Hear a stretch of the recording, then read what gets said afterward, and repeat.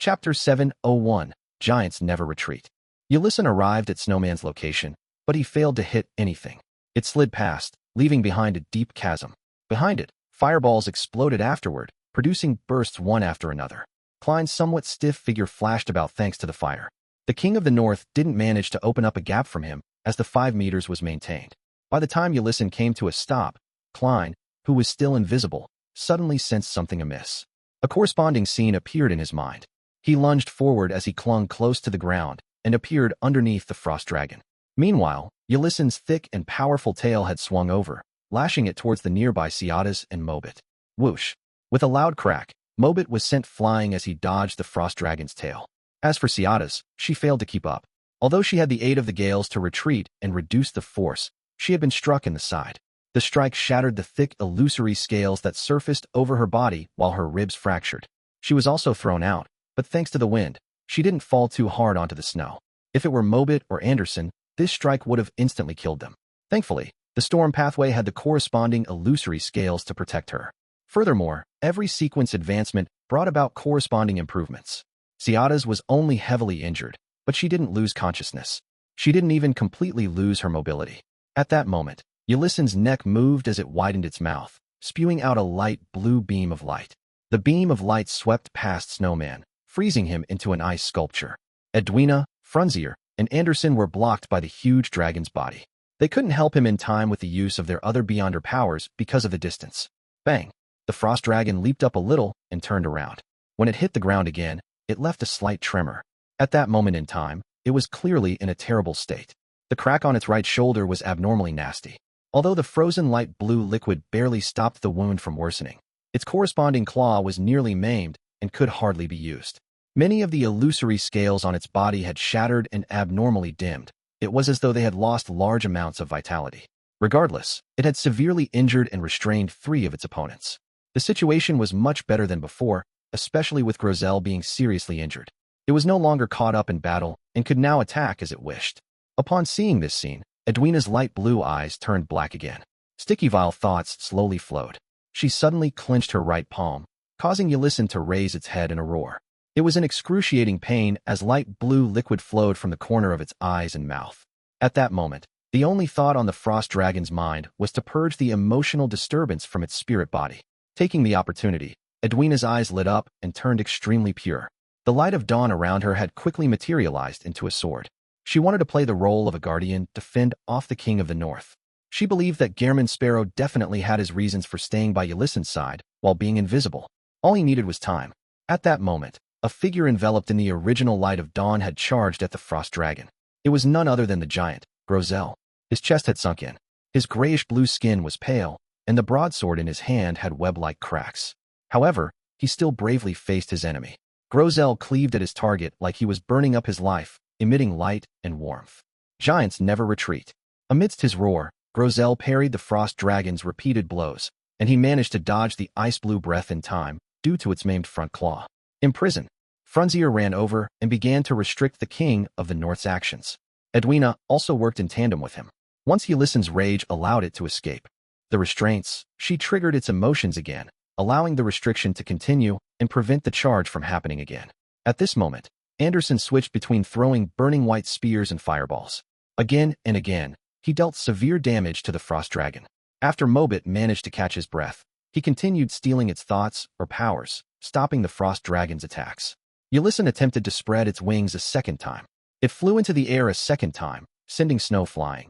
But with Frunzier adding another flight restriction, it could only give up when it sensed the difficulty in doing so.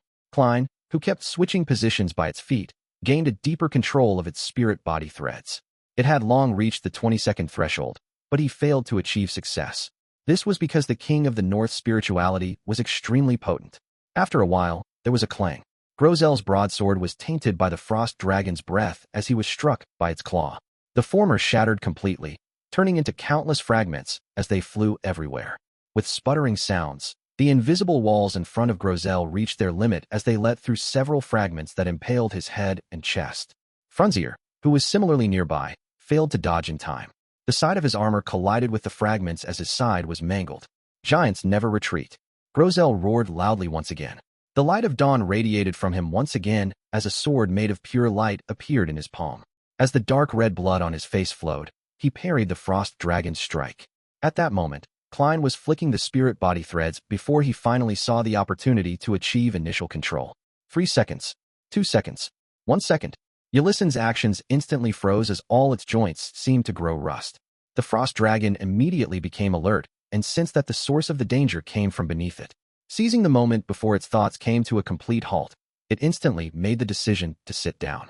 It wanted to quash the despicable fella. Suddenly, its mind went adrift, having forgotten what it wanted to do. And about 20 meters away, Mobit Zuros's knees buckled as he sat strangely on the snow. Klein took the opportunity to move his feet, walking to the side of the frost dragon's hind legs at a decent speed. His invisibility was beginning to wear off. After all, the mimicked ability definitely couldn't compare with the original. He extended his hands halfway as his spirituality jumped, his actions akin to controlling a huge puppet. Bang! Ulyssen, whose thoughts were already slowing down, finally recalled what it wanted to do. Its hind legs slowly bent as its hefty figure smashed downwards, but all it did was send snow and dust flying. No good. Have to do that.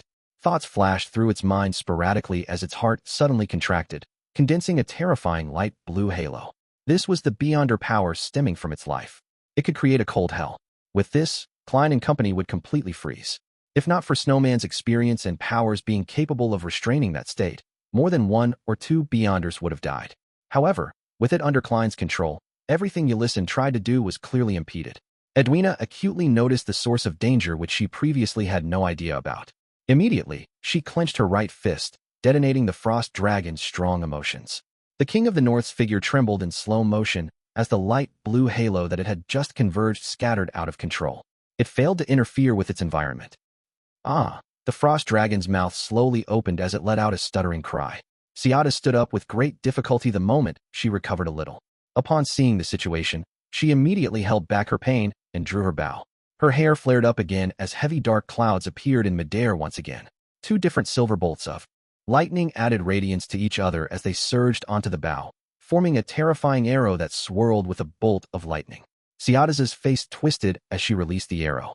The silver bolt of lightning instantly penetrated Ulyssen's chest with a whoosh, tearing open a ghastly wound.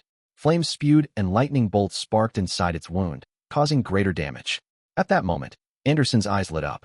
A blazing white flame enveloped his body as he transformed into a stream of light, accurately shooting straight for the wound. Pitch-black marks rapidly surfaced on the frost dragon's abdomen as though someone was scribbling over it. Ulyssen's thoughts weren't as slow due to the intense stimulation. As it struggled to flap its wings, it soared up into the sky. Flying is prohibited here. Frunzier added more restrictions in a timely manner. Bang! King of the North fell to the ground again as its pitch-black marks on its abdomen tore open. Light blue blood and damaged organs spewed out like a waterfall. Anderson took the opportunity to jump away from the dragon's body. The flames over his body had extinguished as a transparent layer of ice covered him. Cold. It's really cold. He held Death Brachydion as he stiffly jumped away. His body was constantly trembling. Klein, who had nearly allowed the frost dragon to escape his binding, achieved initial control again. He made Ulyssen's thoughts of making everyone present die with it slowed down as it suffered from theft and explosions. Its long neck slowly looked up as it let out a slow whimper as its body collapsed bit by bit. During this process, Klein didn't attempt to stop Seata's and company's continued attacks. He knew very well that to turn the frost dragon into a marionette needed far more than 5 minutes. There were too many accidents that could happen in that span of time. Frunzier stood straight while panting. With the side of his body mangled, he pushed forward his swordless palm and declared in ancient Hermes, "Death." Ulyssen's body trembled as it collapsed to the ground like a small mountain made of ice. Light blue light that was nearly white was released from its body as its flesh and body quickly disintegrated. Soon, the gigantic dragon corpse turned into a snow-laden heavy door that swung outwards. Without anyone mentioning it, all the Beyonders present knew that it was a door leading to the outside world. Finally, success! Grosel laughed out loud as his voice grew softer. Thud! His nearly 4-meter-tall figure fell forward as he held himself up with a knee. Following that, the light of dawn around him scattered as his aura was almost immediately gone. Grosel, Seata's and company went over with great difficulty or great speed. Grosel looked around him slowly, clenching his fist as he gave a good-natured laugh. We succeeded. Giants never retreat. His head with the single vertical eye drooped down when his voice came to a halt. Chapter 702, Epilogue. Grosel, Frunzier, who was closest to the giant, rushed to Grosel and caught him. Then, he slowly released his grip and stood up, as though he had just experienced a confusing dream. Ciadas tore out of Mobit's arms, and ignoring the pain all over her body, she ran to Grosel's side with the aid of the wind. She bent down and carefully observed for a moment. Then, she nudged the giant and hysterically shouted, "Wake up! Wake up! It's time for us to leave." Her voice softened into silence. Mobit stood by the side, seeing the giant unable to maintain his body as it wavered. Finally, it fell to the ground with a thud. He fell silent for a few seconds before exhaling. At that moment, Anderson and Edwina had already run to Snowman. One used a flame, while the other mimicked holy light to quickly defrost him. As Klein was nearby, he directly arrived by Grosel's side. His spirit body thread's vision told him that the giant was dead. Only his spirit lingered, but it was beginning to scatter. This made his damage transfer powers completely useless. From the moment Grosel ignited the light of dawn and engaged the frost dragon in a second battle, he must have prepared himself for death. Klein fell silent. Mobit glanced at him and said with a rueful smile, "To be frank, I've not seen many giants. Most of my impression of them had come from books, teachers, and parents. I always thought that this race was cruel and violent, unintelligent creatures who were closer to monsters. However, Grosel wasn't like that. He was frank, honest, and optimistic. Although he might appear rather silly, he knew better than anyone what was right and wrong. He told me that this was because he wasn't one of those ancient giants. He wasn't even a second or third generation giant. The cruel and violent giants similarly had the ability to reproduce and give birth. As for their descendants, there would be more rational ones appearing from time to time.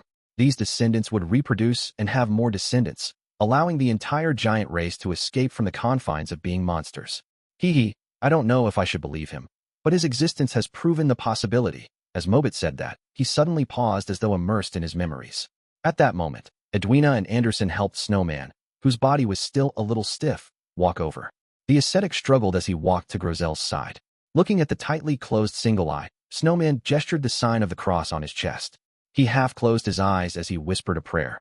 "Father of all things, the great source of everything, here lies an honest and pure soul. May he enter your kingdom and receive eternal redemption." Ciadas opened her mouth as though she wanted to say that Grosel's faith was in giant King Ormer, but she ultimately chose to keep silent. She watched in silence as Snowman completed the prayer. "We have to leave as quickly as possible. No one knows how long this door will remain open," the elvish songster said as she surveyed the surroundings. Her sorrow and pain left her rather quick-tempered. She looked down at the giant and added in a heavy voice, "We can't let Grosel's soul dissipate in this illusory world. We have to bring him back to reality." "All right," Mobit immediately agreed. Klein and company didn't object either. Edwina turned her head and shouted at the mountain cave of ice and snow, "Danitz, you can come out now." At that moment, Ciadas's eyes darted around as though she had recalled something. She turned her head and said to Klein, "Do you have a pen and paper?" "Yes." Klein took out the fountain pen and notes he brought around with him. This was a professional trait of being a seer. Ciadas received it and began scribbling on it. She didn't stop, even when Danitz ran out of the cave. Danitz kept silent. He was also in low spirits as well, lacking the joy and excitement he should have with the pending departure from this book world. Finally, Ciadas stopped writing and handed the paper and pen to Klein. "The formula you wanted. Aren't we completing the trade only after leaving?" Klein mumbled silently in puzzlement. He received the pen and the ocean songster potion formula. As though sensing his puzzlement, Ciadas turned her head and looked at Grosel. She said with a heavy voice, "We are now companions. So you can give me the potion formula directly?" Klein put the items away and nodded indiscernibly. "I'll give you the wine cup after we leave." Ciadas didn't respond. Instead, she nudged Mobit. "Bring Grosel along." Mobit looked down at his body, which wasn't too muscular, and his sharp, curvy leather boots. He gave a bitter smile of helplessness and walked to Grosel's thigh. Frunzier silently followed as he bent down to embrace the giant's left shoulder. Anderson looked around and said, "All of you are injured or weak. Let me do it." He then lifted up Grosel's other shoulder. Klein was just about to help with the other thigh when Danitz rushed over to take the spot. Upon seeing this, he stopped in his tracks. He then watched Anderson and company lift Grosel as they walked towards the illusory snow-laden door. Klein, Edwina, Ciadas, who stumbled as she walked, and Snowman silently followed beside them before they arrived at the exit formed from Ulysson's corpse. At that moment, Klein surveyed the area and discovered that the light blue blood that flowed out from the King of the North had vanished. It was as though it had never existed. Indeed, it's a conjured monster that's almost real. Klein walked behind as he watched Edwina take a few steps forward as she bent her back, placing her palms on the door. Then, Vice Admiral Iceberg exerted her strength and pushed open the snow-laden door. Silently, everyone saw everything disappear after turning illusory, then transparent. Rows of brownish-yellow bookshelves quickly appeared before their eyes, along with the orange-yellow sun which had just set below the horizon and a desk with a fountain pen, ink bottle, and paper. This was Vice Admiral Iceberg, Edwina's cabin. Klein quickly placed the middle of the table in his sights. Sitting on it was a book filled with yellowish-brown goatskin. The book flipped to the end as a result of a formless wind. Klein and company then saw the epilogue. With the help of the crazy adventurer and the strongest adventurer, Groszel fulfilled his promise. He led his teammates and slayed the King of the North, but he also ended up sleeping forever in the Nation of Frost. It didn't even give our ending. Ciadas, where do you plan on heading to next? Mobit released Grozel's thigh as he turned his head to ask the elvish songster. Ciadas's eyes seemed to glaze over for a few seconds before she firmly said, "Seek out my race." Just as she said that, she suddenly saw Mobit's flaxen-colored hair rapidly turn white. His originally smooth face had obvious wrinkles. In just a second, Mobit was dying of old age. Ciadas's heart tightened. Just as she was about to lunge forward, she was surprised to realize that she had lost the strength in her legs at some point in time. With a thud, she fell to the ground and realized that the back of her hands were covered in the aged spots of an elder. She instantly understood what was happening as tears immediately flowed down her face. She struggled as she attempted to crawl towards Mobit. Mobit had similarly slumped to the ground as he crawled towards her while extending his right palm. Ciadas reached out her right palm and grabbed the wrinkled and thin hand. They raised their heads with great difficulty as their pupils reflected one another. The corners of their mouths curled up simultaneously before loosening weakly. Their eyelids drooped down and blocked out the light. Klein, Edwina, Anderson, and Danitz failed to react in time to such changes.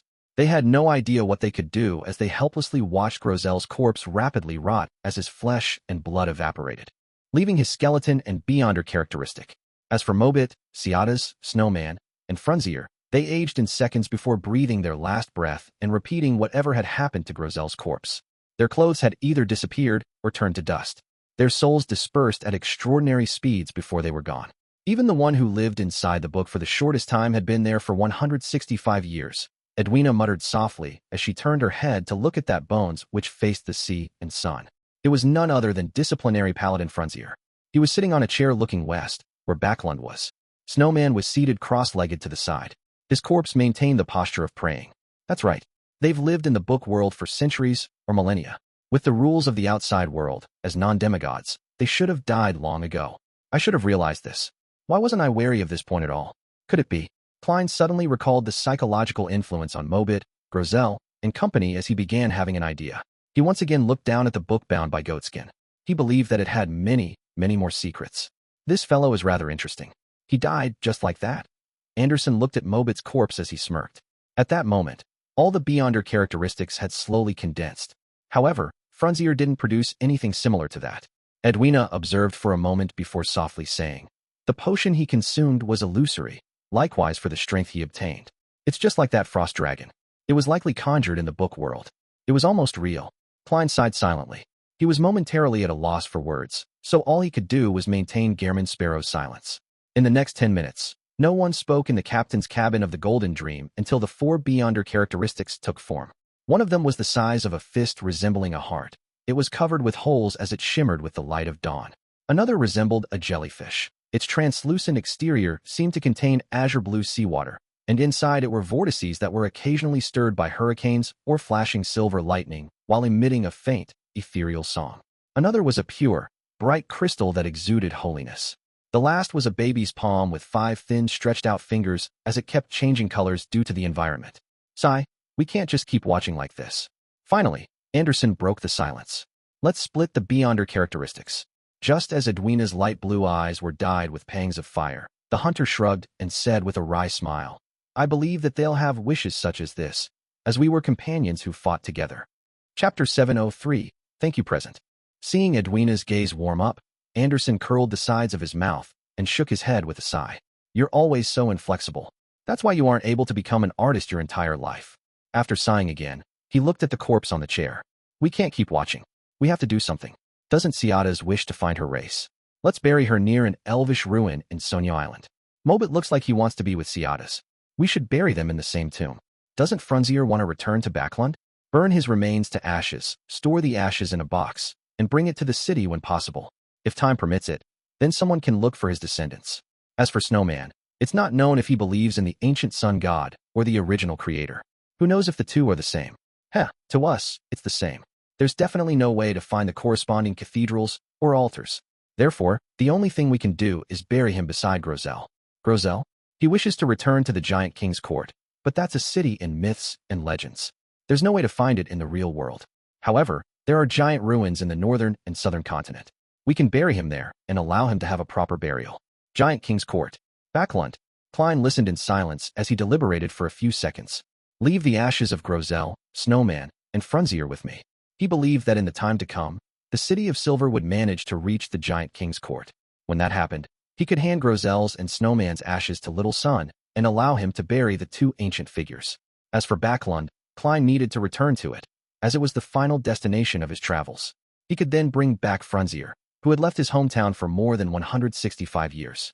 Edwina added, the golden dream often goes to Sonia Island. I'll handle Sonia Islands and Mobit's remains. All right, you'll be in charge of the cremation later. Anderson turned to look at Danitz as he chuckled and sighed. Look, everyone plays a part in this. There's no need to feel inferior.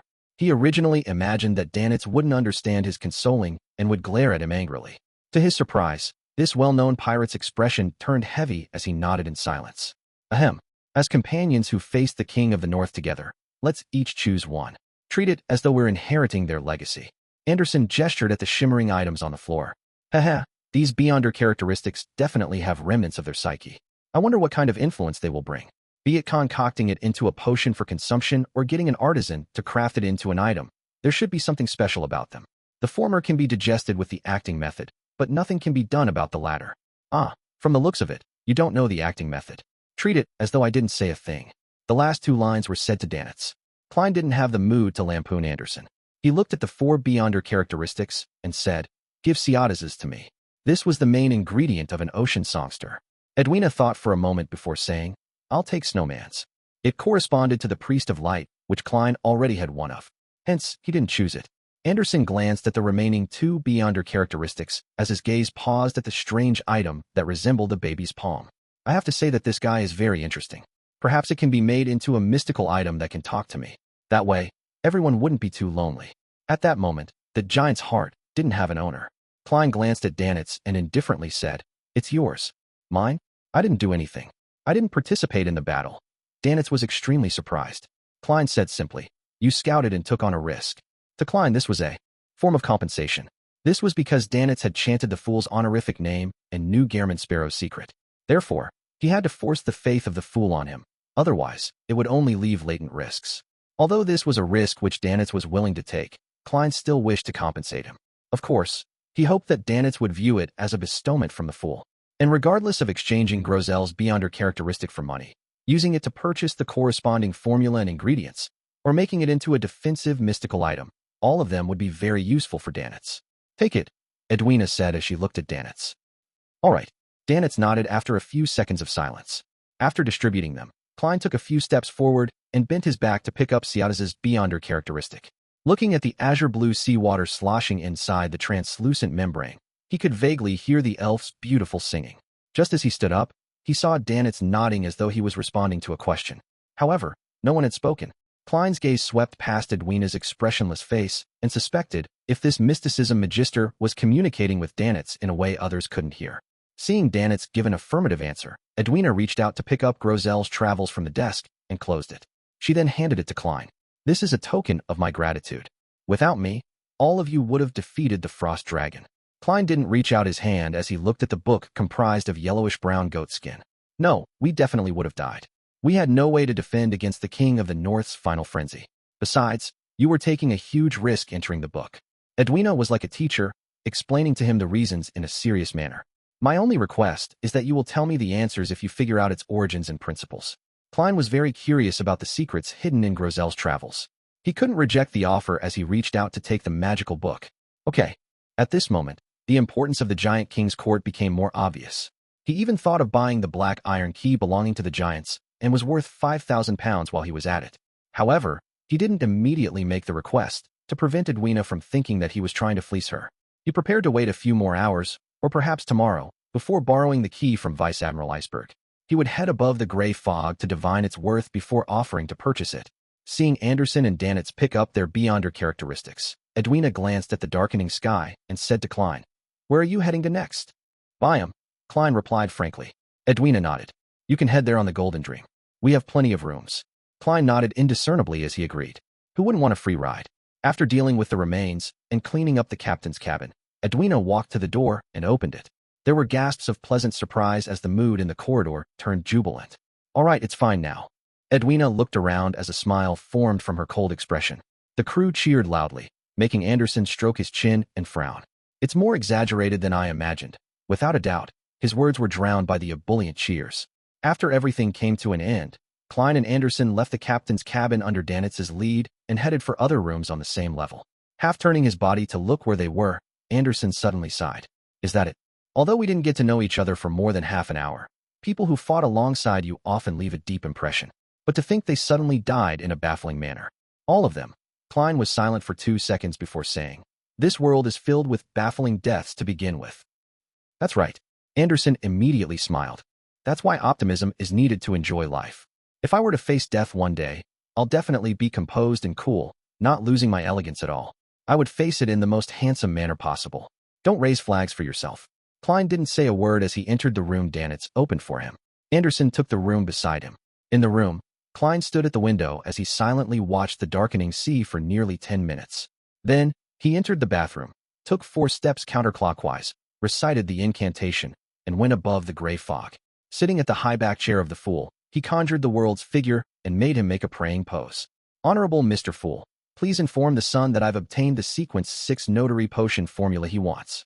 I also have clues to the Priest of Light formula and main ingredients.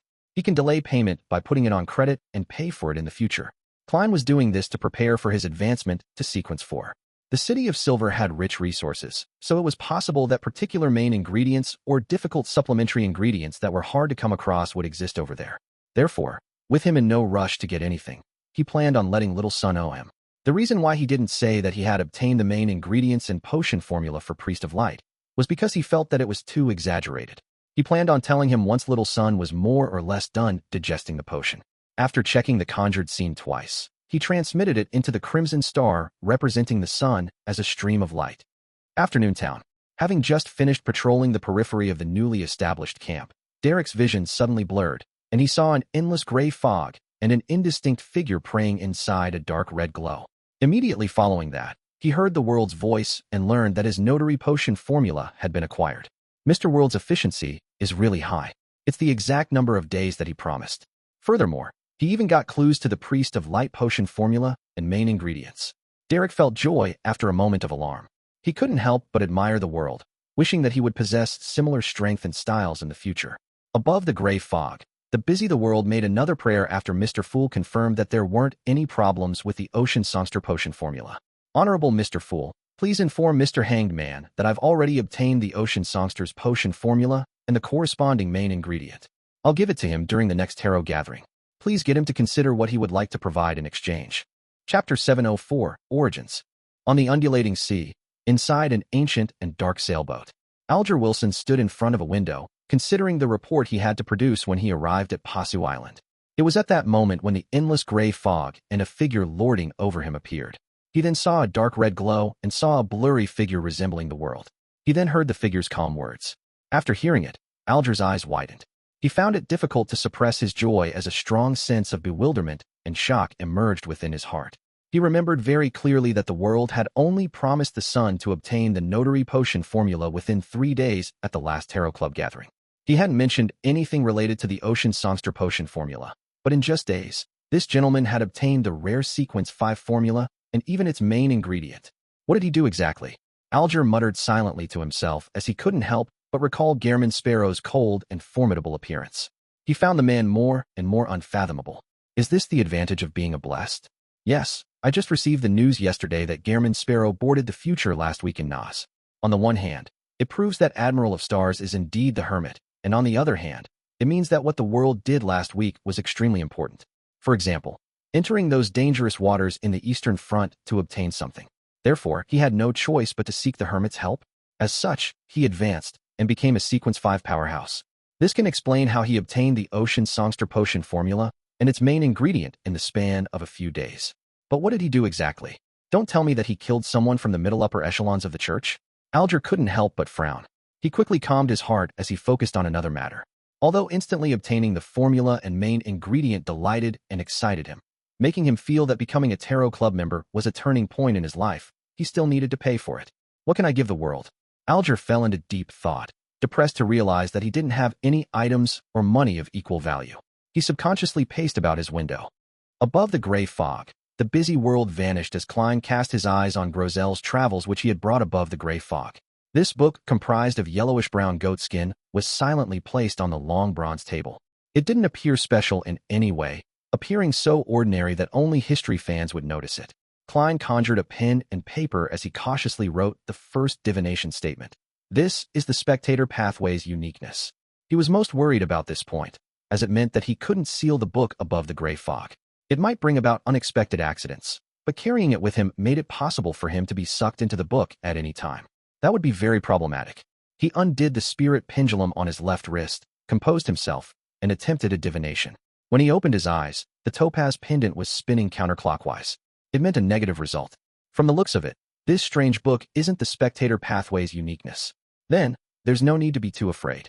Klein thought for a few seconds before divining if Grozel's travels was the corresponding item of the spectator pathway's sequence 1 or 2. To his surprise, the divination ended in a failure. He thought for a long while before penning a new divination statement. Its origins. The reason why Klein dared to do such a divination was because he knew very well that the spectator pathway's sequence 0 had long perished. There was a high chance that the uniqueness was in the hands of the Twilight Hermit Order. Therefore, the chances of him having to face a real god was negligible. Putting down the pen and holding the paper and book, Klein leaned back into the chair and recited the divination statement as he entered a dream with cogitation. The gray, hazy world cracked open as the sky turned extremely dark. It was as though strong winds were stirring the dark clouds. In this dark environment, a sliver of light appeared first along the horizon as it grew bigger and clearer. It was a floating continent. It was a huge continent that could hold several cities. The continent's periphery was grayish-white in color. Huge boulders revealed their outlines, and above them, there were dozens of erect 100-meter-tall stone columns. They either stood independently or propped up magnificent ancient palaces. Dragons of different colors, grayish-white, scarlet-red, yellowish-bronze, as well as some made of ice, were flying over the continent and the one-of-a-kind city. At times, they would land on a stone column to rest as they overlooked the land. At other times, they would enter the opulent palace and vanish from Klein's sight.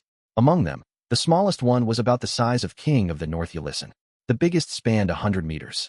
The scene quickly zoomed in as a palace with a height of over 200 meters occupied Klein's vision. Its interior had stone columns erected, propping up a dome. The space was so large that it allowed any dragon to move freely within. The camera kept moving inward, and soon, Klein saw a book made of yellowish-brown goatskin. Its cover was blank as it floated in midair. Compared to its surroundings, it was amazingly small. Right behind the book, a large shadow appeared. Just as the shadow's silhouette was outlined, Klein felt his thoughts instantly explode. His eyes spewed out with blood as his ears were left with 2 black holes. His mouth and nostrils had white matter stained with blood spew out from them. The mysterious space above the gray fog gently trembled as it pacified everything. Klein quickly recovered as he gritted his teeth and rubbed his head. It hurts. It freaking hurts. It's in no way inferior to the eternal blazing Sunday. I didn't even discern his looks or gain any knowledge. Was he dragon of imagination and quelt? According to Little Sun's information, he had perished at the end of the second epoch. After so many epochs, spanning 2 to 3 millennia, just prying into the mystery was enough to put me in such a sorry state. If not for the gray fog's screening and assistance, I would have died immediately. This mark is way too powerful, isn't it? There's no way of comparing them. Its damage is inferior to the previous encounter with the eternal blazing sun, but one had died long ago, while the other is still alive. It just begs the question if the ancient gods are stronger than the real gods of the present day. Using nearly a minute to recover from the pain, Klein recast his gaze on Grozel's travels. He tapped the mottled table's edge and muttered silently, "This book's author is Dragon of Imagination and Quelt? A book written by an ancient god, a storybook that can automatically deduce the ending? What is his goal?" When this book was formed, the Dragon of Imagination likely hadn't encountered the ancient sun god and was fine. After all, it would take some time to go from the City of Miracles, Liveseed, to the Giant King's court. and before Grosel was swallowed by the book, the giant king's court was clearly still in existence. Just a prank? A toy used to kill his boredom? Or could it be that the dragon of imagination had foreseen some of the future? He specially created this book to leave behind a chance for himself, or the dragons to resurrect. However, he underestimated the ancient sun god's might, and he completely perished. It made the book unusable for millennia, so all it could do was naturally absorb characters into it to play out a story. Klein made some guesses, but he wasn't able to verify them. After some consideration, he thought of finding a chance to enter the book in search for clues. In the future, I can enter as a spirit body above the gray fog. Once I encounter any trouble, I'll immediately return. Yes, I'll make the attempt after I'm no longer with Edwina and Anderson. I have to be careful and cautious. Klein nodded as he divined if leaving Grosel's travels above the gray fog would bring undesirable changes to the mysterious space, but he was met with failure again. As for the reason, he actually knew why. This was a place that transcended the spirit world. Divining about matters involving this area naturally failed if attempts were made to obtain revelations from the spirit world. After deciding to frequently come above the gray fog to take a look so as to prevent any accidents, Klein threw Grosel's travels into the junk pile. He then waved his hand, summoning a golden wine cup that had been partially flattened. The cup had complicated patterns engraved on it, with the elvish phrases calamity and Kohinum. Apart from that, there wasn't anything special. With it in hand, Klein silently rubbed it for a few seconds. Knock, knock, knock. Klein politely knocked on the door to the captain's cabin. Is there something? Edwina, who had let down her hair, looked at Gehrman Sparrow and asked. Klein handed over the elf queen's golden wine cup. Put this in Ciadas's tomb. All right. Edwina fell silent for 2 seconds before nodding and receiving it. She habitually studied the engravings and symbols on the cup before withdrawing her gaze in embarrassment. She then looked out the window and said, "They'll be organizing a bonfire party. Will you be participating?" No, Klein shook his head. I understand. I don't plan on participating either. Not everyone is like Anderson, who can quickly raise his spirits, Edwina said with pursed lips. Actually, it's not necessarily a bad thing. Klein was momentarily at a loss for a response. And apart from giving lessons, Edwina wasn't good at socializing. Immediately, the two of them fell silent. About 10 seconds later, Klein silently inhaled and broke the silence. Are you selling that key that originates from the giants? Yes. Edwina thought about it before glancing at her collector's room. She added, I can lend it to you for studying. You can decide whether to buy it before leaving the ship. Chapter 705, Mythical Creature. You didn't even need me to mention it. I was still a little embarrassed to raise the subject. Klein secretly heaved a sigh of relief. After considering Gehrman Sparrow's persona, he calmly said, I do not take advantage of others. Just as he said that, he felt a little regretful. He was afraid that Vice Admiral Iceberg would really change her mind. Edwina's light blue eyes moved slightly as she said, The only condition is that you have to tell me the answer to anything you figure out. Phew. Klein didn't harp on the issue as he nodded. Okay. About a minute later, he carried an iron black key the size of a heptacord. And at that moment, there was a series of fervent singing from the deck. Your eyes are so mesmerizing that it feels like the light from dawn. When night comes and the sun has gone down, I almost start feeling melancholy, fervently awaiting your light. Oh, your eyes are so mesmerizing that it feels like the light from dawn one. Klein subconsciously went to the window and looked out. He saw that the bonfire had already been lit, and the Golden Dreams crew, that had nothing to do on their hands, were gathered around it. They were either roasting meat or fish as they guzzled beer. Otherwise, they would be dancing a rather random but lively dance alongside singer Orpheus's singing. It was a very merry atmosphere. The oily roasting exuded a tantalizing aroma that wafted upwards. Klein saw that Anderson Hood was also among the pirates, drinking in high spirits and eating happily. From time to time, he would shout a few words and say a joke, as though he was already a member of the Golden Dream. He was no longer ostracized like before. Instead, Danitz didn't appear among them. At the very least, Klein didn't see him near Iron Skin or Barrel. As long as he doesn't provoke others, Anderson is rather good at socializing. This might be the intelligence-gathering powers of a conspirer. Yes, he might have transferred the hatred onto me. I wonder if Danitz will work hard after what happened. If he can improve himself and acquire greater strength, then, as the fool, I wouldn't only have myself as a subordinate. I don't have to always appear as a trinity. Haha, this secret existence of mine finally has a real believer, someone I can directly order to do things, even though it's only limited to Danitz. I have to say, it's still quite pathetic. As Klein reflected over the matter, he prepared a ritual to sacrifice the giant's key above the gray fog. At that moment, his spiritual perception was triggered as he instinctively activated his spirit vision and looked to the side. White bones were thrown up as they materialized into the messenger with black flames in its eye sockets. Half of the messenger's body was in the lower deck, so it was nearly level with Gehrman's sparrow without tearing through the ceiling. However, the palm holding the letter remained huge, as though it could easily wrap it around Klein's head. Mr. Azek was quite quick to reply this time. As Klein politely nodded, he received the letter and unfolded it. Just as he was about to read its contents, he suddenly realized that the skeleton messenger remained standing there. It didn't vanish once it delivered the letter. "Is there something?" Klein asked in surprise. Just as he said that, an idea flashed through his mind as he quickly added, "If there's a need to reply, then I will summon you again." The skeleton messenger's huge head nodded as its body collapsed like a waterfall before returning to the underworld. "Ma'am Rionette Tinker previously waited for me to give a reply. Same for the skeleton messenger this time. Is this some new regulation the messenger world has enacted?" "Pooey. There's no such thing as a messenger world. They're all individually summoned, and most messengers are just doing it part-time." "Yes." The skeleton messenger gave me an aggrieved feeling. Klein shook his head without much thought before focusing his attention on Mr. Azek's letter. To put it simply, attaining godhood begins from the moment one advances to sequence 4. It's a slow process of evolution towards a mythical creature. This process comes to an end at sequence 2. Therefore, there is a qualitative difference between an angel and a saint. In ancient times, the former are even called subsidiary gods. Every demigod, including saints and angels, have their own mythical state. This is a non-human form which is a potpourri of complex knowledge, godhood characteristics, and secret symbols. Ordinary people will suffer tremendous damage from a simple glance, to the point of losing their minds. And as the demigod grows in strength, the damage only grows more potent and irresistible. Therefore, creatures at this level have to constantly control themselves to not expose this form, or just from their very existence alone, it can bring about a catastrophe to their surroundings. To demigods, one of the main traits of losing control is losing reason. When that happens, they will no longer be able to restrain their mythical creature form. However, a saint's mythical form isn't complete. There are clear characteristics of their original race. Strictly speaking, one is a true mythical creature only after they reach sequence 2.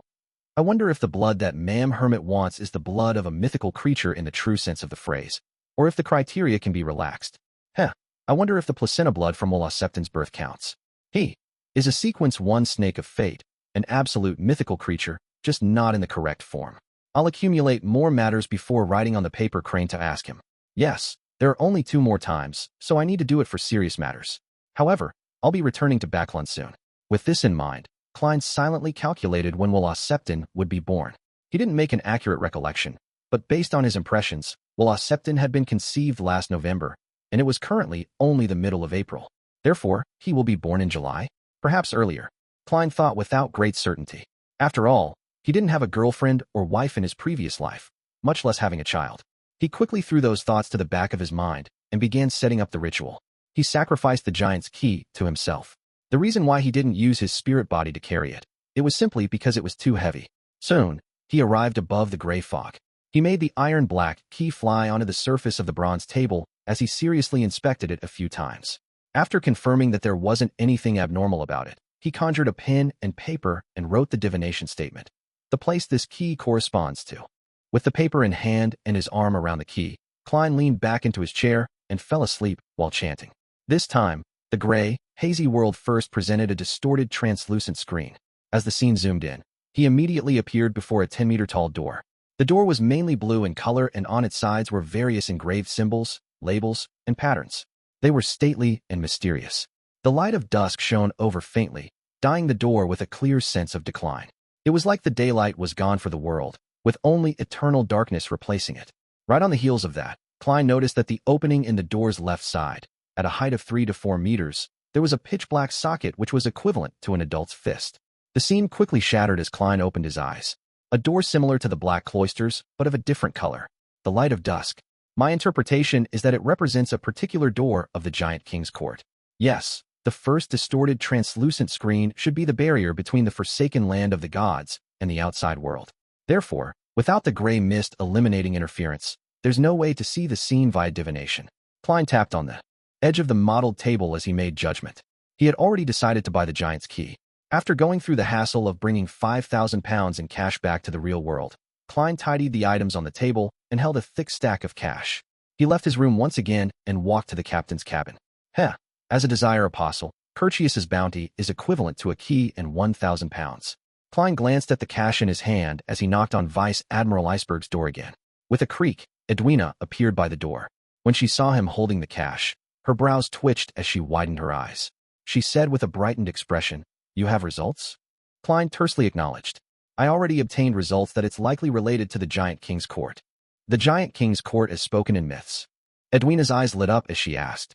Klein gently nodded in affirmation. Edwina's lips quivered as though she wished to inquire further, but ultimately, she didn't say a word. She took the 5,000 pounds in cash. She turned back to look at the rows of bookshelves in the captain's cabin and fell silent. She finally said to Klein seconds later, "If you're interested in these books, you can borrow them any time in the day. My only request is..." Klein secretly predicted what Vice Admiral Iceberg was about to say. "My only request is that you can talk to me about history whenever you're free." Edwina paused before she added with her eyes appearing bright. Klein chuckled inwardly and said after some thought, "All right, but I will not answer every question."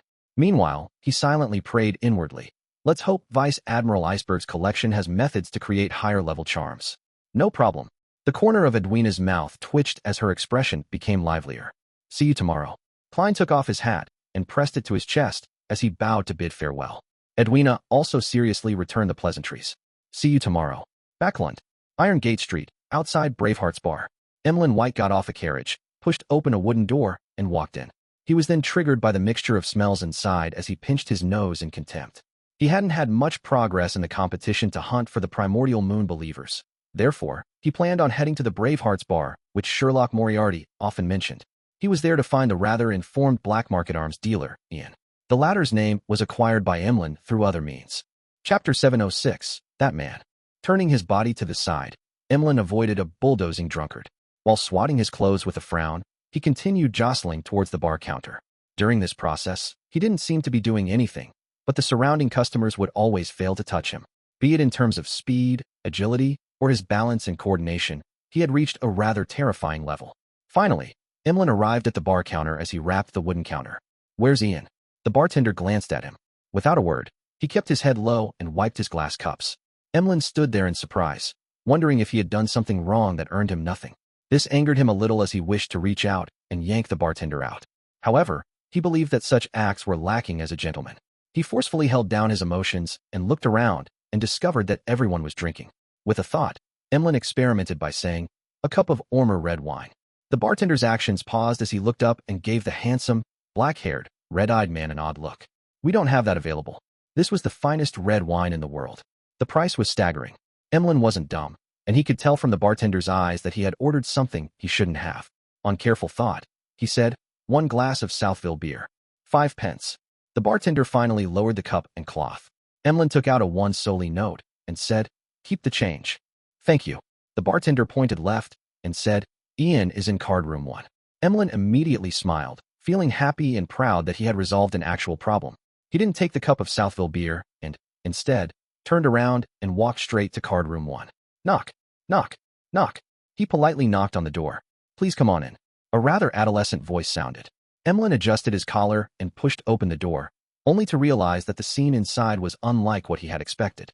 He believed that since it was a card room, there would be a bunch of people surrounding a long table, playing games like Texas, but to his surprise, there were indeed about 8 people, but there weren't any poker cards. A piece of paper was placed in front of every participant as they seemed to be recording something. Apart from that, there were only fountain pens and multi-faced dice on the table. Emlyn instinctively cast his gaze on the youngest person inside. It was similarly a handsome boy with red eyes. He looked about 16. "Ian?" Emlyn asked. Ian nodded with a smile. "That's me." "Sir, is there something I can help you with? Or do you wish to join our game?" "Game?" Emlyn returned with a question. Ian chuckled. "Yes, game. I don't enjoy playing cards or billiards, but something needs to be done when spending the whole day here. I gained some inspiration from Emperor Roselle's biography. It's to organize a few people to sit down and attempt a tabletop adventure. In this game, as long as you abide by the rules, you can be anyone: a doctor, an adventurer who loves eating vegetables, a private detective who always carries a wrench and pipe, or an adventurer who enjoys radical ideas. Together, they can head to some ancient castle and seek out the history hidden within, battling all kinds of monsters along the way. Sounds a little interesting. Emlyn had a feeling that this game suited him well. "Haha, do you want to join? We're currently embroiled in a ploy and are facing a powerful ancient vampire. He appears to have a handsome face, but beneath his skin are boils formed from his boiling blood. Ian warmly invited him. Sanguine, thank you very much. Emland's expression twitched indiscernibly as he directly said, I have a mission for you. All right, let's go to the room next door. Ian took his round hat, an old satchel, and stood up. The billiard room next door had no one in it. The boy closed the door with great familiarity as he surveyed the area. Before looking at Emland, Sir, I do not know you. Might I know who introduced you? Emland lifted his chin and smiled. Sherlock Moriarty. Just as he said that, he suddenly looked left and right as he raised his hand to pinch his nose. So it's Detective Moriarty. Ian heaved a sigh of relief without hiding it. I'm assured then. By the way, didn't he go on vacation to Desi Bay? When will he be back? Emland lowered his right hand as he said without a change in expression, He isn't back yet. I've been to his rented apartment. To be frank, a normal vacation should have ended by the end of January. It's already April. Could it be that something happened to him? Ian asked worriedly. Emland recalled the powers and mysteriousness which Sherlock Moriarty presented as he shook his head. Perhaps he's caught up in a complicated case. Ian didn't speak further as he asked, How may I address you? What mission do you have? You can call me Mr. White. Emland took out a piece of paper that resembled a bounty notice. Help me find these 5 people. Ian received it and carefully flipped through it for a while. £20 for an effective clue, £150 for an exact location. Is that acceptable? No problem. Emland felt that the price was just too cheap. Compared to this, the prices seen at the Tarot Club were way more exaggerated. Ian folded the piece of paper and said, Mr. White, how do I contact you if I have any clues? South of the bridge, Harvest Church. Emland had already thought of the answer. Upon hearing that, Ian gave him an odd look. You're a believer of Mother Earth? That's rare in Backland. I'm not. Emland firmly shook his head. I'm only doing volunteer work over there. Without waiting for Ian to speak, he asked, How did you inherit those red eyes? This was something he had wished to ask when he first saw Ian. This was because red eyes were a trademark characteristic of Sanguine in ancient times. However, there was a long period of time when humans and Sanguine copulated in the fourth epoch. They were all residents of an empire, hence, with the widespread fellowship, many descendants were produced. There was an increasing number of red-eyed mixed bloods as they passed down their genes, becoming an uncommon eye color for humans. To put it simply, every red-eyed human had a Sanguine ancestor. Ian replied in surprise, My father. I've no idea how much further up the family tree, as I was a vagabond. From the looks of it, he isn't connected to the Sanguine. Emland handed over a £20 deposit, feeling somewhat disappointed before turning to leave the billiard room. After he left, Ian didn't immediately return to the card room. Instead, he closed the door and said into the air, Detective Moriarty hasn't returned to Backland. I'm a little worried about him. A figure suddenly appeared in the billiard room. She had a pale face with exquisite features while wearing a black bonnet. Dressed in a black Gothic regal dress, she was none other than Wraith Sharon. He's doing fine, Sharon replied without any perturbation in her tone. Her figure dematerialized before vanishing. You always says the same thing. Don't tell me that you've always been in contact with Detective Moriarty. Ian mumbled softly as he picked up a newspaper in the corner of the billiard room. Placed on it was the Tussock Times, and beneath it was News at Sea. The latter was mainly used to report the situations of the different colonies of the Lone Kingdom and matters at sea, but due to technological restrictions, the news at sea that reached Backland was severely outdated. It wasn't of much use to people who needed it, so subscription numbers were low, and the business was floundering. Later, with a suggestion from a new chief editor, the newspaper's style changed. It had more rumors out at sea, as well as all sorts of strange matters revolving pirates and adventurers. It appeared more like stories, rather than actual news reports. To people's surprise, this change in style was welcomed. As it involved ghosts, specters, sea monsters, and treasures, it became the semi-literate people's prime choice to flaunt their knowledge to the illiterate at the various bars. After all, although the stories seemed fake, they were sufficiently interesting. Ian casually flipped through the newspapers without finding any content of interest. He only had a deep impression on one of the reports in News at Sea. According to our correspondent, on the night of the March 25th, the King of Immortality fleet attacked a ship heading from East Balham to Faceac and plundered all its goods and money. And living up to his title, Slaughterer Curtius finished a bloody massacre. These pirates are really preposterous. Ian shook his head and lowered the newspapers. He returned to the card room and continued his game. Outside the bar, Emland boarded a carriage and leaned onto the carriage wall as he watched the street lamps move past him. He pinched his nose again and silently muttered, A wraith? This arms dealer sure is resourceful. Not bad. Emland closed his eyes as he felt more hopeful about his entrusted mission. The sunlight shone in from outside, dyeing the captain's cabin golden. Edwina sat on a chair with a book in hand as she looked opposite her. So, You also believe that the Solomon, Trunsoist, and Tudor empires all coexisted? This is a necessary condition for the War of the Four Emperors, Klein simply replied. He held a book titled Book of the Three Worlds. It originated from a life school of thought member before it landed in Vice Admiral Iceberg's hands. It described the material world, the spirit world, and the world beyond rationality. It included some information on charms, with rather profound parts. Klein was seriously reading information on this in a bid to better use the Sea God Scepter and the Worm of Time. Klein had actually discovered that the books collected by Vice Admiral Iceberg were various ancient texts that were rather unsystematic. This was quite different from the characteristics of the Church of the God of Knowledge and Wisdom which backed her. Therefore, he guessed that the internal, orthodox, systematic mysticism knowledge of the Church was not public. Edwina was just about to ask again when she suddenly realized the Golden Dream's cruising speed gradually drop. She looked out the window and, after a few looks, said crisply, "We've arrived in Byam." Chapter 707, Danitz Request. We've reached Byam? Klein stood up upon hearing that and looked out. He saw the familiar Resistance's private harbor. He didn't show his surprise as he commented calmly, "Faster than I expected." It was 3 hours faster than he had expected. It's faster than I expected as well. Edwina looked away and agreed with Gehrman Sparrow. However, these are all unimportant details.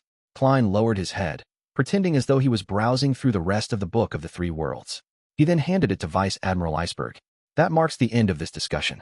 Edwina looked at the book in silence. She opened her mouth, but no words came out. She reached for the Book of the Three Worlds and placed it on the table in passing. Following that, she got up and bowed. "I look forward to future discussions with you. Your expertise in ancient history is admirable."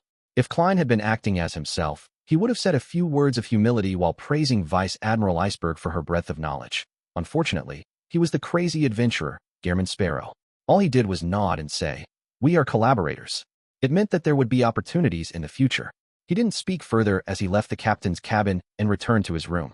He packed his suitcase with a relaxed mind, waited for the Golden Dream to dock, and then headed straight for the deck. At that moment, there were many crew members gathered on the deck. It included gourmet Brew Walls, singer Orpheus, and flowery Bowtie Jodson. Most of the crew who were upper echelon members of the pirate crew with their heads worth a handsome bounty. They gave sincere smiles as they happily kept waving at Klein. Among them, Beryl and Iron Skin were filled with excitement as they belted out a song for their departing guest. "When did I have such a good relationship with them?" Klein lampooned as he walked past the pirates until he arrived at the gangway. Anderson Hood was there with his hair combed, his clothes neat and tidy. He said with a laugh, "They probably mean to say goodbye, or should I say, let's hope we don't meet again. Gehrman, do you know how dangerous a situation you were in? You nearly became the public enemy of every crew member. They were so eager to steer the Golden Dream to Byam in 5 minutes."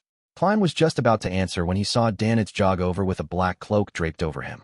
This fellow has really resolved himself to do better, and he plans to leave the Golden Dream to go at it alone? This is a little incompatible with my plans.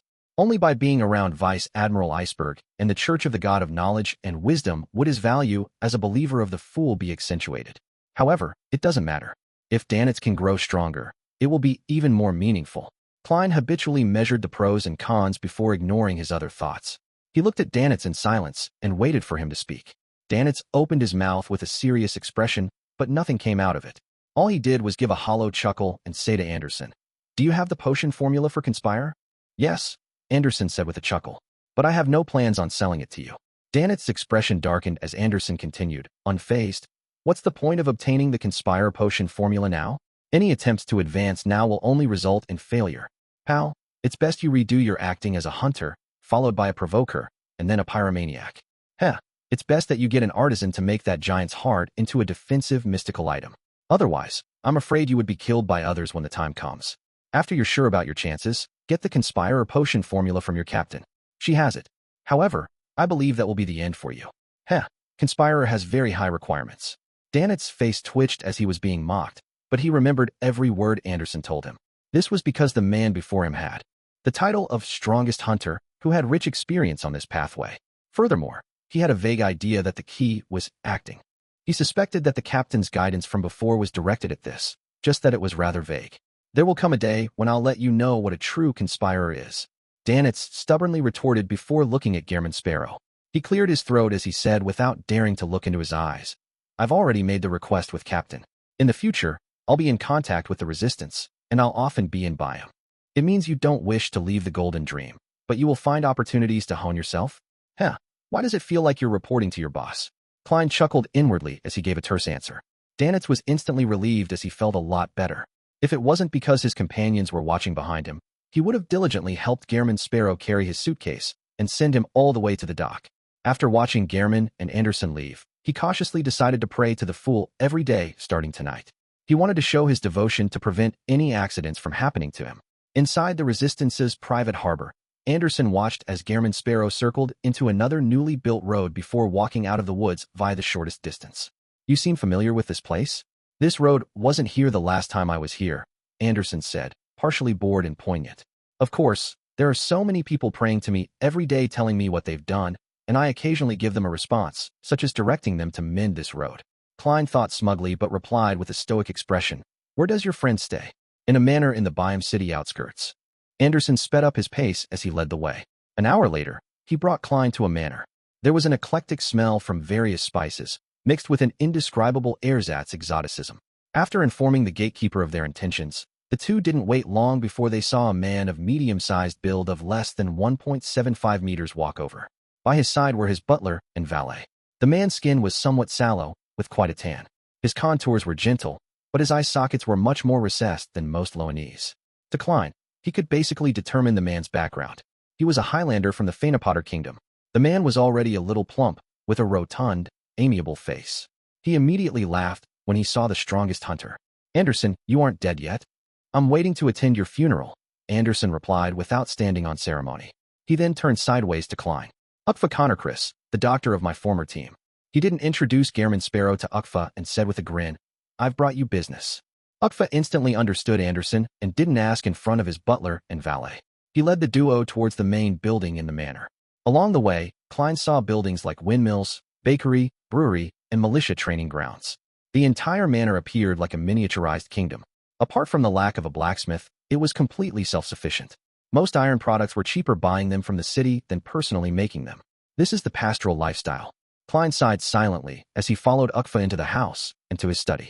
Ukfa didn't call the mistress of the house over, nor did he carry his child to meet Anderson and Klein. Clearly, he didn't wish for them to have any contact with the mysterious world. Hence, after he closed the door, he went straight to the point. What's the business? Didn't you wish to sell that revolver? He has intentions on buying it.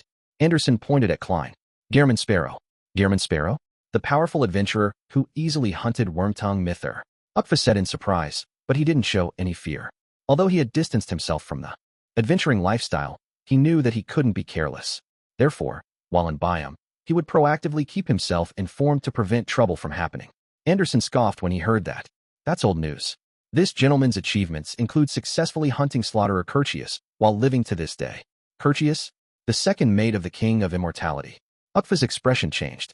He couldn't hide his horror as he secretly turned wary. That's right, Anderson said with a self-deprecating smile. In the pirate's playground, he's the one who's recognized as the strongest hunter. Ukfa gulped as he looked at Klein. He couldn't help but smile and say, I believe you have the ability to buy Death Knell. Death Knell? Klein asked with piqued interest, but he didn't show it. That's the name of the revolver. It has accompanied me for a decade. Sigh. If it's not because it overlaps in functionality with one of my other mystical items and isn't of much use for me at present, I wouldn't be willing to sell it. Ukfa replied with a sigh. At that moment, Anderson sked with laughter.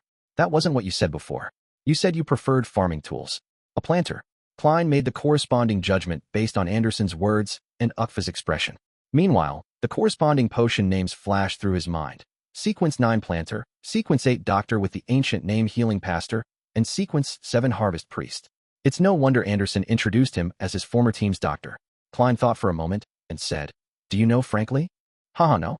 Although I'm from Fanapotter, my formula and ingredients were obtained by myself, one at a time. I had nothing to do with the Church of Mother Earth.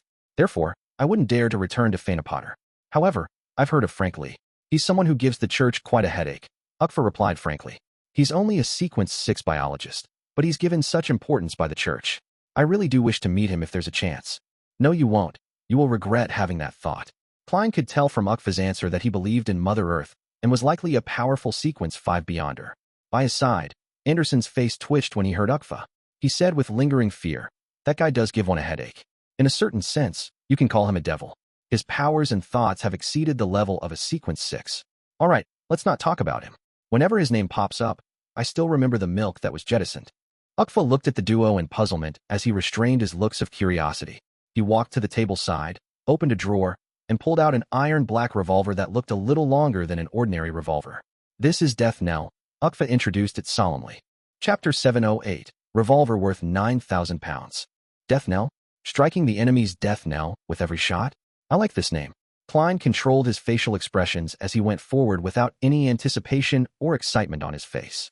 He reached out to receive the iron-black revolver with a slightly long barrel. He was originally very worried that Ukfa would raise the price if he showed any strong desires for it. This was common in any transaction, but on second thought, with Gehrman Sparrow's reputation, and with Anderson, the strongest hunter of the Fog Sea, as a witness, it was unlikely that Ukfa Connerchris would offend him despite possibly being a Sequence 5 Beyonder. After all, he had quite the adventuring circles and had hoped to lead a quiet and settled life. He definitely had reservations that the crazy adventurer might sneak into the manor in the middle of the night despite not flaring up in front of him.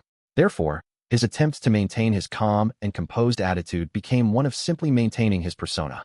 Realizing that Gehrman Sparrow was seriously inspecting and studying Death Knell, Ukfa gave a detailed introduction. Its powers are rather uniform. To reap the lives of others. There are 3 methods. First is weakness attack. There's no need to meet any conditions. Just directly inject your spirituality and pull the trigger. It will allow you to discover the target's weaknesses from a mysticism angle. In other words, it would be the aspects where defenses are weaker, and it will provide you with the corresponding accuracy, thus resulting in extraordinarily terrifying damage. The second is lethal attack. You have to cock the hammer before shooting. Its distinguishing feature is that wherever you hit the target, it will be equivalent to an attack on their weak spot. And if you really do strike the true weak spot, it will be capable of dealing a lethal blow to an enemy without overly strong defenses. To targets who are good at defending, 3 shots would be able to resolve the matter. This includes Guardian. Of course, that is under the premise that the 3 lethal blows aren't spread too far apart. It's best not to exceed 5 seconds. The third is slaughtering. On the foundation of a weakness attack, providing more than twice the spirituality on top of that will imbue ordinary bullets with grapeshot effects. Simultaneously, when aimed at a group of enemies, it will result in area of effect damage. To increase the damage, it will need to meet the conditions for lethal attack, as well as provide more than thrice the spirituality. This drain will be quite a burden on the user. It can also be combined with bullets with different characteristics, allowing you to target different kinds of enemies. This sounds like it corresponds to a Sequence 5 Reaper of the Hunter pathway. Klein glanced at Anderson and asked, seemingly in thought, if the target's physical condition reaches that of a Sequence 4 Dragon, how many strikes of lethal attack will kill it? Ukfa was taken aback as he shook his head in a daze. I've never met a dragon before, much less a dragon whose physical condition has reached that of a demigod. Does Gehrman Sparrow plan on using this gun to slay dragons? And a demigod dragon at that? Isn't that way too crazy? Ukfa suddenly felt that the adventurers these days were completely different from the ones he met back when he was active. He didn't even consider the possibility of death. Anderson coughed before clearing his throat. That will depend on your luck. For real, trust me, luck is extremely important. If you encounter a dragon that has been beaten to a state close to death, then 1 shot would be sufficient. Otherwise, I suggest you to run. Yes, it's more important to stay alive. Of course, if the demigod dragon doesn't defend and stays there for you hit it, 5 shots of lethal attacks should be enough to kill it. Ukfa looked at Anderson before looking at Gehrman Sparrow. He decided not to pursue the topic as he changed topics. Anderson has told you about the negative effects of Death Knell, right? You will receive a weakness that originally didn't exist, or it will enhance an already existing weakness, making it become more extreme. This effect will be maintained for 6 hours. There was once a time when I became extremely afraid of cats. There was one when I had just hunted a famous pirate, but I ended up going limp in the legs in front of a newborn kitten. I knelt before it, wailing and crying for it to spare me. If you carry it around, the problems aren't great. It will only make you easily thirsty. Just drinking more water and heading to the washroom more often would solve the problem. Why does it feel like the negative effects of an additional weakness will bring me more trouble? However, it is something acceptable. Klein deliberated and said, name your price. 9,000 pounds. Anderson should have mentioned it. That's my bottom line. Ukfa looked at Death Knell in Gehrman Sparrow's hands and said, this is already cheap enough. If it wasn't because I was worried that getting to know more Beyonders would affect my present life, I would have actively promoted it. I'm sure I can sell it for 12,000 pounds. Indeed, a mystical item at this level can be sold for sky-high prices if the negative effects aren't too serious when meeting a suitable buyer. Normally speaking, 10,000 to 12,000 pounds is a reasonable price. Although Klein had the intention of bargaining, the price was already low enough that he felt embarrassed to try and take advantage of him. With a terse acknowledgement, he said, "I'll give it a run. I'll complete the deal if there aren't any problems." Of course, he didn't really try the gun, as it would give him a weakness for nothing. His method for inspection was to use his spirituality to probe the gun, along with testing for the credibility of Ukfa's words via divination. He did it rather openly, without minding Ukfa's and Anderson's gazes. "I'll make confirmation later above the gray fog. However, Ukfa likely doesn't dare to lie to me. He's definitely afraid of a crazy adventurer seeking revenge on him. After all, he has already obtained a settled and quiet life. He has a wife and children." Klein placed death knell on the table, lifted his suitcase, and took out £9,000 from it. The money had been removed from above the gray fog to air it ahead of time. After Ukfa received the money, he did a quick count and confirmed the authenticity of the money. As expected of a recently famous adventurer, few people can produce £9,000 in cash at once. "Even a tycoon doesn't have that much liquidity," he said poignantly as he put away the stacks of cash. "I even spent £5,000 to buy a key not long ago." Klein felt his heart suddenly turn empty as he saw the £9,000 enter Ukfa's drawer. "I've been out at sea for so long, saving up so much money, but in just moments, it's all gone. Now, I'm left with £2,683 and 6 gold coins. I can't even afford a relatively decent manor." Klein sighed as he took out the ordinary revolver from his underarm holster, removed the bullets inside, and stuffed them into death knell. After Anderson watched the entire transaction, he said with a TSK, "Ukfa, you've changed. In the past, you would have checked the authenticity of each note. If you find it troublesome, I can help you. It's totally fine, but I'm worried that Gehrman will shoot you." Ukfa clearly knew the strongest hunter's talent at provocation. He could imagine the scene of Anderson posing in a way that was begging to be beaten, counting each and every note while verifying them against the light in slow motion. "Well said." Klein silently praised him. He then stuffed the iron black, long-barreled revolver into his underarm holster. The original revolver was thrown inside the suitcase. "Thanks to you, I no longer have to fret over this matter," Ukfa said with a smile as he pointed at the door. "I'll get my valet to send you out." Anderson opened his mouth as he chuckled. "Ukfa, aren't you going to keep us here for dinner? When you're married with kids, I'll treat you to the best food at the best restaurant," Ukfa said with a smile, completely unfazed by his accusation. Out of the manor, Anderson looked up with squinted eyes. At the sight of the setting sun, he chuckled. "Back when I knew Ukfa, he was a doctor who was good at planting all kinds of strange plants on the ship to improve everyone's lives. I thought he would die early on during our adventures, but to my surprise, he was always lucky. He even became a druid later. Why are your poignant words also so deserving of a beating?" Klein deliberately said. "He does have good luck. As your companion, luck is needed to survive." Anderson turned his head in surprise as he scrutinized Gehrman Sparrow. "You know how to mock others? Or have you been infected by me?" He wasn't too affected by it as he straightened his clothes, took off his hat, and said with a smile, "All right, you've gotten the mystical item you need. If there's nothing else, it's time I embark on my own journey. Don't forget that demigod's mission." Klein succeeded in using a single sentence to crumple Anderson's expression. "I already have an urge that compels me to finish that matter as soon as possible. All right, there's no need for goodbyes. Perhaps we might really meet again one day." Anderson gave a self-deprecating laugh, waved the hat in his hand, and turned to head towards another path that left to Byam. As he watched the strongest hunter depart, Klein slowly heaved a sigh. Holding his suitcase, he followed the path he took to get here and headed for Byam under the red evening sky and the shelter of unique palm trees.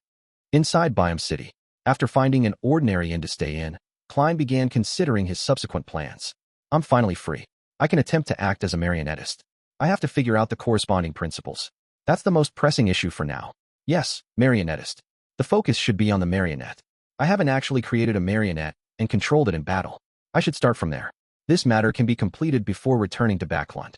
Not only do Beyonders have to stay hidden there, making it difficult to encounter one, but no matter what one does, it's easy to get on the bad side of the church or some important figure.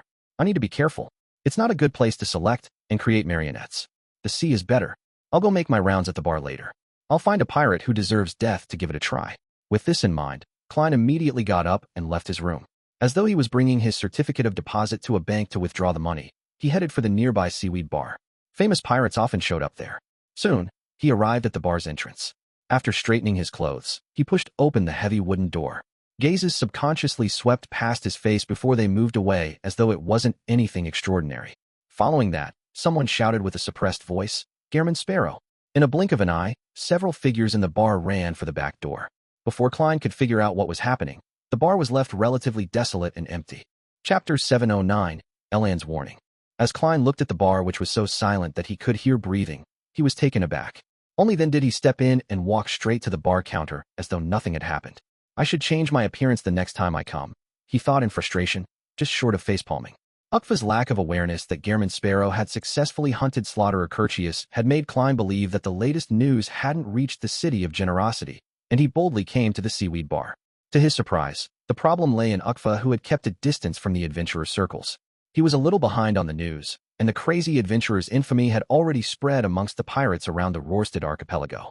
Sighing silently, Klein sat in front of the bar counter and rapped the wooden counter. 1 glass of Southville beer. 6 pence.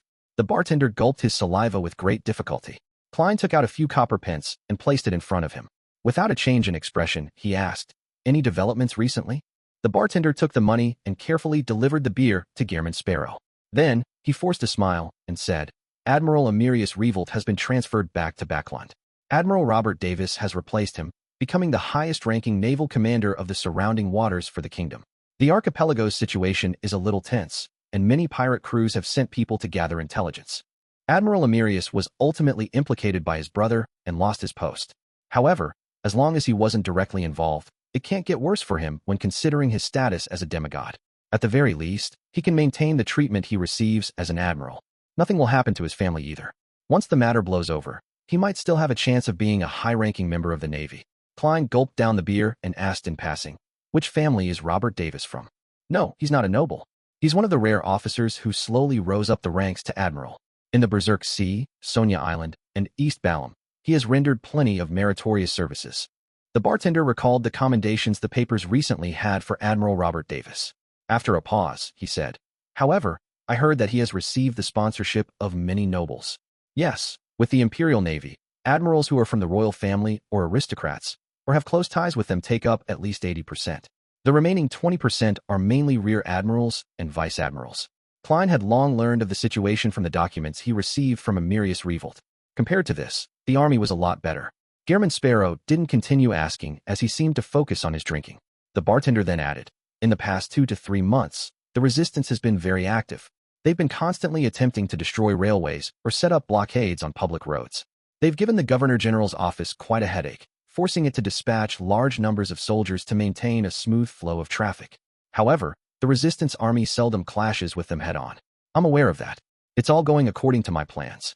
In a place where the natives and mixed bloods take up 80%, it's not difficult for the resistance to gather accurate intelligence. Coupled with external sponsors, it wouldn't be hard for them to live on for short periods of time.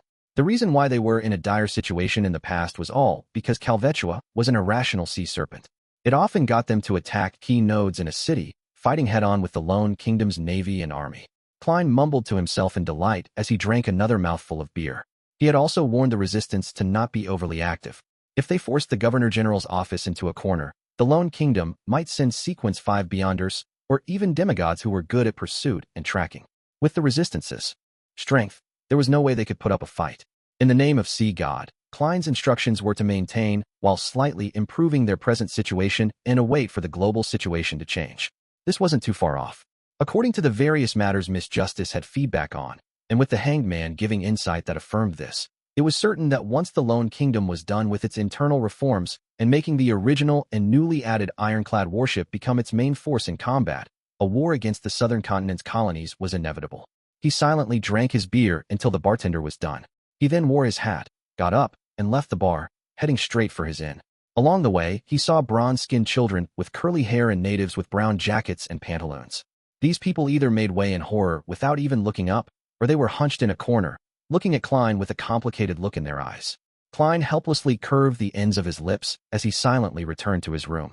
He didn't immediately change his appearance and head to the various bars to seek out pirates. This was because he was certain that they would hide the entire night and not appear again.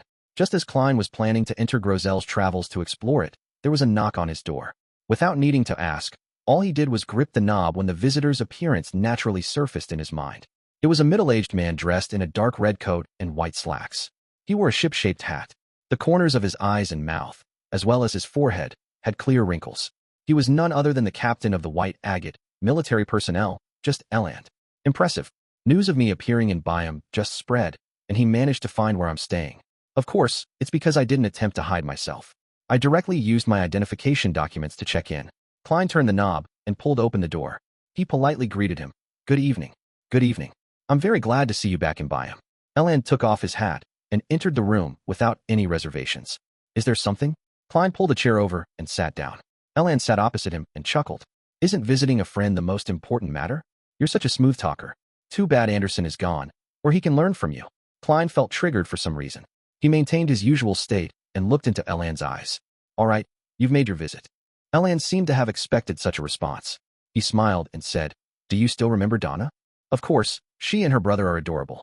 I wonder if they've recovered from the fright I gave them the last time and have given up any curiosity towards the mysterious world. Klein calmly replied, I don't have amnesia. Forgetting unimportant matters aids our mental health. Heh, this isn't said by Emperor Roselle. Elland simply explained, Didn't you tell Donna's father that he should post an advertisement in the Sonia Morning Post for 3 days in a row, asking to buy Demir's special cured meat if he needs your help? He did so recently, but unfortunately, you weren't in Byam or the nearby seas.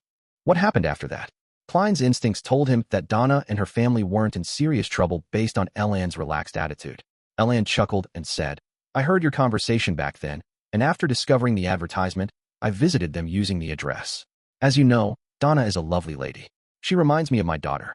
The matter isn't too complicated. Erdy, who's Donna's father, had a bunch of valuable goods plundered by the crazy captain. This plunged him into a terrible economic situation. Although it isn't as bad as going bankrupt, life for him has definitely turned for the worse. That's why he wishes to commission you to get the goods back. I knew you weren't in Byam back then, so I had to go through my own channels to help Erdy recoup the goods at a reasonable price. Crazy Captain? Klein first found the title familiar before recalling where he had heard it before. According to red-haired Helene, Vice Admiral Ailment Tracy's delivery of slaves for the Demonist sect was passed off to Crazy Captain Connors Victor. The latter appeared to have close connections with many of the slave dealers and merchants in the Lone Kingdom, and this was tied to the truth behind the human disappearances in the colonies, as well as the underlying reason of the Great Smog of Backland. I've always been trying to investigate this matter. Back when I attacked Tracy, that was half the reason, but unfortunately, I didn't succeed. Later, I was busy acting for the digesting of the potion and my search for mermaids, so I temporarily abandoned my investigations. Klein's thoughts raced as he asked without a perturbed look, Where's Crazy Captain now? Erdy has already gotten back his goods, Elland hissed, emphasizing that the matter had been settled. Klein looked at him and repeated, Where's Connors Victor now? Elland shook his head in exasperation. I've no idea, but his subordinates are still in Byam trying to gather intelligence. As you know, Admiral Emirius has returned to Backland, and he's been replaced by Admiral Davis. Many changes are in place, so the pirates need to have a new handle of the latest situation. Therefore, I guess that Connors' ship is docked in the shadows of one of the nearby islands, but that's a guess with no way to confirm. After listening in silence with his hands clasped, Klein said, Thank you. Elland exhaled and looked out the window as his expression rapidly turned solemn. I came here today to tell you that you're too eye-catching. The higher-ups are beginning to pay attention to you. A powerhouse that can easily kill Curtius wouldn't be ignored. It's best you stop using this identity for checking in. Otherwise, you might face some difficult problems. Klein nodded seriously and said, All right. He was very grateful for Captain Elland's warning, but he didn't show it on his face. After Elland left, Klein immediately changed his appearance, switched ins, and confirmed that he wasn't tracked by the military. After doing all of that, he began considering the search for Crazy Captain Connors Victor. To others, this was an extremely difficult task, but Klein had a trick up his sleeve. It was to use the sea god scepter and communicate with nearby sea creatures. As long as Connors Victor was in the Rorstad Archipelago's waters, there was no way he could hide from Klein. Of course, it was necessary that he had enough time to perform the search. Chapter 710 Plan. Above the gray fog, Klein extended his hand and summoned the sea god's scepter from the junk pile. He began browsing through the countless points of light swirling about the sealed artifact. Every point of light corresponded to a believer's prayer. The glows swirled with ethereal holiness. Soon, Klein did a preliminary screening as he focused on the waters instead of the archipelago. After he had isolated the sea god's scepter above the gray fog, he was unable to directly use the divine artifact to sense the surrounding waters and do anything effective. He had to rely on the scenes of his believers' prayers as a foundation before reaching out 5 nautical miles to influence the corresponding undersea creatures. Klein emanated his spirituality and touched one of the specks of light. He saw a native performing his daily prayers in the evening on a fishing boat before docking. As Klein's thoughts changed, the angle of the scene quickly drew higher as more dark clouds and undulating waves appeared in the scene. There are signs of a storm brewing hours ahead. That's right. I did find the atmosphere repressing when I was out. That's why Elland said that crazy Captain Connors' ship is likely to be hiding in the shadows of some island. It was to avoid the storm. Klein tapped the edge of the mottled table as he muttered silently. Having deduced this, it made his search much easier. This was because he didn't need to search the extensive waters. All he needed to do was focus on the different islands around those waters. With a change in thought, a blue gem at the tip of the sea god scepter in Klein's hand lit up.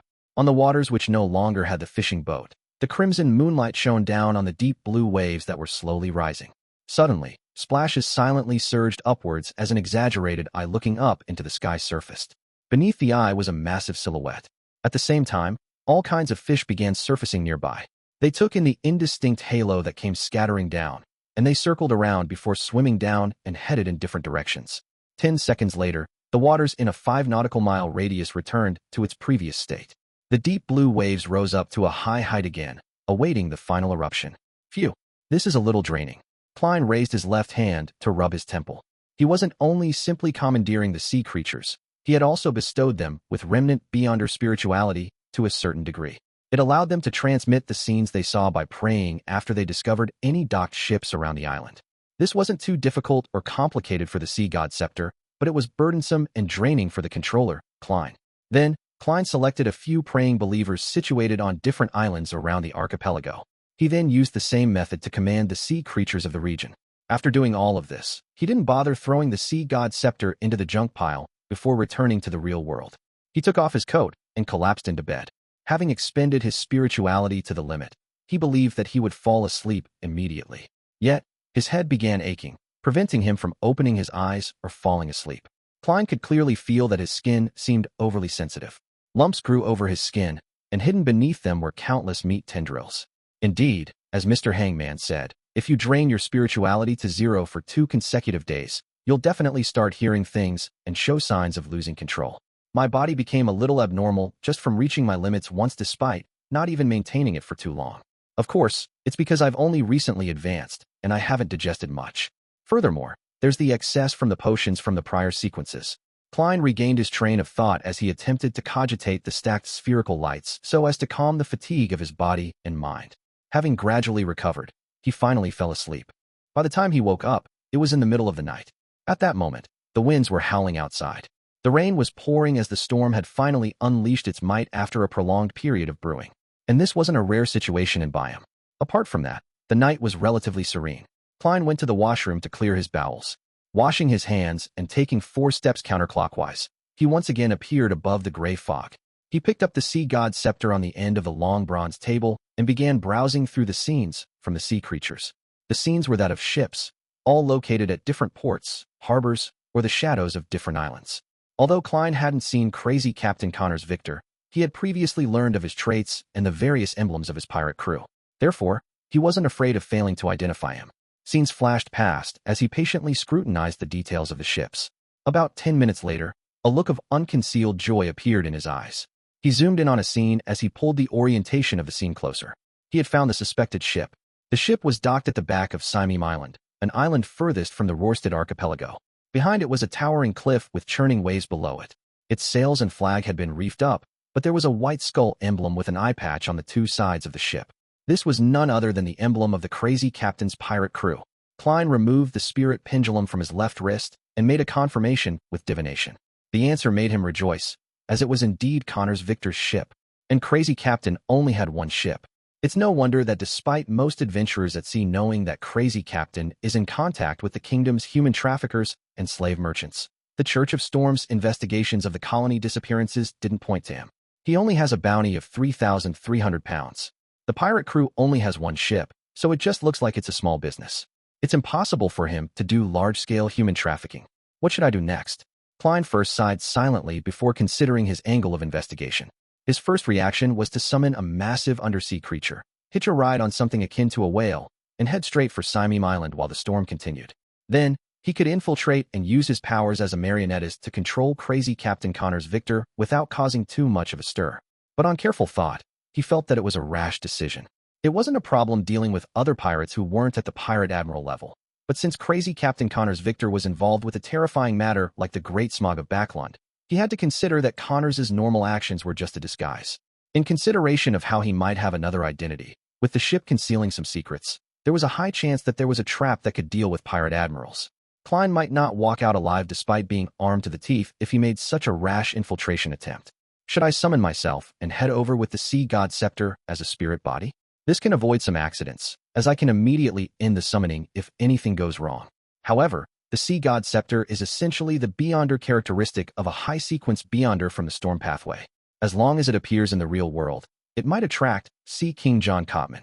This will prevent the situation from developing as I expect it to. Klein looked at the storm in the scene as he came up with a preliminary plan. Before that, he conjured a pen and paper and wrote the divination statement. Dealing with Connor's Victor is very dangerous. Picking up the silver chain of the spirit pendulum, Klein reined in his thoughts and focused on the divination. Soon, he opened his eyes to see the topaz pendant turning clockwise at a high frequency and large amplitudes. This meant that dealing with Connor's Victor was very dangerous. It's as I expected. Thankfully, I didn't rashly rush over. Klein picked up the sea god scepter and decided on executing the plan he had just thought of. It was to use the prayer scene and strike Connor's Victor's ship with the sea god scepter from afar by using the cover of the storm. He would rouse the nest and force out its secret. After grasping the relevant situation, he would end the attacks before Sea King John Cotman sensed the abnormality or arrived at the scene. Klein wouldn't feel disappointed if Connor's Victor unfortunately landed in the hands of the Sea King. This was because he would have to think of the means to pass the information to the 3 churches after he figured out the truth of the Great Smog of Backland. If Crazy Captain successfully escaped, Klein would have pried into his secrets by rousing the nest. He could then subsequently formulate a plan of attack. Phew. Klein slowly exhaled as he watched the ship bob about with the dark crashing waves before raising the sea god's scepter high in the air. At the tip of the scepter, the blue gems that circled around it had begun to emit a bright light. Chapter 711, The Storm Attacks. Simime Island. Under the towering cliff, dark sea waters were being roused by the surrounding waves as they churned about considerably. On Crazy Captain Connor's Victor's ship, named the Single-Eyed Skull, a few pirates donned cloaks as they pulled up their hats. The rain pattered down heavily on them as they fought against winds that could lift a child, in order to walk out the cabin and inspect the ship to prevent any accidents from happening. Their cloaks were made of linen, but their surfaces were smeared with an already hardened sticky liquid. The raindrops were unable to permeate through that layer and could only flow down onto the deck. The liquid was Donningsman tree sap, produced from the southern continent's rainforest. It was naturally water-resistant and was quite commonly seen. It was originally rather cheap, but after a research team last year suspected that it had beneficial effects on hair growth, its price skyrocketed. In such weather it's suitable to be inside the Red Theater, drinking liquor, smoking weed, and having women in your arms. A pirate looked out of the shipboard and grumbled. His companion echoed him as he pulled at his cloak's hood. I heard there's a bunch of new arrivals at the Red Theater. I really want to give them a try. How did you learn of that? Another pirate asked in passing. He was met with a chuckle. I heard it from the boss. It's not like you have no idea what captain's business is. That's why the boss knows plenty of human traffickers. Huh. They prefer to be called slave merchants. Speaking of which, I recall what happened that time. The pirate who spoke at the beginning wore a reminiscent look. Among the goods sent over, there was a young noble lady who had fled from her home. Her skin, figure, looks, were. I have no idea how to describe it. I still remember her to this day. What a pity that she committed suicide. As they spoke, they suddenly felt their vision brighten as they subconsciously looked up into the sky. Apart from the pattering rain, there was an abnormal silver bolt of lightning that was snaking its way through the dark clouds that hid the crimson moon and stars. Suddenly, a gigantic bolt of lightning that illuminated the surrounding waters smote down, heading straight for the Single-Eyed Skull. Boom. The bolts began to spread out randomly as the wooden ship burst into flames. Deafening thunder echoed in the pirates' ears. Right on the heels of that, silver bolts of lightning struck down like they were brandishing their claws. The tiny sailboat was instantly plunged into a lightning forest. At that moment, the thick lightning bolts that were about to interweave together had suddenly separated. They split apart in violation of the natural laws, and they failed to hit the Single-Eyed Skull. They hung close to the ship's surroundings before striking the pitch-black water, lighting up the surrounding sea as sizzling lightning bolts snaked out in a spectacle. The pirates on the deck suffered from the strike. One of them had been charred black like an overburnt piece of wood. 2 collapsed as their bodies convulsed. There really is a problem. Above the gray fog, Klein couldn't help but sigh when he saw the scene of his lightning storm being dispelled. He was certain that this was a power at the level of a demigod. If he had rashly infiltrated the Single-Eyed Skull, even with creeping hunger, death knell, and Grozel's travels, there was no way he could put up an effective resistance against such strange powers. And by then, He wouldn't have the time to pray to himself and respond using the sea god's scepter above the gray fog. Taking a deep breath, Klein made all the blue gems on the tip of the white-boned scepter light up. Around the single-eyed skull, there were two kinds of sounds in the storm. One was piercingly sharp, as though it could prick through one's eardrums and penetrate one's brain. The other was deep, sounding like a beating heart as it struck on one's spirit. Body. This gave the pirates an extremely uncomfortable experience, with many having the urge to vomit blood. However, this was only the beginning. The sound of splashing water intensified as a dark wave surged up to a height of nearly 10 meters, running opposite the island's cliffside. The wave was like a wall created by a deity as he pushed it toward the single-eyed skull with an invisible hand. This was a tsunami that Klein created. It could already be considered a calamity. The whooshing sound of the waves sounded like explosions as the pirates on board looked at the dark sky outside, the churning clouds, and the massive tsunami. It felt like the apocalypse mentioned in mythical legends had arrived. They lost all will to save themselves. But as they were waiting in despair for the final judgment, a disturbance that didn't abide by logic or scientific laws appeared in the middle of the waves created by the tsunami. An indescribable vortex rapidly took form as it tore through the entire wave, causing the terrifying waves to rapidly collapse as a result. Amidst a rapturous rumble, a secondary wave threw the single-eyed skull up high into the air as the gigantic wave from before dispersed, spraying a portion of its load onto the ship. One of the masts broke, and the ship was in shambles. Even the deck was completely flooded. Whoosh! A strong wind suddenly stirred and swept up the pirates, turning into a hurricane that exceeded its own limits, pushing the airborne single-eyed skull further towards the sea. The ship began to ride the squall as it flew across the sky, covering a distance of several nautical miles without landing in the undulating waters. It was as though it was an airship that continued stably proceeding forward. Klein was amazed at the demigod or sealed artifact of the corresponding level inside the single-eyed skull for nullifying the tsunami. He sighed at his lacking sequence, as he couldn't create the destructive tsunami that Calvetua had previously created, despite stirring the powers of the mysterious space above the gray fog. In the meantime, he controlled the hurricane and ensured that the single-eyed skull didn't lose its support and plummet, afraid that it would leave his 5 nautical mile range of influence. At that moment, his goal wasn't to destroy the single-eyed skull, nor was it to capture crazy Captain Connor's Victor, but to force out the demigod or sealed artifact hidden inside the ship. A powerhouse or item at this level was scarce in the world. By seeing their appearance, he would know who they were sooner or later, as well as which organization they belonged to. And this provided the subsequent direction for the investigation regarding the Great Smog of Backland. I hope it's not from the seer pathway. Otherwise, who knows if it's his true face or not. However, this is also a good thing. Since I'm investigating the truth of the Great Smog, I'll figure out what Zhangwil is doing, and I'll make preparations for my subsequent revenge. I'll also be able to successfully find the Bizarro Sorcerer Potion formula and main ingredients. As Klein silently sighed, he made the gem on the tip of the sea god scepter emit a pure azure light. With a hum, the single-eyed skull's flight experienced a change. It plummeted like a roar and didn't even manage to glide. Suddenly, it turned very, very light, landing on the sea's surface like a feather caressing a human's face. At that moment, Klein, who had exhausted plenty of spirituality, was just about to muster his remaining strength to create another tsunami when he heard an explosive boom from the scene. It was a terrifying sonic boom. Furthermore, it was different from normal sonic booms, as though it was mixed with the howling sounds of the wind. It was from Sea King John Cotman.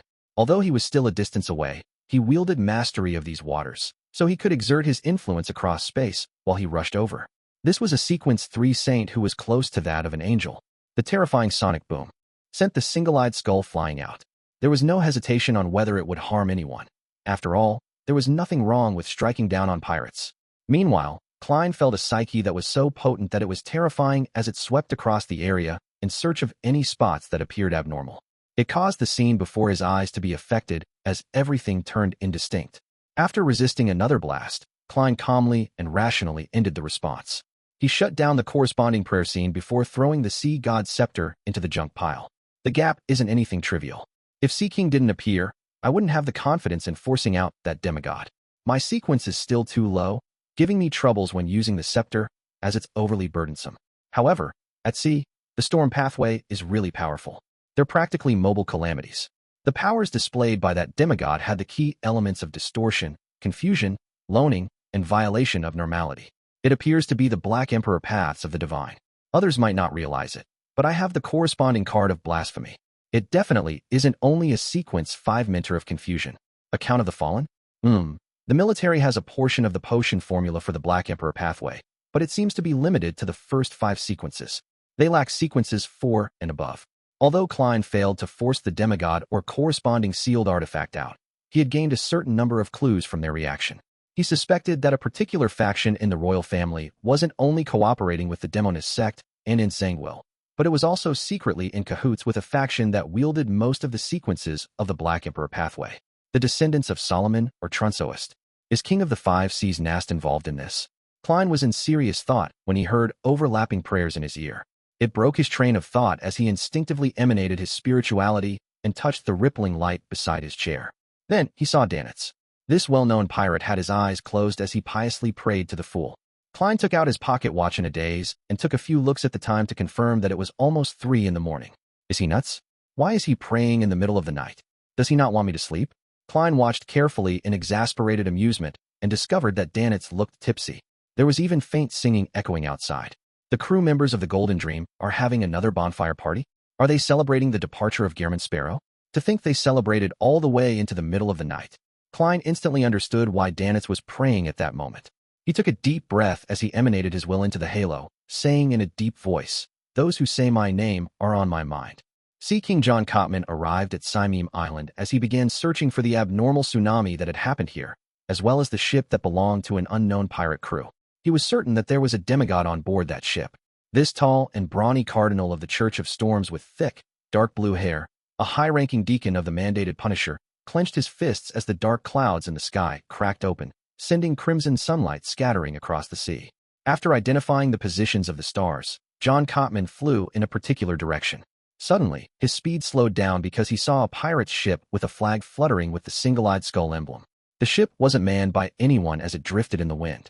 Scarlet flames were everywhere on it, along with charred corpses.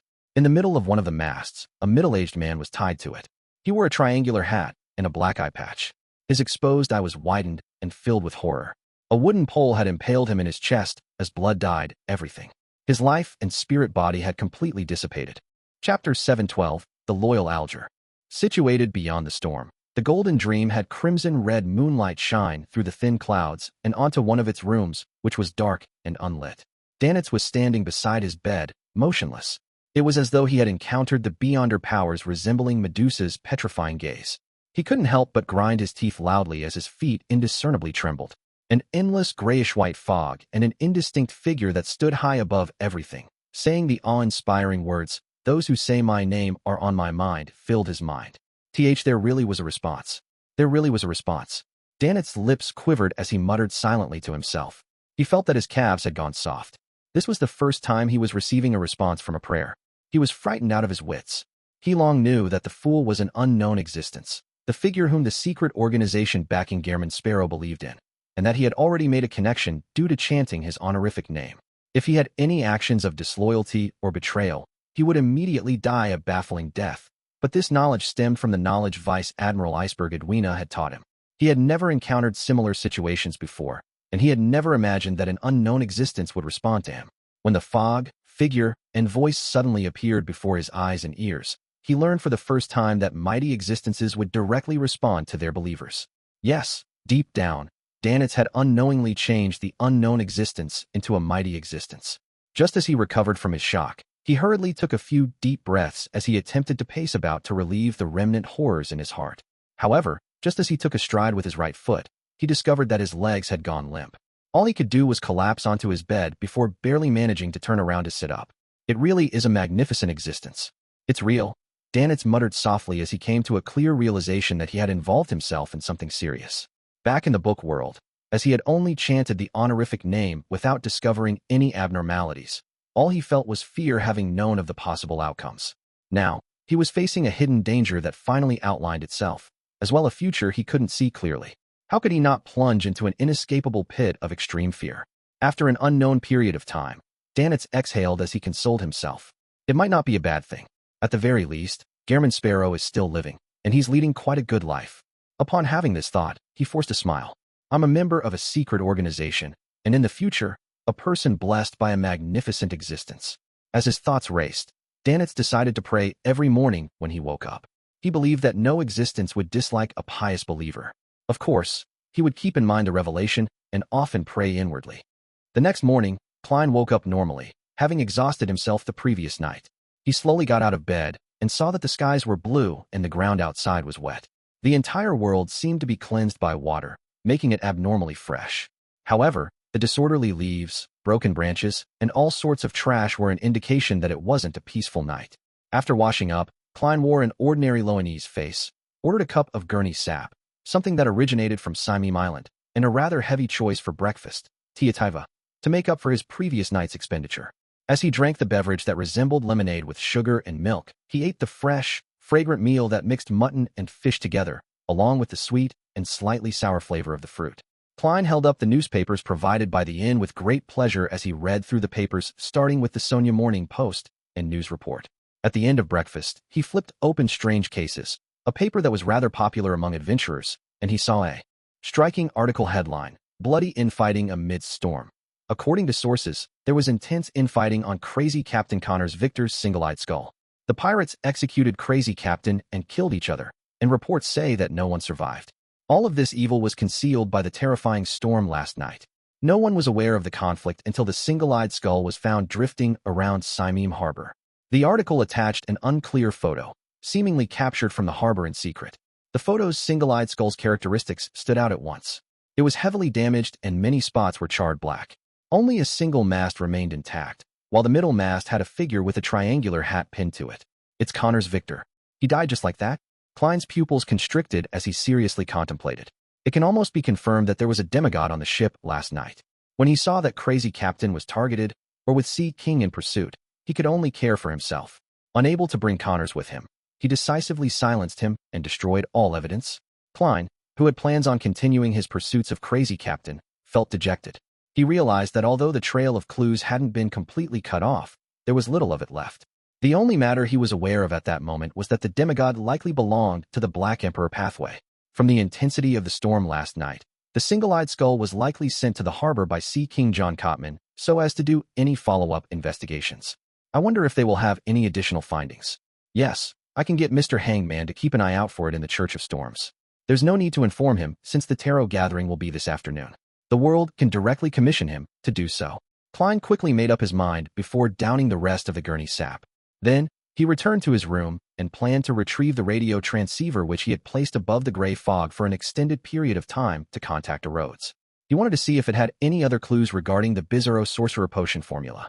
Having left Oravi's East Sea, which was also where the Aurora Order's demigod had previously targeted him, Klein now dared to use items with the gray fog's aura.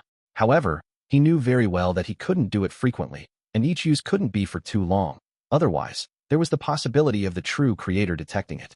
Due to this reason and his wariness against Rhodes, he planned on doing whatever he could do himself, and he would seek advice from others if possible. He only planned on playing the question-and-answer game if he was out of options.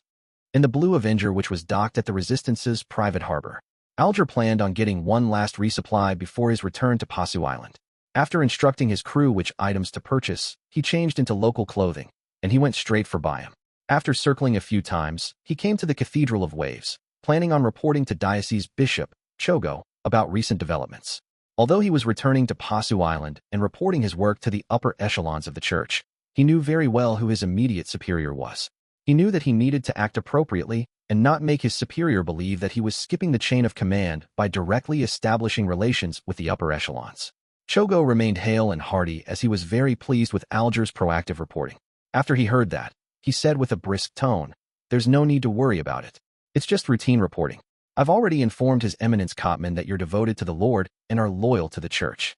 You're one of the most trusted captains, and His Eminence Cotman will inform the Council of Cardinals of this." He paused, but without giving Alger any time to speak, he continued, "In addition, there's another mission. Investigate people who are intimately tied to Crazy Captain Connor's Victor. This is a mission directly issued by His Eminence Cotman. You have to take it seriously. Investigate people related to Crazy Captain?" Alger was puzzled, but he didn't question it. Instead, he struck his right fist on his left breast and said, "Yes, Your Excellency." The grizzled Chogo nodded and thought for 2 seconds before asking, "Do you know Gehrman Sparrow?" This question sounded like a bolt out of the blue. It left Alger's pupils constricting as he nearly lost control on the spot. Thankfully, he was mentally strong, allowing him to barely maintain his normal state. "I've heard of him. He's been very famous recently. Not only has he hunted Wormtongue Mither and seriously injured Tracy, but he has also boarded Catlia's future. Alger droned on to hide the stirrings in his heart. Chogo made a terse acknowledgement. You were at sea, so you're a little behind on the news. Gearman Sparrow killed Curtius at Toscarter last week and obtained his bounty. Hee, that pirate was indeed a devil, a Sequence 5 devil. Curtius? Agalito's second mate. Alger asked with very honest emotions. He knew that Curtius was suspected to be a Sequence 5, but he didn't know that he was of the devil pathway. And the fact he was both a Sequence 5 and a devil meant plenty of things. It meant that he was difficult to kill, which meant that Gearman Sparrow had very likely killed Curtius during a sudden encounter. This meant that Gearman Sparrow was already at the pinnacle of Sequence 5s. If it wasn't because he was seeking to purchase the Sequence 4 potion formula, I might even suspect that he had become a demigod. Alger thought, feeling perturbed. He was alarmed to realize that in a week, the world had obtained the Sequence 5 Ocean Songster potion formula and main ingredient, killed a Sequence 5 devil, and might very possibly have a Sequence 6 notary potion formula in hand as well. How did he do it? Alger realized that he was feeling a little frightened of the world. Of course, it wasn't something unacceptable for him. This was because he knew that the world was Mr. Fool's blessed representative. And Mr. Fool's blessed clearly wasn't a single person. If one was responsible for the notary potion formula, while another was responsible for the ocean songster, then it was possible that Gearman Sparrow had only killed Curtius. Although this similarly left one apprehensive, it didn't seem like a fabricated story. Chogo nodded solemnly. Yes, Agalito's lack of reaction implies something. Focus on gathering information about Gearman Sparrow. All right, Your Excellency. Alger bowed reverently, having already decided to be perfunctory with the mission as much as he could. Inside the inn, Klein placed the radio transceiver on the table. Before long, rushed clacking sounds were heard. Chapter 713, 3 Questions. Amidst the clacking sounds, the radio transceiver spewed out new illusory paper. On the paper were words composed of Loanese. Great Master, your loyal and humble servant, Rhodes, has finally caught up to you. There's no need to be so excited. Oh, the way Rhodes speaks is as professional as always. He didn't express his bitterness about not being able to contact me for prolonged periods of time, nor did he question me about why I haven't been looking for it. It directly blamed itself by claiming that it hadn't caught up to me. It makes me feel a little guilty, but I still need to be wary. Klein was momentarily at a loss for an answer. Rhodes didn't wait as it used the radio transceiver to produce an emoticon of carefully peeking out on the illusory paper. Great Master, the ruler above the spirit world, your servant has sensed that you are one step closer to returning to your holy throne. Am I right? This fellow has evolved really quickly. He's already using colored text to form a nascent form of emoticons. From Rhodes's point of view, I'm a true god taking steps to find myself. That's why, although it can clearly sense that I'm only a Sequence 5, it still treats me with respect and is even more humble. Klein understood that the mirror was deliberately asking a question, so he nodded in a frank manner. Yes, you have already answered my question. As an exchange, and a rule that I need to overlook, you can raise a question to me. Rhodes typed quickly in response before adding a smiley face. Klein didn't hesitate and asked directly, where can the potion formula for Bizarro Sorcerer be found? The illusory paper spat out a long paragraph of complicated symbols before turning into a mirror as it represented a realistic scene. It was a dark cathedral without any natural light source. Inside it was a bunch of squirming things that were all so blurry. It looked as though it was a pencil drawing that had been wiped by an eraser, preventing any exact details to be seen. However, Rhodes added a bunch of text at the bottom of the scene. This is Zeratul. In his advancement to Sequence 1, Attendant of Mysteries, he lost control and became a monster. However, Great Master, you have to be careful. He is a very crafty person. Perhaps everything about him is just an act with a purpose. I'm unable to look at him directly, as it will bring me harm. Aside from him, you will be unable to obtain the potion formula from any demigod from the Secret Order. This is because back then Zeratul would directly provide the high sequence potion to them. And there's almost no way to use any Beyonder methods to reverse divine it. What a detailed answer. And it even gave me the additional knowledge that the Sequence 1 corresponding to the Seer pathway is Attendant of Mysteries. Does it mean being an angel that serves upon mystery? From the looks of it, the Secret Order approach can only work by directly facing Zeratul to obtain the potion formula. And I'm not even capable of viewing him directly. It's no wonder the Snake of Fate Wolof Septon told me to find the crazy Zeratul without mentioning the Secret Order. Klein was moved by Rhodes's attitude. If he didn't feel that he lacked the level and strength to commandeer this sealed artifact, he even planned on truly treating it as his servant. Amidst the clear clicking sounds, another segment of the illusory piece of paper appeared, presenting another scene. It was a towering mountain peak. On it was a swath of dilapidated palaces. Inside it was a gigantic stone chair. Klein was very familiar with this scene. Without a Rhodes's footnote, he knew what it represented. The Antigonus family's treasure hidden at the main peak of the Hornacis mountain range. White paper continued being spat out as a new scene was presented. Just like a movie, it had changes in the camera angle. The first scene that appeared in Klein's eyes was a lofty Gothic-style bell tower and beautiful palaces around it. The former represented the Bell of Order, and the latter represented the Sodila Palace. They were landmark buildings in Backland. The scene changed, and soon, there was a new building on the paper. It was a pure black cathedral with two symmetrical bell towers. The scene of the cathedral's interior grew larger, and soon, it presented the entirety of the interior. It was then fixed at a pair of iron black doors that swung open. The door was abnormally heavy, and on it were 7 dark sacred emblems, as though they were guards of the tenebrous heaven. Cheney's Gate, St. Samuel Cathedral. Klein recognized the familiarly styled door.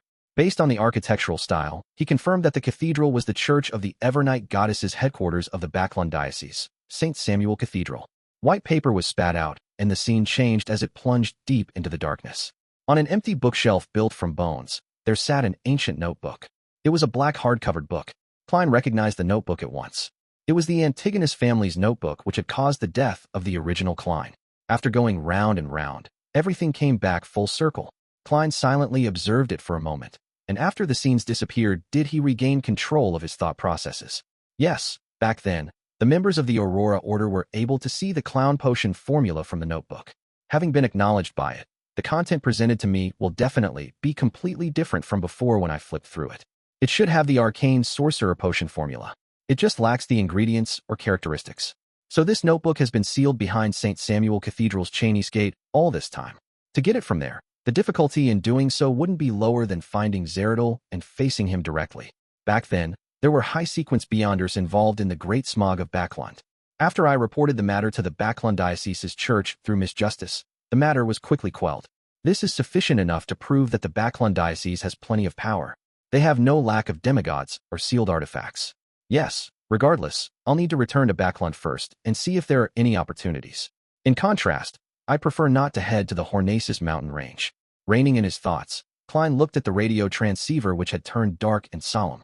Last night, who was the demigod on crazy Captain Connor's Victor's ship? Clacking sounds quickly sounded as the illusory paper from before vanished as new ones were spat out. The content on the piece of paper was likewise a realistic scene. On an exquisite brass chandelier, 5 candles of different heights spread their warmth and light. A middle-aged man wearing a triangular hat and black eye patch stood before a cabinet that stored grape wine, champagne, and tequila. He was humbly looking opposite him. Opposite him was a tall figure in a black cloak. Its face was completely hidden beneath the hood. The figure didn't seem to have a real head, only a blob of heavily distorted darkness that was embedded above the neck. Thanks to the portraits from Bounty Notices, Klein recognized the one-eyed man to be crazy Captain Connors. His disheveled and oily hair cascaded down and happened to cover his neck. Opposite him is likely that demigod, but he deliberately disguised himself and did the corresponding anti-divination preparations. For a Rhodes to be able to produce a scene of this level is already impressive enough. Klein wasn't too disappointed. Instead, he carefully memorized the figure's build. More than 1.85 meters tall, but less than 1.9 meters. Rather long arms, and when hanging his hands down, it almost reaches the knees. The broad shoulders prop up the cloak. The feet are faced outwards to a certain degree. As an expert in disguises, Klein believed that when a person disguised himself and prepared a certain level of anti-divination measures, there was a high chance that he wouldn't take note of disguising his build, especially when one's body didn't have any particular traits. Therefore, this can provide a certain amount of clues. This allows Klein to find the person familiar when he sees the target. Very good. It's your turn to ask. After keeping that in mind, Klein stopped scrutinizing the figure as he waited for a Rhodes's question with piqued interest. He was curious as to how a Rhodes would continue breaking through his image of him. The typing sound slowed down as it seemed to appear hesitant. Bit by bit, the illusory white paper was spat out. Great master. See, can I say something to you? Yes, Klein answered the question, puzzled. He began to look forward to what a Rhodes had to say. The sound of typing hastened as it exuded an obvious sense of warmth. On the illusory paper, a single line appeared. Great master, happy birthday. This is belated. Your current body was born on March 4th, 1327. I originally wanted to wish you a happy birthday at midnight of that day, but I failed to keep up with you. It's a topic that really exceeded my expectations. I even forgot about my own birthday. The corners of Klein's lips twitched as he was at a loss for words. He had received the original Klein's memory fragments and received parts of his emotions. He knew the birthday, but for a person who led a solitary life, why would he remember such things? This fellow is actually the first person to wish me a happy birthday. Benson and Melissa must be feeling more upset today. The interview should have ended in February. I wonder if Benson succeeded in becoming a civil servant. Klein felt poignant as the way he looked at the radio transceiver warmed up. He thought for a moment as he calmly asked, "Third question, your origins." The typing sounds paused for 2 seconds before sounding out again. A white piece of paper was spat out as a new scene surfaced. Large amounts of black sticky liquid spewed out from the ground as they spread outwards in a distorted manner. They grew different numbers of arms and legs before becoming strange monsters that charged ahead. During this process, a speck of light was shot out along with the black liquid before landing on a rock, to which it rapidly fused together, turning into a mirror with ancient patterns and black gems adorning its two sides. What kind of strange scene is this? This was how a Rhodes was born. What was that speck of light? Where did it originate from? It does seem like a Beyonder characteristic. Klein came up with a preliminary interpretation of the scene. The typing sounds didn't stop as another line appeared. Great Master, do you have any other questions? Taking note of the time, Klein shook his head. No, you have finished answering the questions, and it's time for me to leave.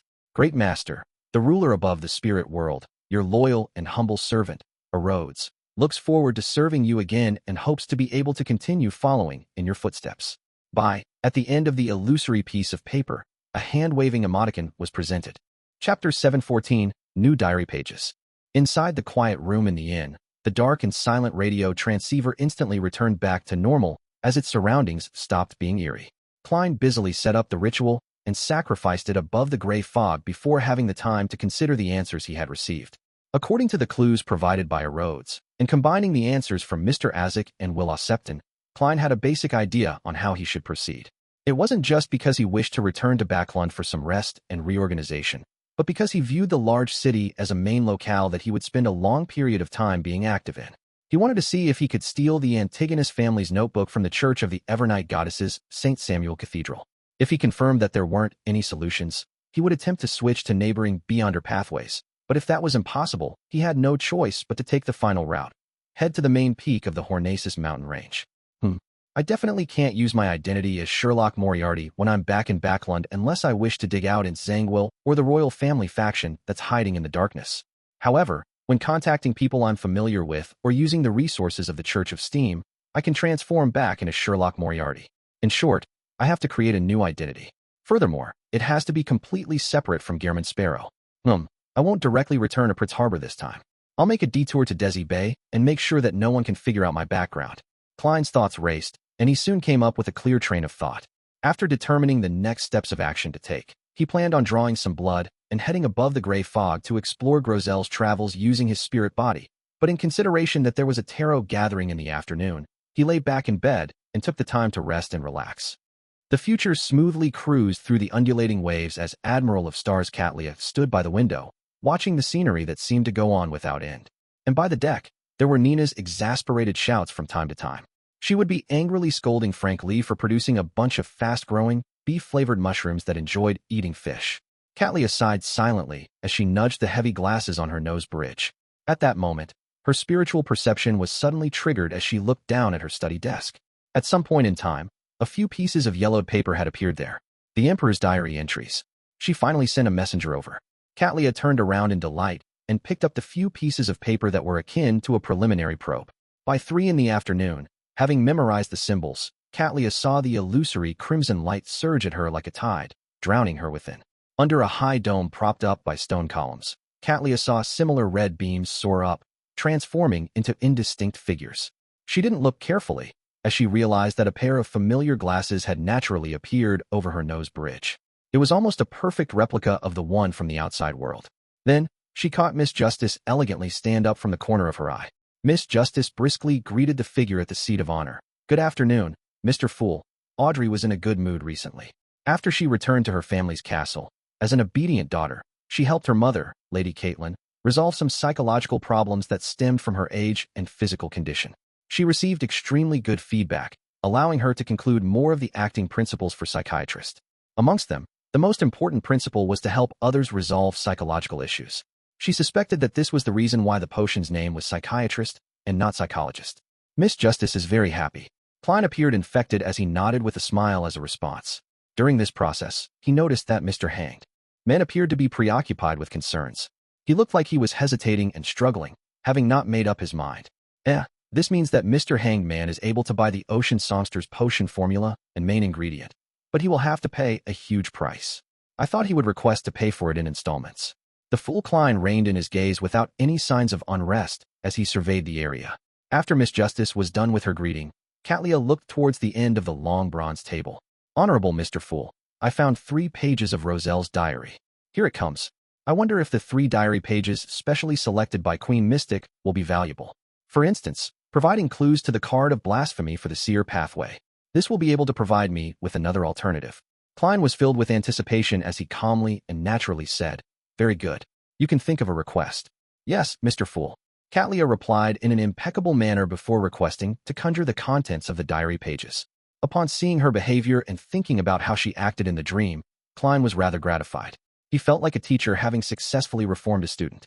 This is the first time Ma'am Hermit is providing Emperor Roselle's diary entries. With the standards and ability she has showcased, it's impossible for her to have failed to find it in the past. Yes, in the past, she was more of an observer. After being punished by Mr. Fool, she has truly integrated into our tarot club. Together with how Catlia had performed last week, Audrey made a judgment. Meanwhile, she sensed that Mr. Hanged Man didn't seem normal.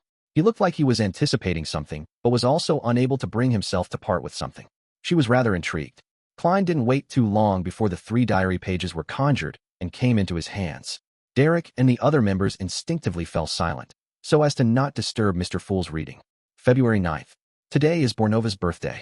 He's already a healthy, strong, honest, and kind young man. His piousness has won the church's favor. Everyone is congratulating me, saying that Bornova will definitely become a saint. They praise him for how pure and flawless his faith is. I should be very happy, but I can't hide my dismay. I wish that my children can be more human, to have more emotions. I hope that they can be themselves, and not just a believer of a deity. However, almost everyone believes from the bottom of their hearts that Bornova's present state is excellent. Matilda is the same. Likewise for Seal. Most of my noble officials share the same feelings. Only Bernadette shares my point of view. She has told me in private that she believes a person should be more self-centered, as long as they don't harm others. Recalling the words Zeratul had said during Bornova's birth, as well as the premonition I've had after becoming a demigod, my heart is turning heavier. Adorable angel. Heh, what an adorable angel. Is this you being wary of me? Is this how you are attempting to control me? No, you can probably never understand the pride inside me. To me. So what if you're a deity? I can replace you. February 11th. Contact with Zeratul was fruitless again. Ever since he obtained that Antigonus notebook, the number of times this secret order leader appears has been decreasing. I've no idea what secret he's scheming. Anyway, he will definitely not tell me. February 12th. I made a mystical item very suitable for Bernadette. This can allow her to effectively avoid the hidden sage's nagging, as long as she doesn't proactively pray and seek a response. Yes, this item seems to be able to help saints enter the easternmost front of the Sonia Sea where the battlefield of the gods is. It prevents one from being influenced by the true creator's ravings, and that place likely hides the secret to the forsaken land of God. I was only making a present. For my daughter out of fun. To think that it has such powerful effects.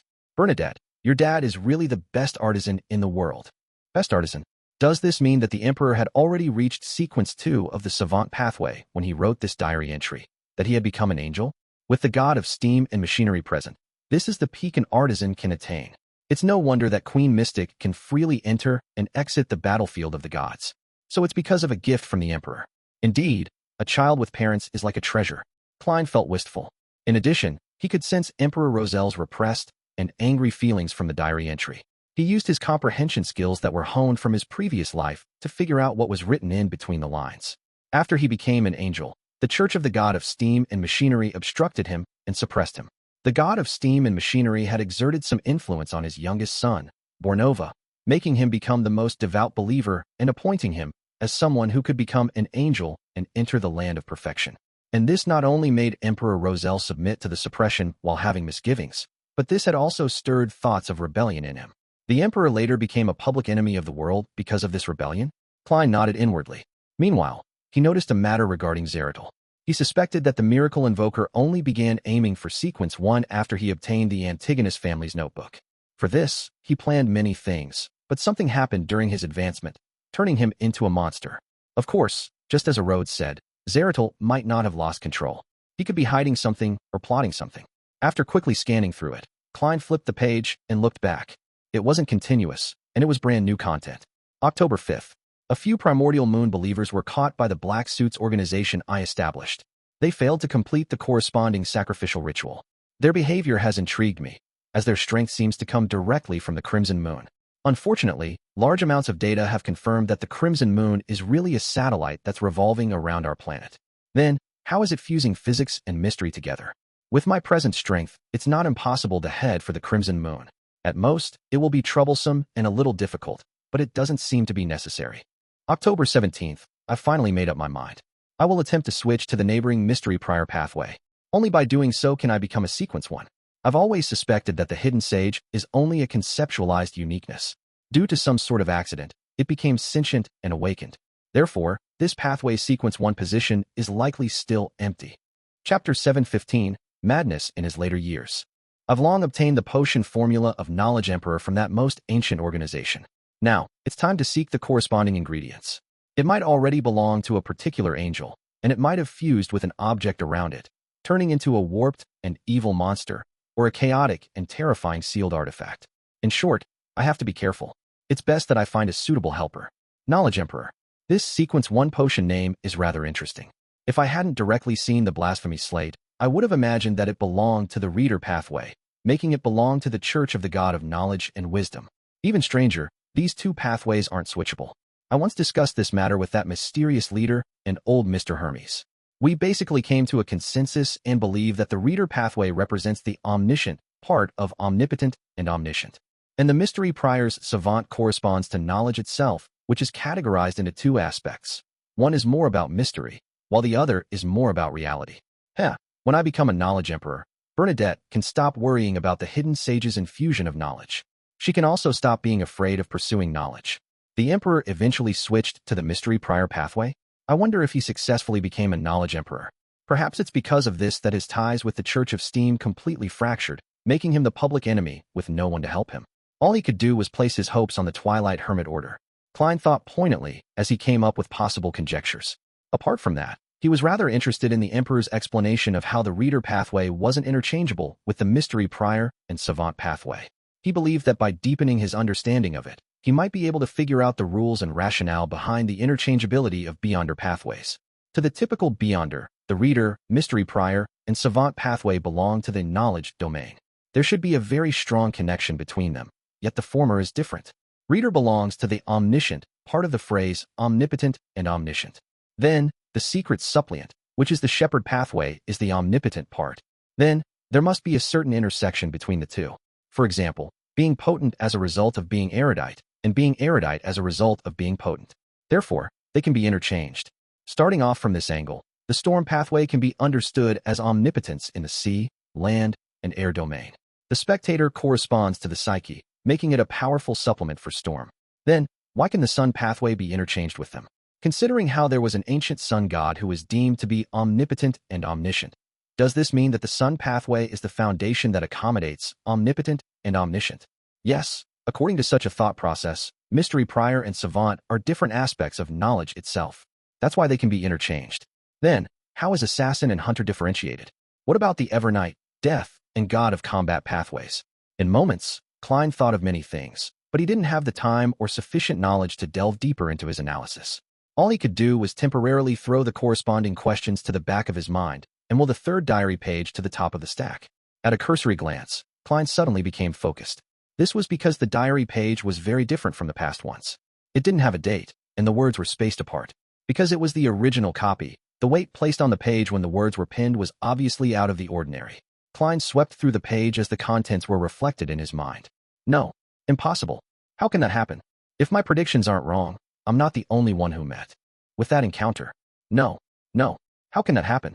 The thing that I saw tells me that everything will be destroyed. Likewise for everything I've created. No, I can't accept such an ending. I have to work hard to save myself. I can't rely on the 7 deities. As long as I ascend to the throne of Sequence 0, only then will I and the things I value be preserved. Should I attempt to pull Mr. Door back into the real world? No.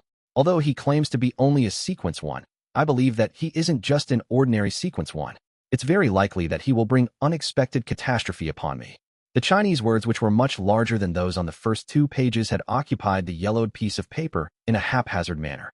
There wasn't much content, but it left Klein's head throbbing painfully. Back when he was writing this diary entry, Emperor Roselle was very likely a Sequence 1 knowledge emperor. The content he wrote was infused with a potent sense of mystery and was colored with his emotions. This also meant that if Klein had read the contents in the real world, he might very well turn mentally unstable or go mad and lose control on the spot. Thankfully, Ma'am Hermit doesn't know Chinese. Otherwise, she would have mutated when she was memorizing the contents. Even if she doesn't understand Chinese, she must have found it especially tiring and draining. If one is exposed to it for extended periods of time, visual and auditory hallucinations can't be avoided. Furthermore, there's a high chance that early signs of losing control will appear. Klein thought, congratulating himself for his good luck. His focus quickly turned back onto the diary entry as a sense of puzzlement surfaced. What did the Emperor see that made him so emotional? His mood was also rather extreme. No, the agitation and rashness, as seen in the words, are a little abnormal. It doesn't match the image of someone who has occupied a high position for extended periods of time. It doesn't match the level of an angel. Even in his final days, he said that after he dies, he didn't care if floods deluge the heavens. He didn't lose his composure or appear that agitated back then. Who influenced him? Or did something corrupt and pollute his thoughts? Also, he mentioned that he's not the only one who met with that encounter. What is he referring to? Transmigration? It's true that he isn't the only one who transmigrated for no baffling reason. There's also me, or even more. As thoughts flashed through his mind, Klein didn't waste any time. He made the 3 diary pages vanish as he smiled at Katlia. Have you thought of the request? Katlia bowed in preparation as she said, I wish to know why Emperor Roselle went mad in his later years. Audrey, who was in the same row as her, blinked. She believed that she had heard wrongly, as she didn't expect Ma'am Hermit to immediately ask such a heavy question. Furthermore, how does she know that Emperor Roselle went mad in his later years? Also, she only handed 3 pages, so how can she ask a question of this magnitude? It doesn't abide by the principle of equivalent exchange. Audrey had many thoughts arise in her mind, but she didn't stop Ma'am Hermit's question. Instead, she waited for Mr. Fool's response with piqued interest and inexplicable excitement. Alger, Elland, and Furs similarly held their breaths. They cast their gaze at the end of the bronze table. Only Derek and the world seemed oblivious. Klein thought and chuckled. First, we need to accept reality. I'm not omniscient, nor am I omnipotent. He had said those words in a relaxed, self-deprecating manner, but the hermit and company didn't show any signs of unrest. Instead, they appeared even more reverent. To them, it was obvious that Mr. Fool wasn't omnipotent and omniscient. Ignoring their guesses regarding Mr. Fool's state, this hidden existence's honorific name didn't have any related descriptions that explained the problem. Furthermore, none of the present true gods and evil gods had honorific names that involved omnipotence and omniscience. After setting their expectations, Klein began to answer the hermit's question. I also wish to know what Roselle encountered in his later years. At present, it can be confirmed that due to an unknown cause and source of stimulation, Roselle cast his gaze on Sequence 0. He didn't explain what Sequence 0 corresponded to. In the Tarot Club, there were more people who knew of it than those who didn't. Even those who didn't know could have guessed something. Sequence 0. The Emperor wanted to become a god? It's no wonder that it said that he went mad in his later years. Audrey knew what Sequence 0 meant, as she instantly sighed. Likewise for Alger. Katlia clearly knew what Sequence 0 implied. She expressed her gratitude while in thought as she retracted her gaze. Sequence 0. Elland and Furs ruminated over the phrase, as though they had just realized that there was a position above Sequence 1 that belonged to true gods. Derek looked at Mr. Fool with a muddled expression. He didn't understand what was wrong with Emperor Roselle's attempt, someone who had a strong presence in history. In the City of Silver, if anyone had the chance, every resident would wish to become a Sequence 0 true god, so as to create a more sustainable living environment, or to lead everyone out of the Forsaken Land. Klein didn't elaborate as he leaned back into his chair and surveyed the area. You may begin. With that said, he controlled the world to look at Derek before smiling deeply. The notary potion formula you want has been acquired. Thank you, Mr. World. According to the agreement, I will remember the debt and await your request, Derek said sincerely. All right. Klein gave a response by controlling the world before making a show of him requesting Mr. Fool to conjure the formula. Before long, the potion formula was in Little Son's hands. Derek received it in glee as he ravenously scanned the contents of the goat skin. Sequence 6, Notary. Main ingredients. 1 set of crystallized roots of the Tree of Elders, 5 feathers of a spirit-packed bird. Supplementary ingredients. 100 milliliters of Radiant Spirit Pack Trees Juice, 1 golden-rimmed sunflower, 1 white-rimmed sunflower, 5 drops of aqua, fern juice. Without waiting for the others to speak, the world looked at Alger and said once more, "As you know, I have your Ocean Songster Potion formula and main ingredient." Audrey and company were momentarily dumbfounded. Katlia couldn't hide her alarm as she looked at the world. She vividly remembered that Gehrman Sparrow had just hunted Slaughterer Curtius a week ago. How did he obtain the Ocean Songster Potion formula and main ingredient? Don't tell me he killed an Ocean Songster? That would be considered a quasi-high-ranking member in the Church of Storms. It's only been a week. Katlia found this unrealistic. Chapter 716, Island and Ruins. Mr. World has also obtained the potion formula and main ingredient for Ocean Songster. He's really impressive. Derek moved his gaze from the goatskin in his hand and looked at the gentleman seated at the other end of the long bronze table. In his mind, the world's toughness had reached a whole new level, one that could match the weaker members in the 6-member council. Furs was also similarly astonished as her poignancy grew deeper. She remembered that back when she first joined the Tarot Club, Mr. World gave her the impression that he was gloomy and reserved. Apart from that, nothing stood out. In the subsequent gatherings, he began to show that he was experienced and knowledgeable, as well as possessing rather impressive abilities.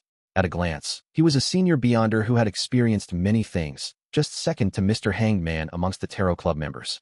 This image had already formulated in Furz's mind, but in recent months, Miss Magician was repeatedly surprised by the world. He was first capable of obtaining rather important information, and following that, he sold plenty of Beyonder characteristics in a short span of time. He made her involuntarily suspect if he was a Beyonder assassin who was active in the mysterious world. She feared him from the bottom of her heart, but along with that came happiness. This was because it meant that she could commission Mr. World with certain requests that would be met with high chances of success. When the new member, the Hermit, appeared, Furs even imagined that Mr. World's halo would be blanketed by this powerful lady. But to her surprise, he had snatched the limelight and blinded everyone with his magnificence. To obtain the Ocean Songster Potion formula, its corresponding main ingredient, and the Notary Potion formula was seemingly impossible by human standards. He really is impressive. I admire this kind of quiet and ordinary person who is actually very capable. Sigh, I wonder when I can become a Viscount.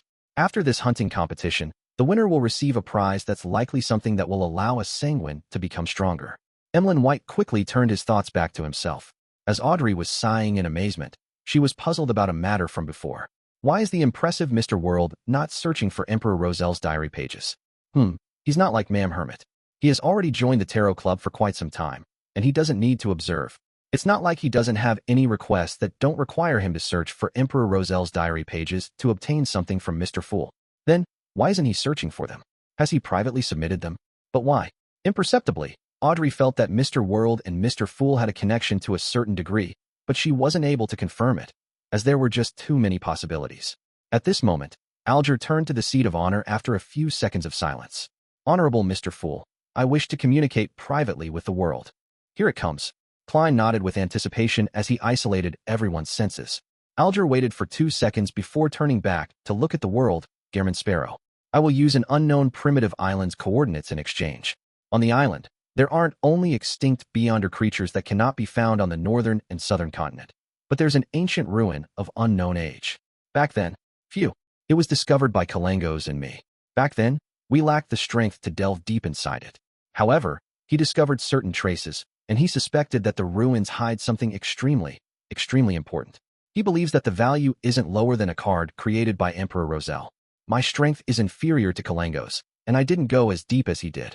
I had no idea what he saw, other than guesses about the situation from his remarks. What Mr. Hangman said holds plenty of information. From the looks of it, he long knew Vice Admiral Hurricane Kalangos. They had even adventured together and found the primitive island and ancient ruins. And previously, he was also the one who thought of finishing off this pirate admiral while he was away at sea. Mr. Hanged Man isn't an ordinary member of the Church of Storms. His past seems very complicated, and he hides many secrets. Yes, a primitive island's value isn't small. For a secret organization, this can be the foundation to support the growth of its members. Klein controlled the world to appear to be in thought as he attempted to obtain more information from the Hanged Man. With the world not rejecting or agreeing, Alger, who had calmed down, calmly said, On the island, there are traces of demigod-level Beyonder creatures. To you, that should be something valuable. On this point, I can swear on Mr. Fool's name. I guarantee that I'm not lying. After I obtain the Bizarro Sorcerer's Potion formula, I'll have to consider how to obtain the corresponding ingredients. At the level of a demigod, money becomes of little use. Trading gives me the highest chance of obtaining something I need. The location of demigod-level beyonder creatures is important. That ruin is also quite interesting. The world didn't hesitate as he chuckled. Deal. Alger didn't immediately receive the ocean songster potion formula. Instead, he said, I have a condition. I wish that on your first exploration of the primitive island, that you will do it with me. With Mr. Fool watching all of this, I believe you won't be concerned that I'll be up to no good. Klein considered it for a moment and made the world nod. No problem. I will need companions when heading to dangerous places. I hope that you will have the required strength. Alger wasn't angered by the world's tone as he heaved a sigh of relief. That's why. I wish that your first exploration will be after I advance. Of course, if I were to lose control because of my potion, this agreement will naturally be null and void. No problem, the world replied without any qualms. Alger didn't harp on the topic. After obtaining Mr. Fool's agreement, he conjured the situation of the primitive island on a goatskin. It's along the periphery of the Roarsted Sea. It's quite a big island, almost the size of Blue Mountain Island. Klein received the goatskin and quickly scanned through it to gain a general understanding of the primitive island. He quickly looked up and said, I'll hand over the potion formula and main ingredient after the gathering ends. All right. Having made his choice, Alger no longer had any reservations. When hearing that, he felt upheavals going through his heart, but he appeared even more staid on the surface. After the duo's private conversation came to an end, Katlia retracted her gaze at the world and looked at Furs. The meteorite crystal has been obtained. 600 pounds for 60 grams. That's fast. Ma'am Hermit is really efficient. Furs felt delighted, but she was also stumped. After last week's gathering, she had already obtained the crystallized blood of a Lavos squid. For that, she had paid 600 pounds, leaving her with 230 pounds. Adding the 150 pounds she received this week from her royalties, she was still short of 220 pounds. I'll first borrow from Zio. She should have that much. After I succeed in advancing, I'll try to earn money as quickly as possible. I have to.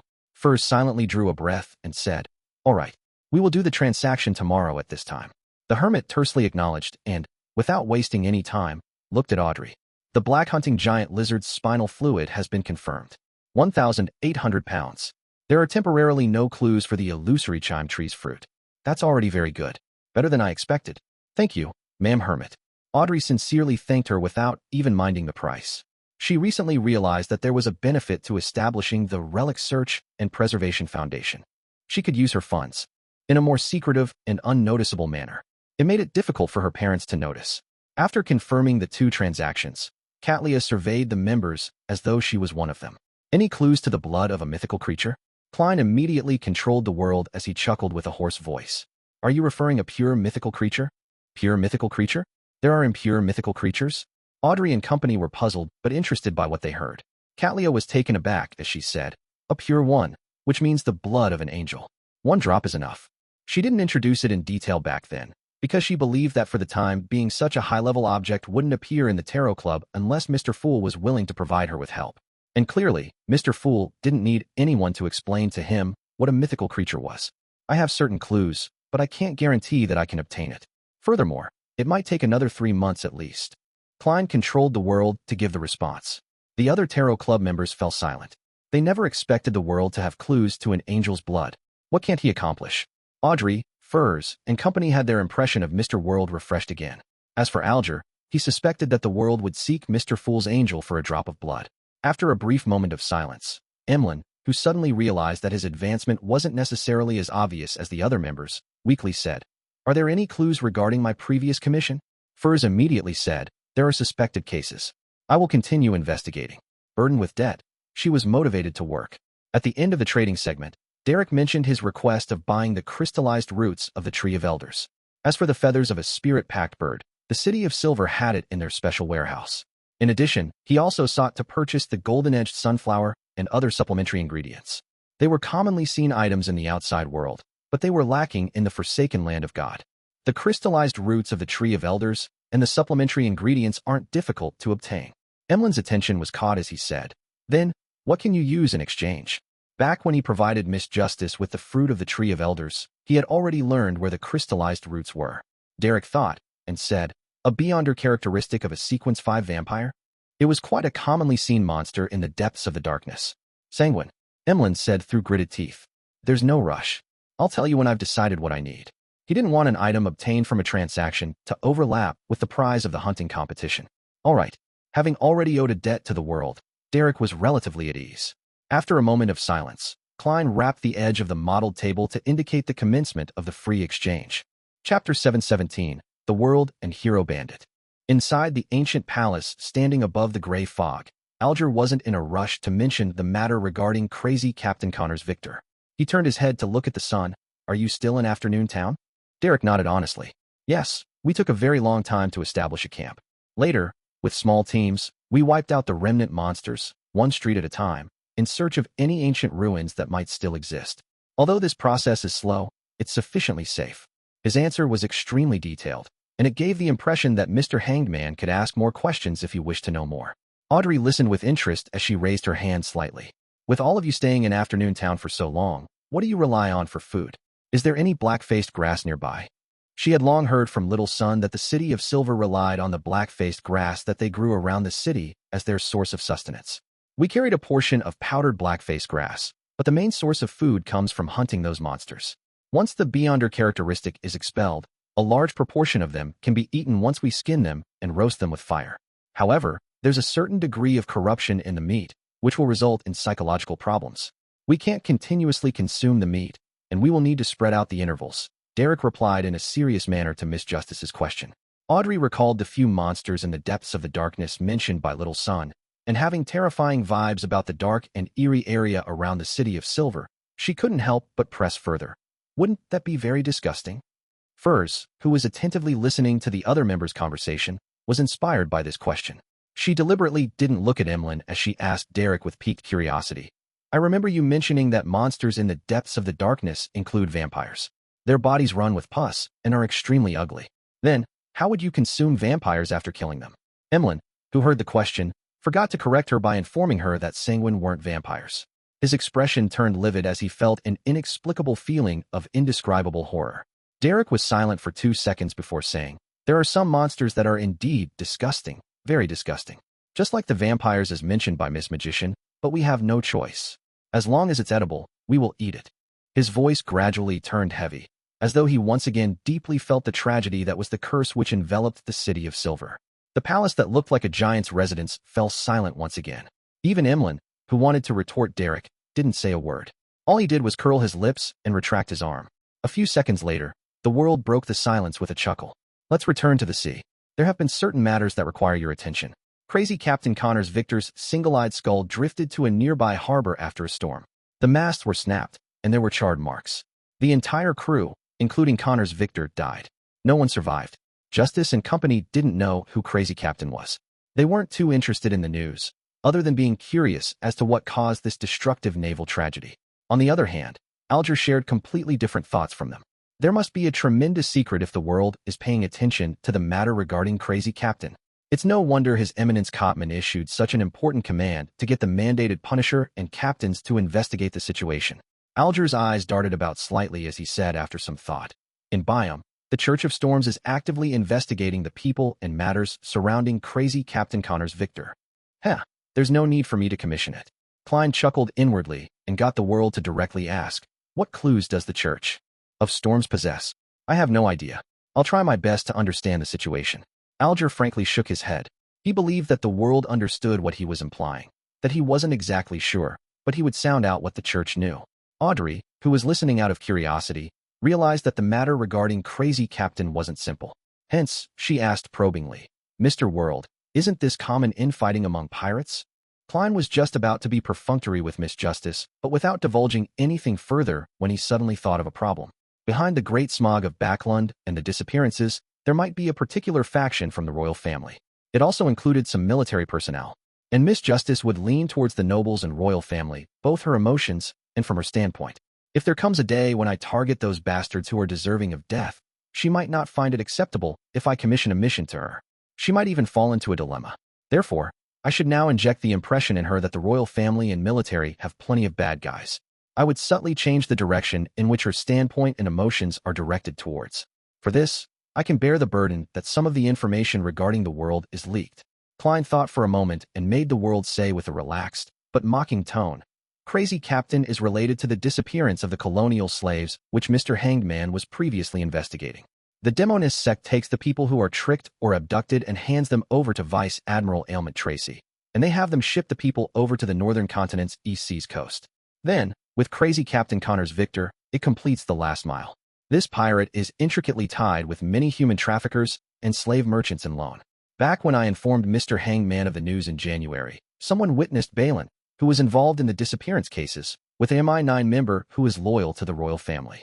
Also, Backland's largest human trafficker, Capum, had guards from the Arbiter pathway.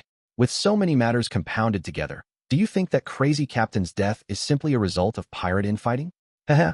I've always wondered why the person behind all of this needs so many slaves. The connections between the clues were clearly presented before Audrey, Alger, and company. It made them suddenly realize a lot of things. Mr. World left Backland and headed for the sea to seek out clues. He's always been investigating the truth behind the Great Smog and Prince Edisac's death. According to the information he provided, it's clear that the true murderer hasn't been punished. He's still hidden inside the royal family, and there's a portion of the military who are working for him.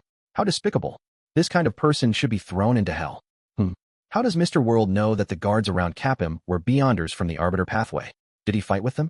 Audrey's mind raced as she suddenly made the connection. Capum was killed by Hero Bandit Black Emperor. The latter clearly knew which pathway Capum's guards belonged to. Hero Bandit Black Emperor is Mr. Fool's blessed. Mr. World is suspected to have certain connections with Mr. Fool. He has never sought Emperor Roselle's diary pages. Therefore, Mr. World is Hero Bandit Black Emperor, and he's also Mr. Fool's blessed? He doesn't hand in Emperor Roselle's diary pages because he hands them over in private? Some of his actions from before were to hide his identity as a blessed. This is a test given to him by Mr. Fool. It's really hard to connect Mr. World with Hero Bandit Black Emperor. The latter feels like a hero. Audrey felt like she had stumbled upon the truth as she began to wonder what kind of person Mr. World, who was also Hero Bandit Black Emperor, was actually like in real life. Alger and Catlia instantly understood why Gehrman Sparrow had attacked Tracy. This blessed was seeking out the truth behind the Great Smog of Backland. And the truth hidden behind this was something Mr. Fool was interested in. Furs and Emlyn, who lived in Backland, also vaguely sensed something when the world mentioned Capum. After all, Hero Bandit Black Emperor's legend was rather striking in the recent half a year. He became an important character in many run-of-the-mill novels. Even Furs herself had thought of making him the protagonist in a love story between a hero bandit and a young royal lady. They finally understood why the world had noticed in time that something was brewing in Backland and that a tragedy was about to happen. This was because this gentleman had been tracking the corresponding clues the entire time.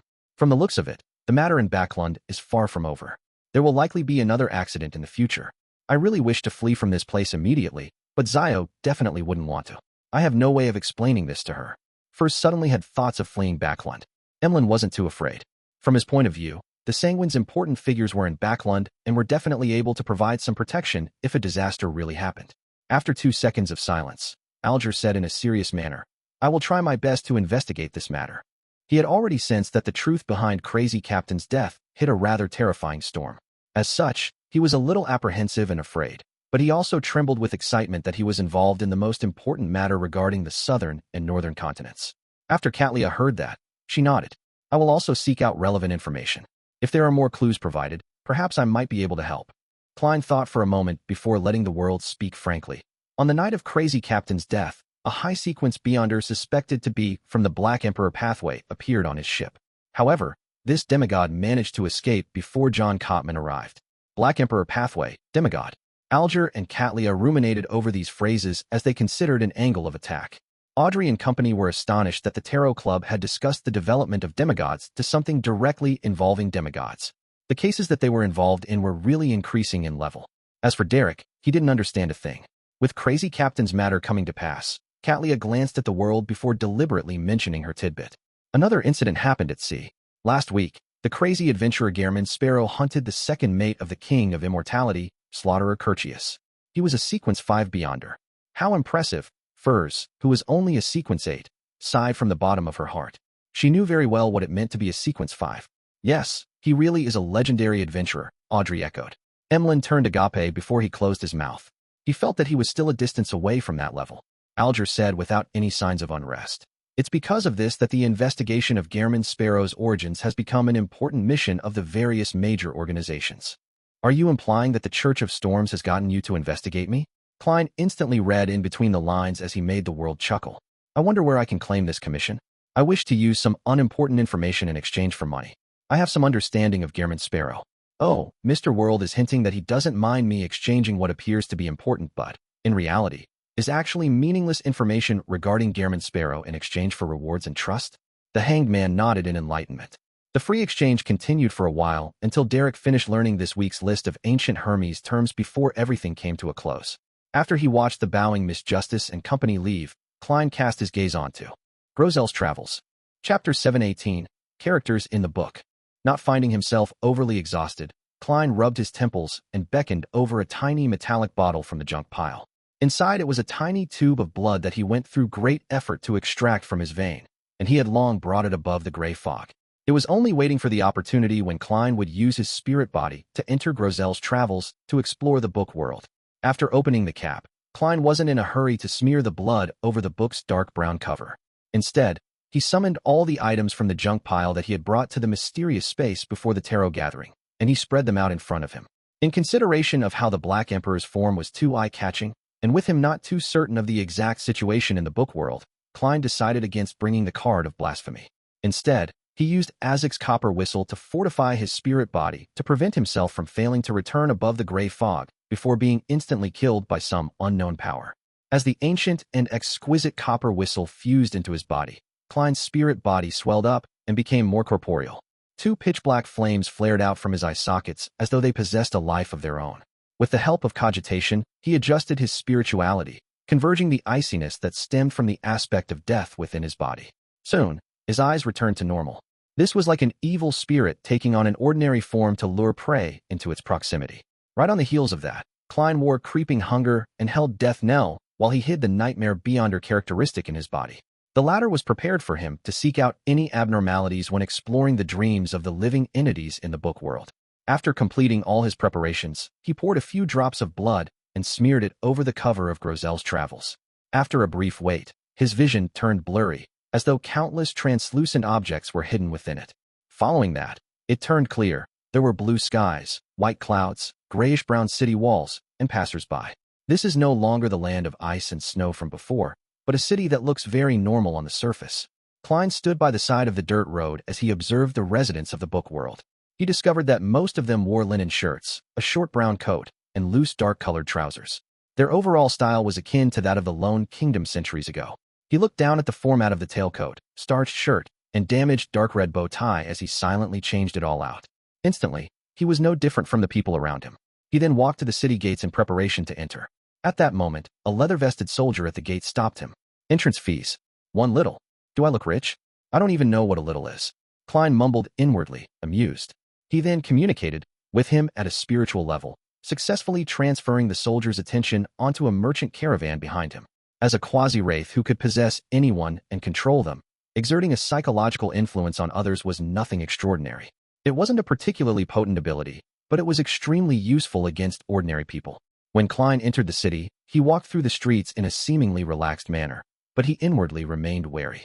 He felt that public hygiene was slightly better than Backland a few years ago. It appeared to have a mature sewage system, preventing the situation of any waste and trash being dumped. I couldn't tell that this is an illusory world inside a book at all. Everyone has spirit body threads. Klein proceeded forward as he observed. Suddenly, he noticed a stone building that was more than 10 meters tall to his side. It only had 2 stories, and the top of the door was about 4 meters tall. Beside the building was a signboard. It was written in a language that was completely different from any of the outside world's languages, but Klein instantly understood what it meant. Pessoa Blacksmith Guild. There's a blacksmith guild. This place really hasn't entered the age of steam. Just as Klein was feeling poignant, he saw the door creak open, and out walked a giant with 4 long limbs. The giant's skin was grayish-blue, and his head had the trademark single vertical eye. In his hand was a huge and heavy sledgehammer. He walked across the street with his lips curled. The humans walking past him didn't show any fear, as though it was a common sight. They even greeted the giant. Good afternoon, Grozel. Grozel. Klein, who was rather face-blind to giants, had his pupils constrict. Only then did he realize the familiarity. He was just about to chase after them when he discovered that the giant had turned into another street, vanishing from his sights. Klein stood on the spot, silently observing the intersection as he came up with a few guesses. There's another Grozel in the book world? No, The ending of the travels is that Grosel died in battle in the Nation of Frost. This is another story. Filled with all kinds of questions, Klein wasn't in a rush to find Grosel. He turned and entered a bar by the side of the street. Such places were often the places with the most messy and multifarious information in a city. It aided him in quickly gaining a grasp of the entire situation. The bar's lighting was dim, and the ventilation wasn't the best, making the air appear somewhat turbid. At that moment, there weren't many customers drinking. Most of the people were by the bar counter, chatting happily with each other or the bartender. Klein slowly walked over when his gaze froze. He saw a man wearing a black pointed hat and an asymmetrical coat by the side of the bar counter. He looked pretty handsome with his flaxen-colored hair, deep brown eyes, a high nose, and thin lips. He was none other than the Solomon Empire Viscount, Mobit Zoroast. Upon seeing him, Klein recalled the scene of the Dream Stealer's rapid aging before he collapsed onto the ground as he struggled to crawl towards elvish songster Ciadas and grabbed her hand. All of that remained clear as day, as though it had just happened yesterday. Yet, Mobit had once again appeared before his eyes. Klein's expression grew heavy as he walked over and sat beside Mobit. He didn't say a word, as he knew that Mobit was one to start a conversation. Outsider, first time in Pesot? I swear I've never met you before. Mobit put down a cup of distilled liquor as he turned his head to the side. I come from the Nation of Frost. Klein randomly cooked up a story. Mobit immediately laughed loudly. You're a funny one. This is the Nation of Frost, but of course, that was many years ago. Ever since the King of the North was killed by a bunch of adventurers, no heroes, this place is no longer plagued by ice and snow. Everyone believes that it should be called the Nation of Neverwinter. Klein fell silent without responding. Why so serious? It looks like you have your own troubles. Mobit rapped on the wooden bar counter, showing signs of sympathy. He downed a mouthful of spirits and said, I'm telling you, men should absolutely not get married. It's the beginning of suffering. Do you know? When she gets worked up a little, she would beat me up. When she's happy, she beats me up. Same when she's embarrassed or angry. Anyway, she beats me up for any reason. From this very moment, I've decided not to return home again. Does this mean you got married to Ciadas? Klein kept silent for 2 seconds as he sized up Mobit's face. He discovered that there were no signs of bruises and swelling on his face. This meant that the elvish songster knew that men needed to put on appearances. He asked with a sigh, Then why did you marry her? Mobit was taken aback as he smiled wryly. I came here with a merchant caravan. When I first saw her, she was just that beautiful. Her singing was moving and seemed to hide indescribable sorrow. Hell, I'm as afraid of her now as I was infatuated over her back then. I definitely won't return. Hey, why do you seem a little sad? You don't have to be sad for me. I'm already free. At that moment, the door to the bar suddenly opened as a beautiful female voice shouted, Mobit, come out here. I'm counting from 10. Never come back if you don't come home. 10, 9. Mobit immediately jumped up and ran to the door. As he ran, he muttered, I know you don't have any patience. You always jump to 2 after counting to 8. Klein turned his body and saw Ciadas' figure, but he no longer had the intention of communicating with her. The real Mobit and Ciadas were already dead. The ones living in the book world were just 2 characters.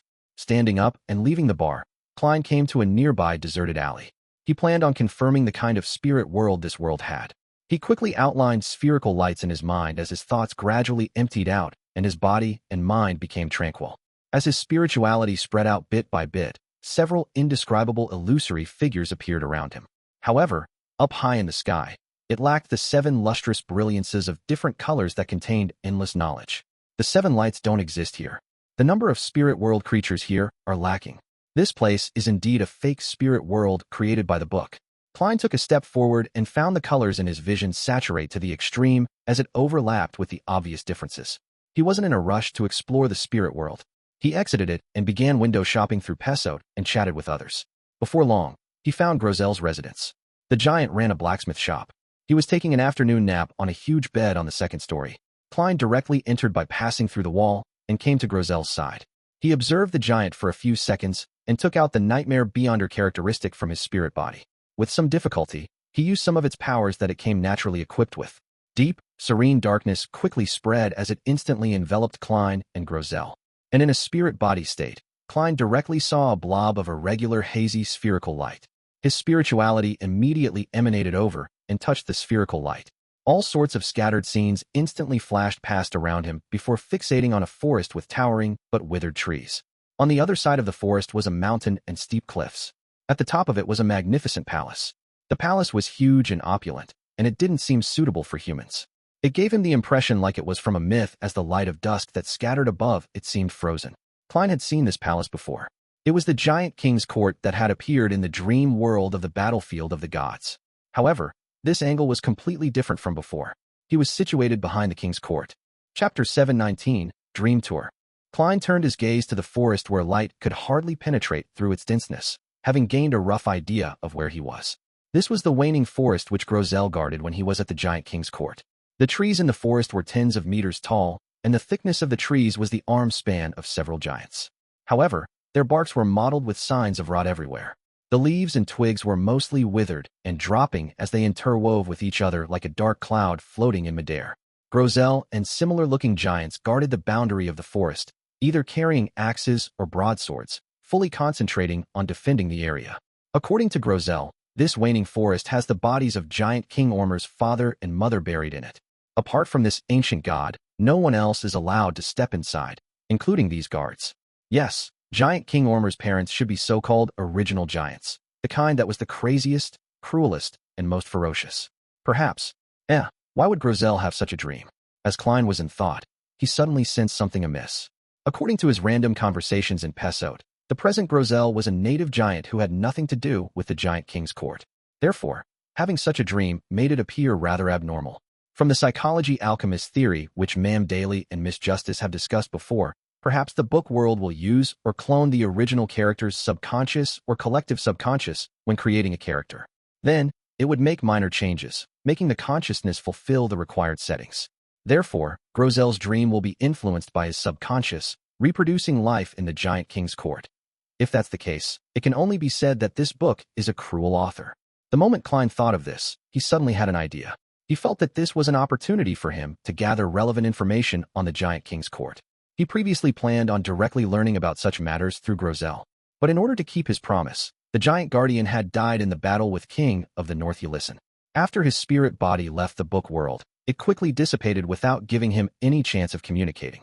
Now, he finally had another method, which was to explore Grosel's dream.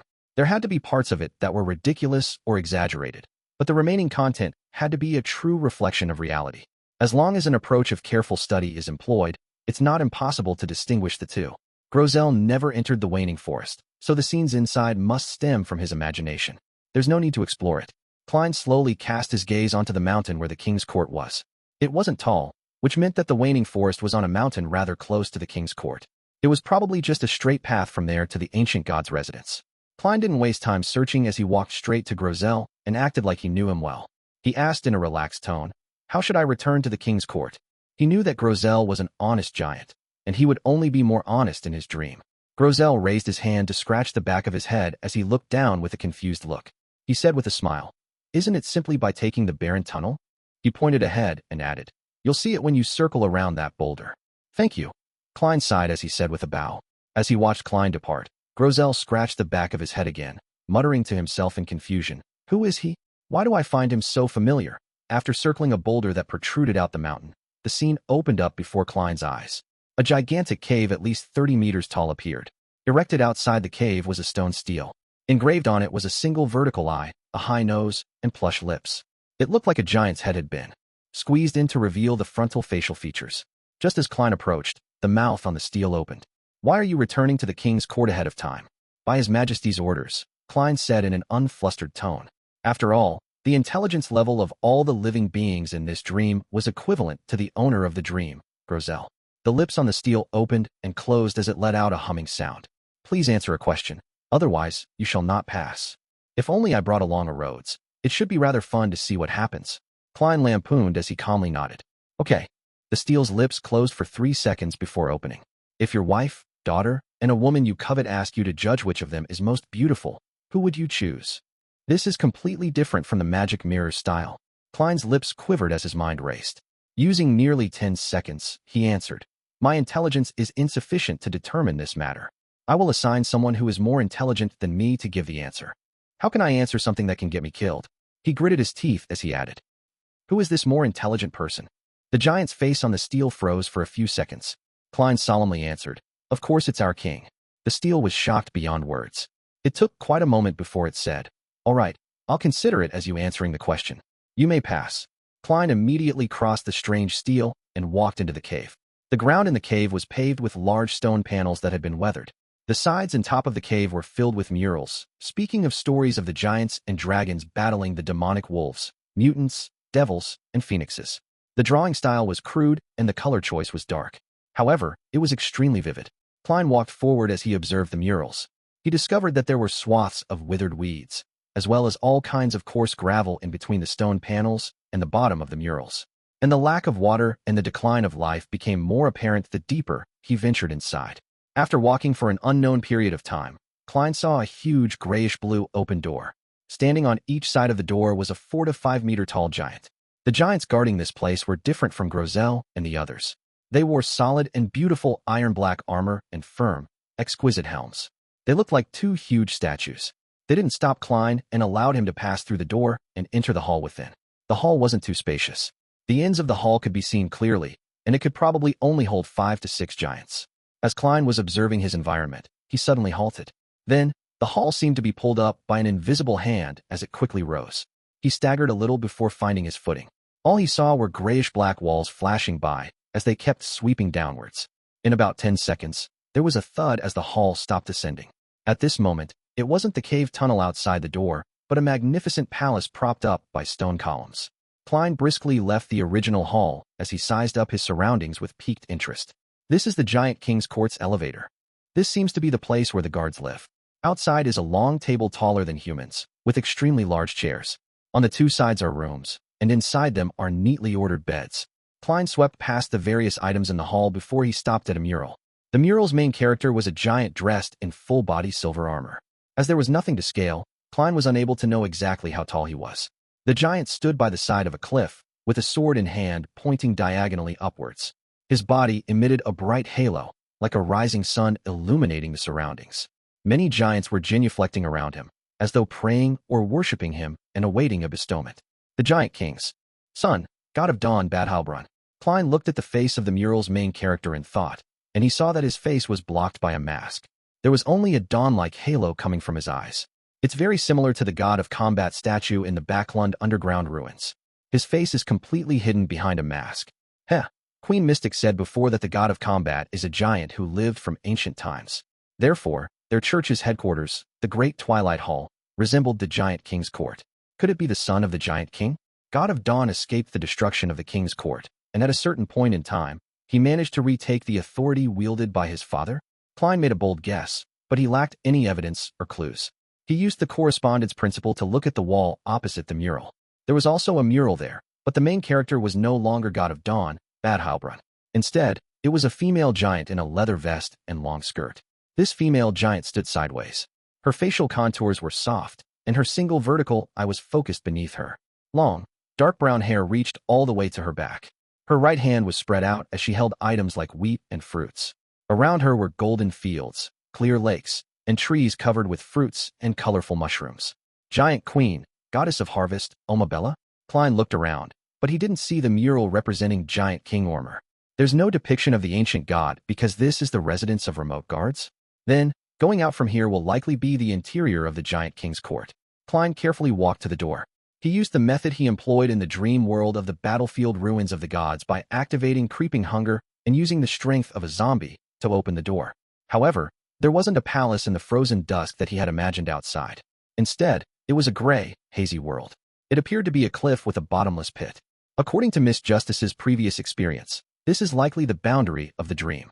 The only way is to head down and enter Grosel's subconscious. Finally, I'll arrive at the sea of collective subconscious. Miss Justice discovered a mind dragon in the human sea of collective subconscious where she was. Then, in this book world created by the dragon of imagination, what would be contained in the sea of collective subconscious? Klein's mind whirred as he conjured a staircase that led down into the hazy world. The staircase didn't head straight down, but spiraled around deep into the gray haze. The bottom couldn't be seen, nor were any of the details of the mind world that were possible to discern. Chapter 720, Philosopher. After silently observing it for a few seconds, Klein walked forward as he got onto the staircase and carefully walked down it. The surrounding light gradually dimmed with a gray, hazy luster that enveloped the extremely silent world. The moment Klein proceeded down the staircase, he felt more and more like he was being locked inside a dark, silent room.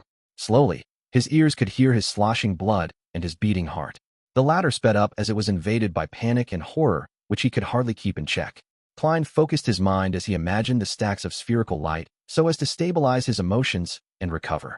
To his side, a grayish-white cliff coldly stood there, a representation of the domain of Grozel's consciousness. It was silent as though it were dead, but the surrounding grayness would occasionally coruscate. Klein focused his gaze and saw that in one of the points of light, there was a giant who ripped apart a human before stuffing it into his mouth, as well as Grozel panicking. Back then, the latter was less than 3 meters tall, and it was clearly still an adolescent. The point of light flashed past, appearing in the frozen dusk that scattered over the mountain peak. Time here seemed to become impeded. Klein was just about to seek out any valuable information in Grozel's subconscious when he suddenly heard sounds akin to a beast's panting. With a whoosh, a huge palm appeared from the surrounding haze. Its skin was grayish-blue and was covered with signs of rot. On it was an obvious yellowish-green liquid as it quickly grabbed at Klein's ankle. Amidst the panting sound, similar palms rose up one after another from the staircase below, as though they were attempting to forcibly pull Klein's spirit body into the mind world's darkest and most unfathomable zone. Instantly, these rotting palms formed a dense horse as they kept struggling upwards and let out sounds of horrible, hair-raising panting. It made Klein instinctively jump up 3 steps. However, the countless palms that belonged to giant corpses didn't stop. They squirmed along the staircase as they surged upwards, covering every inch of space. Klein was just about to reach out his right palm to draw Death Knell and use purifying bullets combined together with Death Knell's slaughter ability to finish off the countless monsters when 2 questions suddenly flashed in his mind. Where do these palms come from? Why would they be inside Grozel's subconscious? The moment this thought came to mind, his spiritual perception was triggered. Klein came to a realization as he immediately abandoned his thoughts of using Death Knell. He calmed his breathing and imagined the spherical lights. The huge, rotting palms took this opportunity to reach his feet as they grabbed his calves and ankles. At that moment, they silent vanished as though they had never appeared. Indeed, this is an illusion created by Grozel's subconscious. Here, minds don't just face each other, but they interact with them as well. If one lacks the corresponding beyonder powers, the deeper one goes, the easier it is to have an emotional breakdown. Intrusion by the other party's subconscious will slowly happen until one's beyonder powers are severely tainted. As a result, one will become a mental patient that will never be able to recover their rationality, and this might very well lead to a loss of control. This is different from communicating with spirits. Corruption isn't avoided simply by maintaining lucidity and reason. This is because one is already inside the target's beyonder powers. Klein muttered to himself, having figured out something. He hesitated for a few seconds before turning around to climb back up the stairs. He gave up on venturing deep into Grozel's mind world because he lacked the beyonder powers to placate his own mind. Insisting on heading down was equivalent to suicide. I'll consider exploring again after I find a mystical item that targets this aspect. Klein determined his thoughts as he walked faster. Finally, with a leap, he returned to Grozel's dreamscape and returned to the guard's quarters in the giant king's court. He already felt exhausted, so he immediately left the dream, walking out of Grozel's blacksmith through the walls before observing the wonders of the book world. I've already met Grozel, Mobit, and Ciatis, and while I was casually chatting with others, I also heard of the devout priest, Snowman, and the philosopher, Frunzier. However, there isn't an Anderson Hood, Edwina Edwards, Danitz, or Gehrman Sparrow. Therefore, only the dead will possess brand new characters in the book. Or could it be that only those who had stayed in here for extended periods of time, fully expressing themselves as an adventurer in their day-to-day lives, would be able to have their subconscious replicated? As Klein strolled by the side of the street which was illuminated by the setting sun, he considered something that he found crucial. If it were the former theory, where the dead would revive and become new characters, then there was nothing Klein needed to worry about. However, if it was the latter, he had to consider reducing the frequency at which he explored the book, as well as strictly control the amount of time he spent in it each time. There's no way to ascertain it for now. I'll deal with the situation by assuming it's the latter. There's definitely nothing wrong with being cautious. Klein quickly made up his mind and was about to return above the gray fog. At that moment, he saw another familiar figure. Frunzier, with his black hair and blue eyes, was sitting on a long, wooden chair by the street. He was staring blankly at the sky which seemed to be lit in flames, as though he was in thought. Recalling how this lone soldier's ash urn was still with him, he planned on sending it back to the Church of Storm's cemetery in Backlund. Klein silently sighed and walked over before sitting beside him. He asked as though it was a casual conversation, "What's on your mind?" "I'm wondering who I am, where I come from, how I should return." Frunzier didn't look away as he said in a dreamlike state. Without waiting for Klein to ask another question, he shook his head with a chuckle. "I ultimately feel that I don't belong here. I'm not myself at the moment, and that there's some place awaiting my return. They always mock me for considering such pointless questions, so they gave me the title of Philosopher. As he spoke, he looked at the setting sun and once again fell into silence and looked spellbound. Klein didn't say a word. He sat there quietly and accompanied Frunzier in watching the sunset. Finally, he silently vanished. Frunzier didn't notice that the person beside him had already left. He sat there motionless like a marble statue, looking far into the distance. After replenishing the ship's supplies, Alger Wilson instructed the Blue Avenger to leave the Resistance's private harbor. It wasn't going to stay too long in the Rorsted archipelago. He had to return to Passu Island to make his report by the designated time. At that moment, in the captain's cabin, he was watching in anticipation at the illusory door that was formed by items with spirituality and a burgeoning flame. It was the door of sacrifice, and it was also a door of bestowment. Amidst an illusory creaking sound, the mysterious door slowly opened, revealing an infinite depth and darkness within its interior. Light shot out from within before converging immediately. After everything calmed down, 2 items had appeared on the altar at some point in time. As for the door with all kinds of strange symbols, it was gone. Alger was able to compose himself as he seriously thanked Mr. Fool.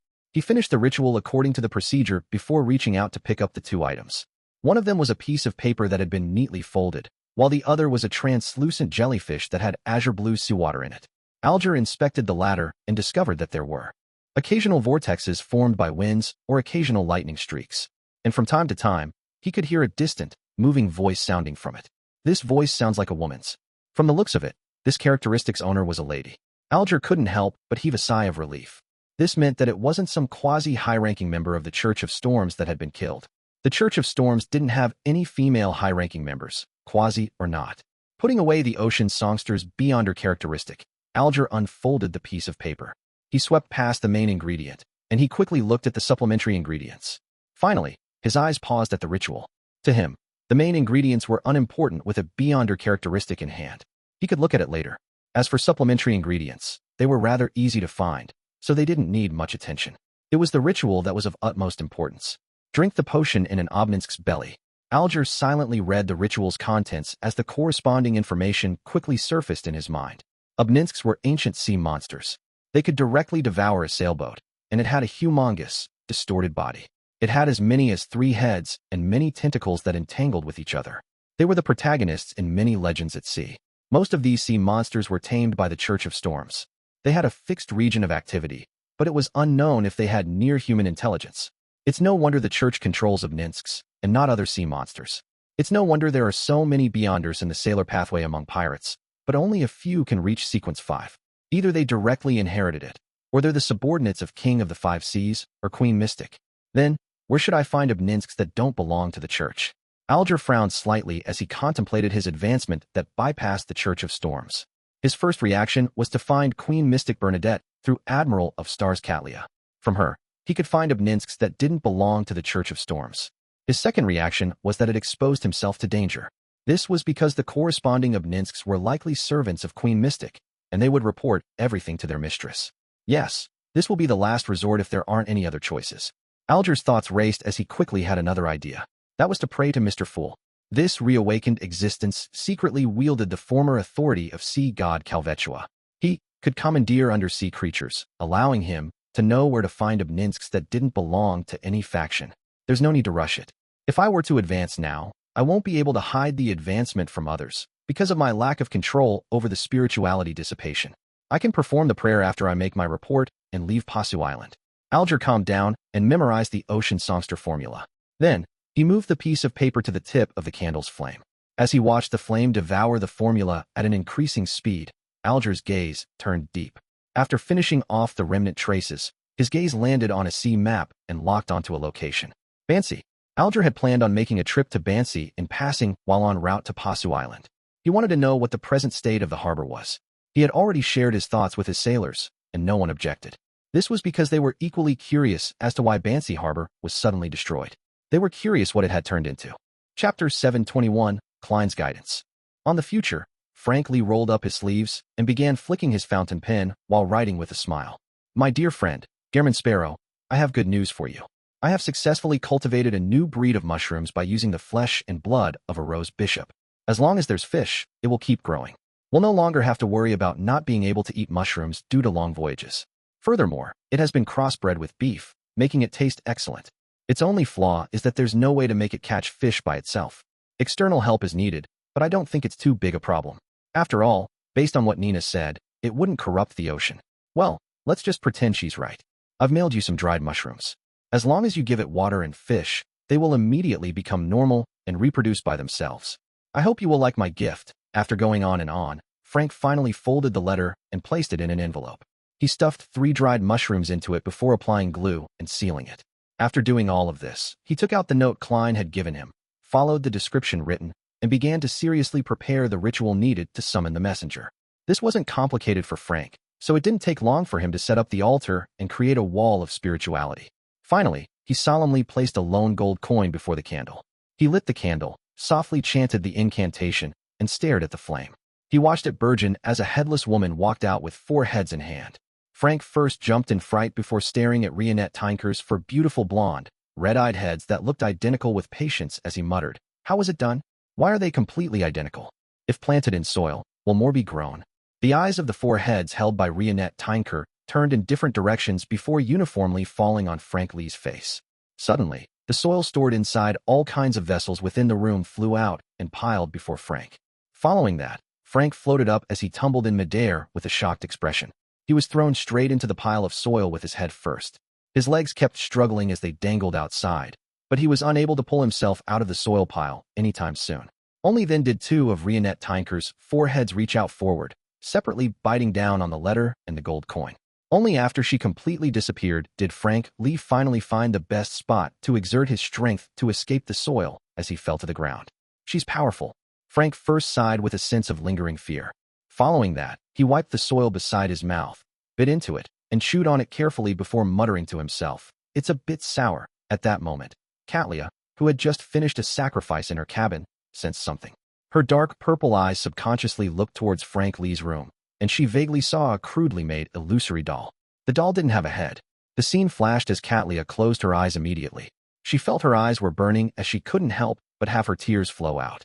She knitted brows little by little as she muttered in disbelief, "Ancient bane." After sending the meteorite crystal and black hunting giant lizard's spinal fluid to Miss Magician and Miss Justice, Klein returned to the real world. He lay himself down on a reclining chair as he allowed his body to rock gently. He began considering where he would head to next.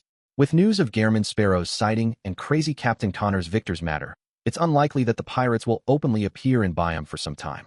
They've either left the harbors or are hiding themselves, making it difficult for others to find them.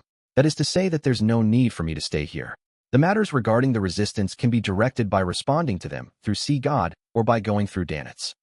I'll head to the Seaweed Bar later. I'll get a fake identity, buy a scalp ticket, and head for Desi Bay's Conant City. That's not only the biggest harbor around here, but it's also Davy Raymond's hometown. I previously agreed to this Red Glove's request when I released him from creeping hunger that I would pay this beautiful Bay City a visit and tell his daughter that revenge has been exacted. Yes, I'll also think of a way to return the nightmares beyonder characteristic to the church. Haha, how hypocritical can people be? I'm planning on returning a nightmare characteristic while also planning how to steal a sealed artifact from behind St. Samuel Cathedral's Cheney's Gate. Shaking his head, Klein closed his eyes and slept to recover his spirituality. After an unknown period of time, he suddenly felt something as he opened his eyes naturally. He quickly activated his spirit vision. Then, he saw Rionette Tinker walk out of the void. This messenger was wearing the same complicated black dress, with a letter clasped in one of the head's teeth. Who mailed it? Danitz, Vice Admiral Iceberg, Frank, or Anderson? Klein received the letter as he nodded in appreciation. Thank you. He was very courteous with his powerful messenger with a mysterious background. He didn't wish to be strangled to death one day. Do you want to? Immediately. Reply. Rionette Tinker's 4 heads spoke one after another. Klein tore open the envelope, took out the letter, and opened it to read it. The content alarmed him as he nearly forgot to reply to her. As for Rionette Tinker, she wasn't quick-tempered. She silently waited by the side. One day, Frank Lee will destroy the world. He definitely needs to be controlled. I can't give him a chance to advance. Seriously, how much does this fellow love to crossbreed and create all kinds of strange plants? The city of Silver is in need of food. A thought flashed through Klein's mind as he had a bold idea. It was to direct Frank's research efforts towards all kinds of food that suited the city of Silver. This way, cows, fish, mushrooms, rose bishops, the sea, and the world would be safe. Klein hurriedly looked up and said to his messenger, "Yes, I'll immediately reply." He instantly got up from the reclining chair, walked to the desk, got out a pen and paper, and started writing quickly. I have a question. If you eat the mushroom breed you create, then eat cooked fish and drink a cup of water, will it continue to reproduce? After finishing the reminder, Klein proceeded to the main point. Is it possible for you to create wheat that can grow without sunlight, or cows that can produce milk and meat simply by consuming monsters? That seems rather interesting. He continued on this topic and wrote a few paragraphs before folding the letter. He then handed it to Rionette Tinker and, in a natural way, he said, "The postage will be paid by Frank. Let's hope he isn't dead." After the messenger's forehead said those words one after another, a representative was made to bite on the envelope. "Let's hope he isn't dead?" Klein jumped in fright. Just as he was about to clarify the matter, Rionette Tinker had already entered the spirit world and disappeared. After contemplating for 2 seconds, Klein wrote a divination statement and used his topaz pendant to confirm that Frank Lee was still alive. He silently heaved a sigh of relief, packed up the dried mushrooms, and rubbed his temples before lying back into the reclining chair. After dinner, at the seaweed bar, Klein wore an ordinary-looking face and came here once again. Unlike before, the customers in the bar were mainly mixed blood or natives who had darker skin and curly black hair. They were either part of the gangs in Byam, or they were secretly working for the resistance, or even both. There weren't many ordinary people, and the commonly seen pirates who often came from different countries were all gone. Only a few people dressed as adventurers were drinking liquor and discussing rumors at sea. Klein swept the bar and found Daniel, who Danitz had mentioned. This thin local could provide him with fake identification documents and scalp ship tickets. Without any apprehension, he went over. A second-class ticket to Conant for tomorrow and an identification document. Daniel looked up and glanced at him. After some thought, he said, "A total of £20. Just a second-class ticket to Conant costs around £9. However, scalp tickets are more expensive to begin with. Together with the faked identification documents, £20 isn't too ridiculous." Klein silently did the math before saying, "When can I get it?" "In 45 minutes, Daniel replied like clockwork.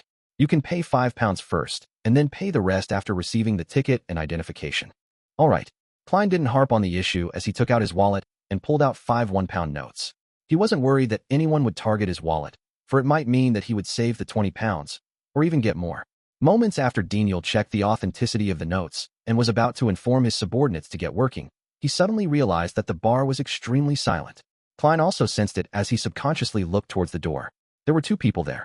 One was wearing a formal tailcoat and a black trench coat, with brown hair neatly combed backwards. His eyes weren't big, but they were bright and piercing. He had a thin mustache around his mouth, making him exude a gentlemanly feeling while also looking a little sloppy. The other person wore a hooded robe, which was rather rare. His face was hidden in the shadows, making it impossible to identify him. The sloppy gentleman scanned the area and was rather pleased with the crowd's reaction. A silver coin was tumbling in between his fingers as he walked towards Daniel. The hooded person followed behind him, taking out something from his clothes and stuffing it into his mouth, producing crunching sounds. The silver coin stopped moving when the sloppy gentleman came in front of Daniel. He said with a chuckle, "Prepare 10 tickets to Pritz Harbor tomorrow for me. They need to be split between 3 different ships." "Yes, Mr. Oder." Daniel stood up in a panic as he replied. Klein momentarily failed to recall who the sloppy gentleman who was tumbling the silver coin in his hand was. Only when he heard the name, Oder, did he find him familiar. As he was recalling, he saw the man in the hood take out a coffee-colored sweet before popping it into his mouth. He was munching on it, producing the sounds. After obtaining an affirmative reply, Oder and the man didn't stay any longer. They walked to the staircase in the quiet atmosphere, and they headed for the 2nd floor of the bar. Daniel exhaled as he turned his head to see Klein looking puzzled. He then said, "Oder, the adventurer, Oder, who serves the dawn. I remember, Silver Coin Viper Oder. He's always claimed that he works for Queen Mystic, but no one could prove it. I can ask Ma'am Hermit later. The last I heard of him was at Demir Harbor. He was apparently mixing with Admiral of Blood's intelligence officer, Old Quinn. However, the latter has already been finished off by Mr. Hangman." Klein instantly recalled many things as he deliberated and asked, "What about the other one?" "Who knows?" Daniel turned his head to instruct his subordinates as he got them to prepare some identification documents and the corresponding ship tickets. Chapter 722, An Unpeaceful Night. As Silver Coin Viper Oder wasn't a pirate, there were all kinds of rumors about him, most of which could hardly be verified. Klein retracted his gaze from the staircase and walked to the bar counter. He found a seat at the counter and tapped it. A cup of Zarhar. This was a locally produced malt beer. It was a lot cheaper than Southville beer that needed to be shipped over from the northern continent. 3 pence. The bartender recovered from his silent state as he picked up an overturned cup. The crowd in the bar began to break out into whispers as they were illuminated by the gas wall lamps. All of them were discussing the reason for Silver Coin Viper Odor's purchase of 10 tickets. He's definitely being pursued by someone. 10 tickets among 3 ships. It's clearly to prevent his pursuers from knowing which ship they boarded. A gang member with his sleeves rolled up, revealing his tattoo, shared his view based on his experience from evading capture twice. An adventurer drinking Lanty-proof scoffed. You don't understand, Odor. If his plan was that simple, he wouldn't have the title Silver Coin Viper. I dare bet that he won't be on any of those liners from those 10 tickets. The only thing I can confirm is that they're heading to Pritz Harbor. Another adventurer shook his head when he heard that. Perhaps the news of him heading to Pritz Harbor is fake as well. The gang member from before was taken aback by what he heard. Refusing to be one-upped, he said, according to your descriptions, Odor has likely thought of what you figured out. That's precisely why he's heading to Pritz Harbor and will be on one of the 3 ships. The 2 adventurers were about to retort him, but they decided that there was quite a non-zero chance of that happening after some careful thought. Momentarily, none of them said a word. This made the gang member extremely happy as he downed the rest of his liquor. Klein was holding a cup of Zarhar as he sipped it while listening to the conversation. He was waiting for the fake identification and tickets he needed. There's another 45 minutes. I hope nothing happens. Don't make the bar into a mess. He silently prayed as he drew the crimson moon inwardly. The light yellow beer slowly dropped in volume, while Klein would look at the wall clock from time to time, or at the entrance, hoping that time would pass faster.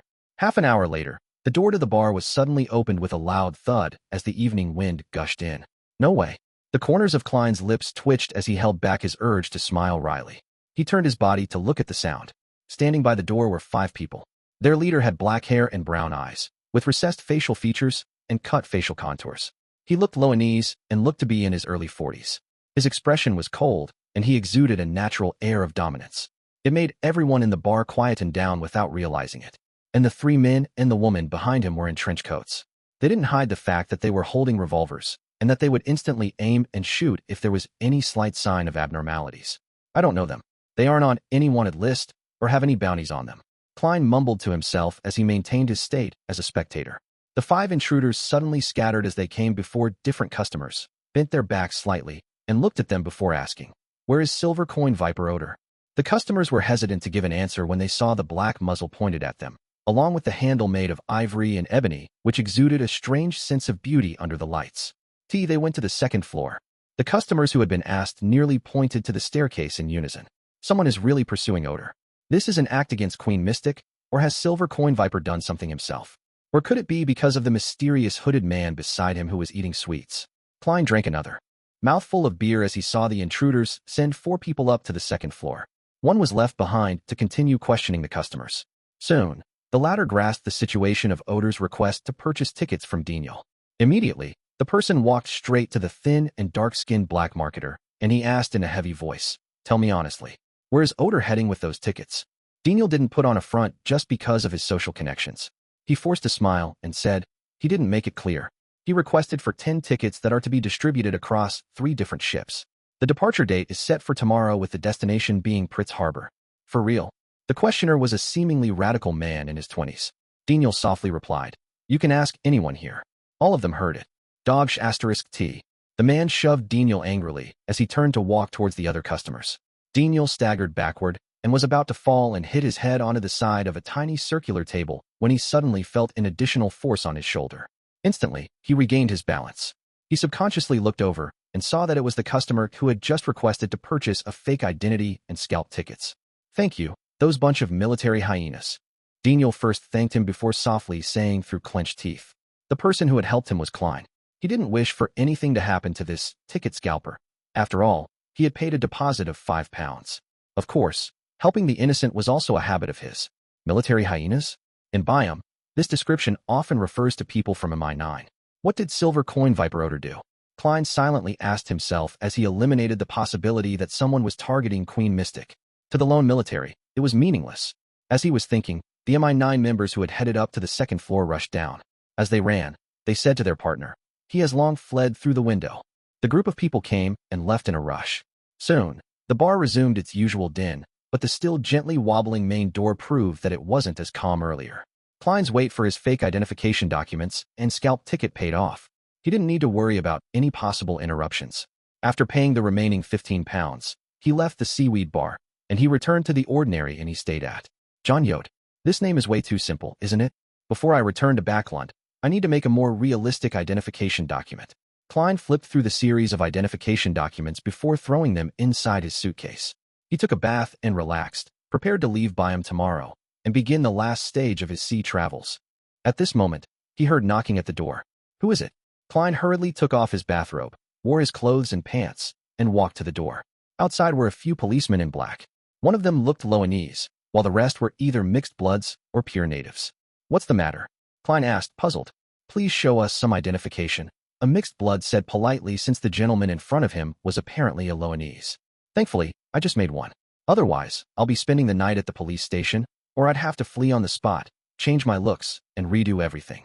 Klein mumbled as he returned to his room and took out the identification documents. The lone police officer casually flipped through it as he said, Mr. Yode, are you living alone? Yes, everyone in the inn can vouch for me. Klein replied frankly.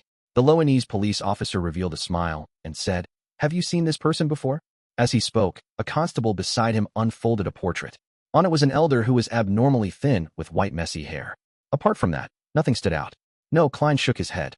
He likes to eat sweets, the Loanese police officer added. Sweets? Klein suddenly recalled the mysterious hooded man behind silver coin viper odor. He had been eating plenty of coffee-colored sweets in a short period of time. After a short deliberation, Klein said without hiding anything, perhaps. Back when I was in the seaweed bar, I saw a man who loved eating sweets and was following silver coin viper odor. The Loanese officer didn't hide his disappointment. After a simple word of thanks, he ended the questioning. Only after he knocked on the other guest rooms did Klein close the wooden door and return to the reclining chair. Odor's matter has not only attracted MI9, but it has also gotten the Governor General's office to send manpower to do a citywide search. This is quite something, he muttered, and decided to head above the gray fog to browse through the prayer points of light around the sea god scepter. He could gain more information from the prayers of the believers in Byam. He didn't wish to end up embroiled in a massive maelstrom for giving the wrong response. After entering the bathroom, he went above the gray fog where he summoned the white-boned scepter from the junk pile. Swirling around it were countless points of light. As he browsed through each point of light, he determined that the questioning wasn't on a small scale. The target was Odor and the mysterious man, but he couldn't figure anything else out. After some thought, he cast his gaze on a point of light that had been specially marked out by godhood. It belonged to a mixed-blood policeman named Belaya. He claimed to have swallowed humiliation by changing his faith to the Lord of Storms for the sea god, so as to climb up the police ranks. He was already a superintendent. Then, Klein cast the sea god's will into the corresponding point of light. Belaya, who was in the police station, assigning work to his subordinates, suddenly broke out into a cold sweat. He hurriedly found an excuse to enter the washroom as he silently prayed. Blessed of the sea and spirit world, the great Calvetua, your pious believer has something to report to you. The person we are specially searching for tonight is a very thin elder. His hair is completely white, but he has luxuriant hair. It's just very messy. He's very afraid of the cold, and he wears thick clothing even in Byam. He loves to eat sweets, as though he's a steam engine himself, and sweets are high-quality coal. The higher-ups have informed us to find him, but not harm him. Klein ignored Belaya and reined his thoughts back as he tapped the side of the long table. Compared to the portrait, such a description gives me a sense of familiarity. It's like I've heard of it somewhere in the past. To a seer, a sense of familiarity meant a clue. Hence, Klein wrote a divination statement and began questioning his spirituality. As he chanted the statement, he leaned back into the chair. He fell asleep with the aid of cogitation. In the gray and dark world, Klein found himself back in Backland, back in 15 Minsk Street, which he previously rented. In front of him was the red-eyed Ian. This teenage boy looked up and said, Ronnie von Helmesen, the greatest scientist after Emperor Roselle, a mathematician, a mechanist, and the father of the second-generation difference engine. Suddenly, Klein woke up and knew who MI9 was looking for. They were finding the great scientist who caused many deaths between the lone military and the Intis spy organization solely because of a third-generation difference engine. They were finding the science freak who had mysteriously disappeared for years. It's no wonder Admiral of Blood's intelligence officer, Old Quinn, had a modified radio transceiver that surpassed those in Backland. Klein was instantly enlightened. Chapter 723, Another Good Deed Today. After a moment of his mind going adrift, Klein rubbed his temples and slowly composed himself. He discovered that the matter had little to do with him. He wasn't motivated to participate in the matter. He was apathetic to whether the lone military found Ronnie von Helmesen, because he lacked a sense of belonging to the lone kingdom. What he had done in the past was solely to ensure a stable society and that its citizens wouldn't suffer any accidental damage. If possible, He didn't mind instigating a revolution to allow the poor to lead better lives. I never expected myself to become more of an internationalist after coming to this world. He gave a self-deprecating laugh as he prepared to return to the real world and have some sleep. Under the cloak of darkness, he would allow the tempest outside to freely unleash its might. At this moment, his attention was caught by the biggest item in the junk pile through the corner of his eyes, the radio transceiver. Speaking of which, what is the faction controlling Tyranny von Helmsuen? It's nothing much if it's people from Queen Mystic Bernadette's side. She's a strong believer of do as you wish, but do no harm, so she wouldn't do anything overboard. It wouldn't be good if it's the Rose School of Thought represented by Admiral of Blood. Ignoring the Temperance faction that's being suppressed, as believers of the Chained God or Mother Tree of Desire, their level of vileness can't be lower than the Aurora Order. Letting them grasp the most advanced technology available might bring about a disaster. Klein stopped his actions of wrapping his body with his spirituality. He gently tapped the edge of the modeled table. He soon had an idea, which was to bring the radio transceiver back to the real world, adjust it to the correct frequency to see if he could receive the telegrams from Admiral of Blood's crew. Then, he could use the codebook he had to decipher the communications. There will be a huge sweep of the city tonight. The matter must be at a rather important and intricate point. If the ones controlling Helmsuen are them, there's a possibility of the appearance of crucial telegram exchanges. In a situation in which the Governor-General's office, the lone military, and the Church of Storms haven't placed importance or even accepted this technology, this is the safest method. Therefore, Admiral of Blood and company have a non-zero chance that they wouldn't change the frequency and codes after Old Quinn's death. Anyway, I'll just give it a try. After some deliberation, Klein didn't delay as he returned to the real world and busily prepared a bestowment ritual. After bringing the radio transceiver into his room, he didn't immediately use it. Instead, he used a ritual dagger and created a wall of spirituality to seal the room. He was doing it to air out the gray fog's smell. To him, there was actually no need to go through so much trouble to confirm the faction that controlled Helmsuen. He could have used the gray fog's aura to contact the Rhodes and receive the answer. But the problem was that he had posed his questions recently, and this smell that frequently appeared might incur the notice of evil gods like the True Creator or the Primordial Demoness. It was extremely dangerous. Therefore, Klein decided to play safe by relying on himself. After about 8 minutes, when the airing was almost complete, he dispelled the wall of spirituality and controlled the radio transceiver to begin his surveillance. After an unknown period of time, the corresponding frequency received a transmission. Klein held back the joy in his heart as he seriously made notes. Then, he flipped through the codebook which he had replicated using divination, and he began the necessary deciphering process. Soon, he wrote a line on a note. 32, Black Pepper Avenue. 7 a.m. tomorrow. Indeed, the people in control of Helmsuen are Admiral of Blood and company. There might be powerhouses from the Rose School of Thought involved. Klein immediately made a judgment. This wasn't confirmed based on the content of the telegram, but a simple inference from the existence of the telegram itself. If Admiral of Blood and company were uninvolved, it was unlikely for them to send and receive telegrams involving Byam streets. The meaning of this telegram is to gather by 32, Black Pepper Street tomorrow before 7 a.m.? Does it mean that Helmsuen and Silver Coin Viper Odor are hiding there, and they're reporting to Admiral of Blood of their location and giving a corresponding time? Klein thought for a moment and immediately returned above the gray fog. With the intel he had just received, he wrote the divination statement, Tyranny von Helmsuen's present location. With the paper in hand, he leaned back into the chair and chanted the statement in a raving-like manner as he entered a dream with cogitation. In the gray, hazy world, he saw an underground hall with countless gas wall lamps. Inside the hall was a massive, complicated machine. It was constructed from copper cylinders, operating levers, take-up levers, and countless gears. It took up nearly 2/3 of the space. A thin elder with grizzled, disheveled hair wore a thick coat as he paced in front of the machine. From time to time, he would pop a sweet into his mouth and munch on it noisily. No, it shouldn't be called a difference engine. It's an adorable fellow who can analyze questions and calculate the answer based on a set of procedures. Yes, its name should be a calculator. The elder kept muttering to himself as Klein's vision was pulled upwards and out the underground hall, arriving at the building above. It was a 3-story villa with a garden and lawn. Outside was its address, and it reads, 32, Black Pepper Avenue. He really is here. Klein opened his eyes as he silently exhaled. Then, he was stumped about what to do next. A scientist like him is useless to me. Instead, it's the root of many problems. I can't just keep him above the gray fog. Therefore, there's no need for me to personally get involved and take him away. Hand over the news to the lone military or the Church of Storms. This will effectively prevent the Rose School of Thought from obtaining any benefits, but there's a faction in the military that is likely related to the true culprit behind the Great Smog of Backland. It's not a good thing to have Helmasuin fall into their hands. The Church of Storms is well known for being rash. A conflict might end up with the scientist meeting the deity he believes in. After some careful deliberation, he gradually had a bold idea. It was to make the news public. He would make the existence and location of Tyranny von Helmasuin known to the Lone Kingdom military and the churches. This could effectively ensure that the scientist's capabilities would be employed by the Lone Kingdom itself, and not any one faction. The key is balance. Klein smiled as he muttered. He then beckoned with his hand for the Sea God Scepter. For the former him, he had to carefully distribute flyers across the city to make a matter public and known to all.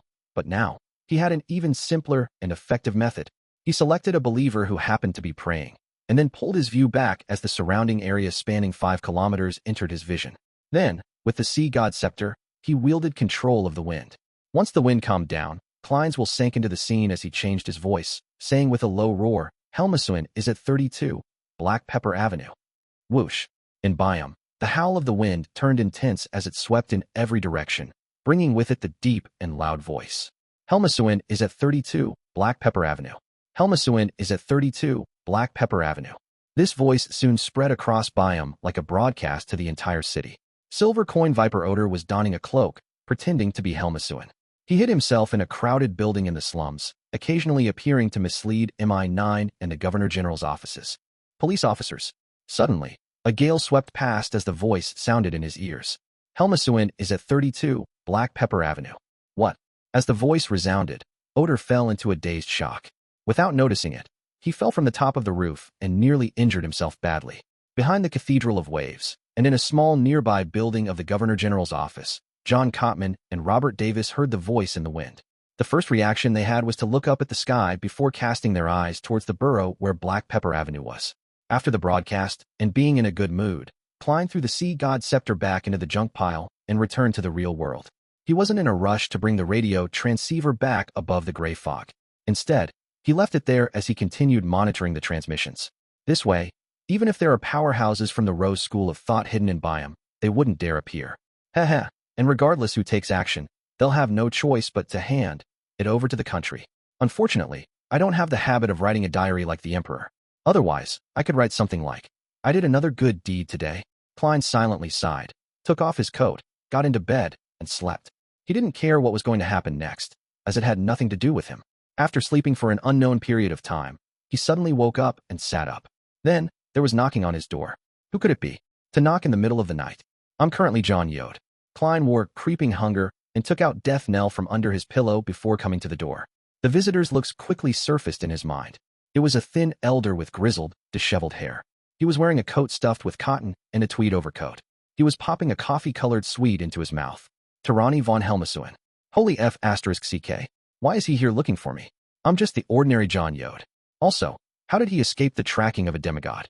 Klein's first reaction was to tell the man that he had gotten the wrong person, but he held back and asked, "Who are you looking for?" Helmasuin smiled weakly and said, "I noticed you when we were in the seaweed bar. However, I didn't have a chance to talk to you. Haha, my life is at its end, so I recently recalled many things. Please allow me to introduce myself. You can call me Orange Light Hilarion." "Orange Light Hilarion?" Klein was taken aback before he asked in puzzlement. "Is there something?" Helmasuin chuckled. "I'm here to warn you. Be careful of the Mother Tree of Desire." He paused for a moment before saying, "All right, I need to leave, and I'm about to die before returning to the spirit world. Do you have any enemies here?" "Why do you ask?" Klein asked, confused. Helmasuin coughed and said, "I can silently die at their doorstep. That way, you would have your revenge." Chapter 724, The True Meaning Behind the Warning. Upon hearing Helmasuin's reply, Klein couldn't help but twitch the corner of his lips. He nearly froze on the spot. "My enemies aren't in Biome. Even if you were to die at Sea King's doorstep, it wouldn't be of much use." He slowly drew a breath and didn't continue the topic. Instead, he asked, "Helmasuin, no. Mr. Hilarion, how did you notice me? You even came here before your death to specially warn me." This was also the puzzlement he had towards Rhodes and Rionette Tinker. He just never had a chance to ask them. With the door in between them, Helmasuin fell silent for 2 seconds. Then, he said with a smile in his tone, "There are some tiny unique traits about you. In high-level creatures of the spirit world, it's no secret. It's noticeable as long as they make contact with you in close proximity. After all, the gray fog that represents the great ruler of the spirit world is above our heads. Deities with certain unique authorities or beyonders who represent fate can also discover this point to a certain extent. Of course, the premise is that close contact has to be made. Gray fog. Although Orange Light's explanation and Rhodes's compliments are nearly identical, he is the first person I've met that directly pointed out the gray fog to me to my face. Therefore, the mysterious space is the divine kingdom above the spirit world left behind by the great ruler? Which sequence 0 pathway is this? The deities who can discover that I'm augmented by the gray fog include the Mother Tree of Desire. So she was able to target me? Klein's thoughts bubbled like boiling water as all sorts of questions popped in his head. Just as he was about to speak, Helmasuin had continued. In Yellow Light's prophecy, the great ruler above the spirit world is one of the variables of the apocalypse. However, I cannot be sure that you are equivalent to him. There are too many possibilities for you that allow that unique trait. For example, you being his blessed, his child, or his chosen oracle, but none of this stops me from expressing my friendship. Ahem. You know about Backlund Stock Exchange, right? You're like a railway company that just got listed. You seem to have a bright future ahead. Some people will naturally think well of you and purchase a certain number of shares, but there will be no lack of people who are greedy. They wish to use other means to seize this company or obtain the controlling rights. I'm part of the former, while Mother Tree of Desire and even more powerful spirit world creatures are part of the latter.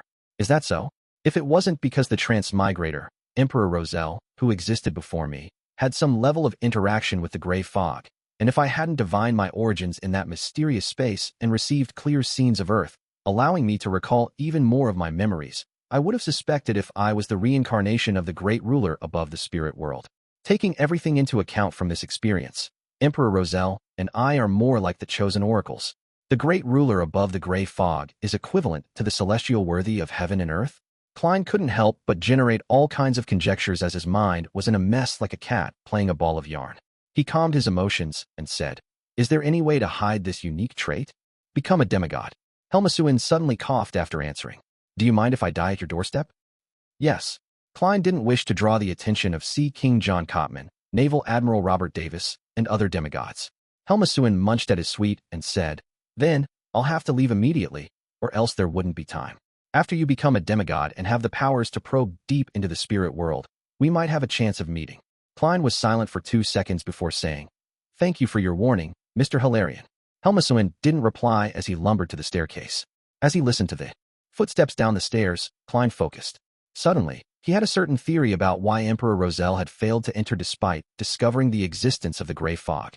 He restored that silver plate which resulted in his transmigration far after he became a Beyonder.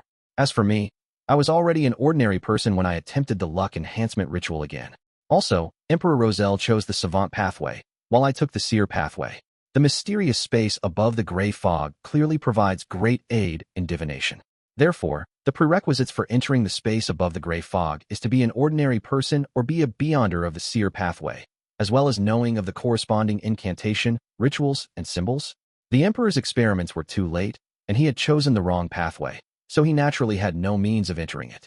With how the seer, apprentice, and marauder pathways are considered neighboring pathways, perhaps the former two would work too.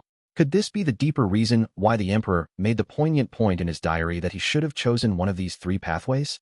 Apart from not having any sequence 0 for these 3 pathways, preventing any influence from the peak, it's also the key to entering the gray fog. As his thoughts churned, Klein placed this matter, which he couldn't obtain any confirmation of, at the back of his mind. He began considering Orange Light Hilarion's warning. Be careful of the Mother Tree of Desire. Due to the incident as Admiral Emirius, Klein was rather wary against the Mother Tree of Desire. He had no choice but to change his identity and use the need for him to act, so as to hide for 2 months.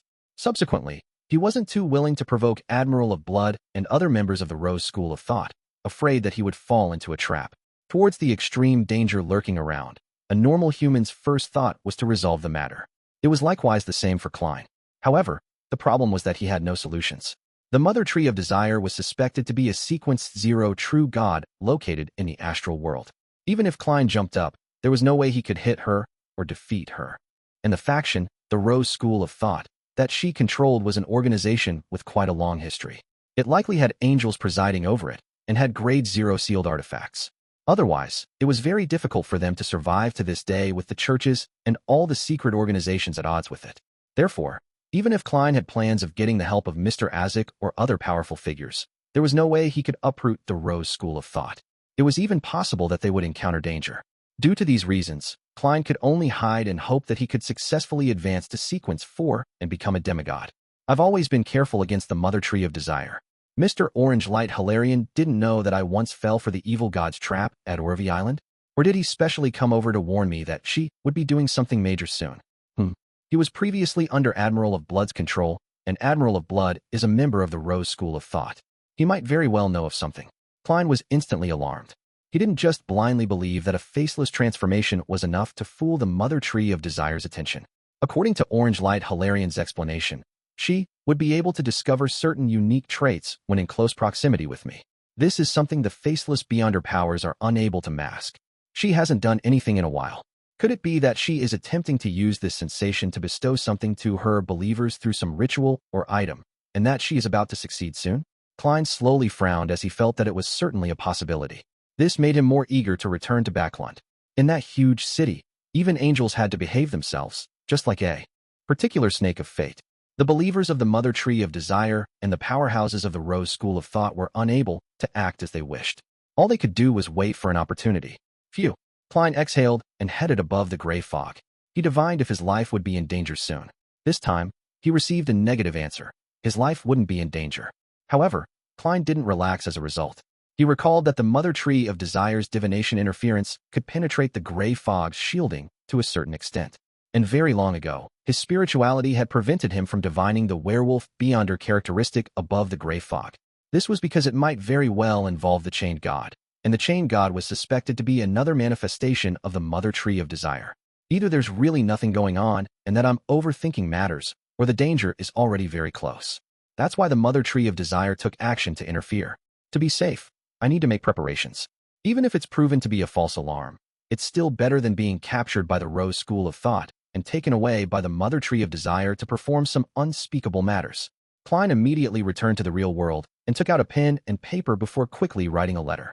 He started with, "Dear Mr. Azek, considering how the underworld was inside the spirit world, that the demigods of the death pathway were considered high-ranking spirit world creatures in a certain way, and that Mr. Azek might be able to see his unique trait after he recovered his memory," Klein was rather honest. He directly wrote about the entire conversation between Orange Light Hilarion's manifestation, Helmasuin the scientist. The only thing he left out was about the gray fog and the parts about the great existence above the gray fog. Finally, he mentioned something. Does Mr. Hilarion's warning imply that I'll suffer mortal danger from the Rose School of Thought? After he folded the letter and blew the copper whistle to summon the messenger, Klein still didn't find it safe enough. He hurriedly took out the adventurer's harmonica and blew into it. Silently, Rionette Tinker appeared before him. Each of the four heads with blonde hair and red eyes rotated and said, "There's no letter. I have something to discuss with you." Klein forced a big smile. He handed over the gold coin he received from Anderson and said, "This is the fee for the summoning." One of the heads, Rionette Tinker, held bit onto the gold coin. The two other heads that didn't get the chance to speak asked, "What is it?" "I might face a certain degree of danger soon. I wonder if it's possible to summon you for help." Klein tried his best to make his eyes look sincere. The 8 eyes on Rionette Tinker's forehead darted around as they said, "Yes, pay 10,000 gold coins. 10,000 gold coins. That's 10,000 pounds. Klein turned agape as he said with a wry smile, "I don't have that much money." Rionette Tinker's 4 heads spoke one after another. "You can pay by installments. Klein was surprised that his messenger kept with the times. After 2 seconds of shock, he said, "All right." Rionette Tinker didn't say anything else as her 4 heads nodded simultaneously before disappearing in front of Klein and returning to the spirit world. Chapter 725, Morning. Upon seeing the messenger disappear, Klein thought of the demigods he could contact on short notice, but he realized that there weren't any. All he could do was turn his attention onto what he should do next. The citywide broadcast must have made Sea King John Cotman not only find Helmasuin, but he would also do his best to search for Sea God and the traces of his believers.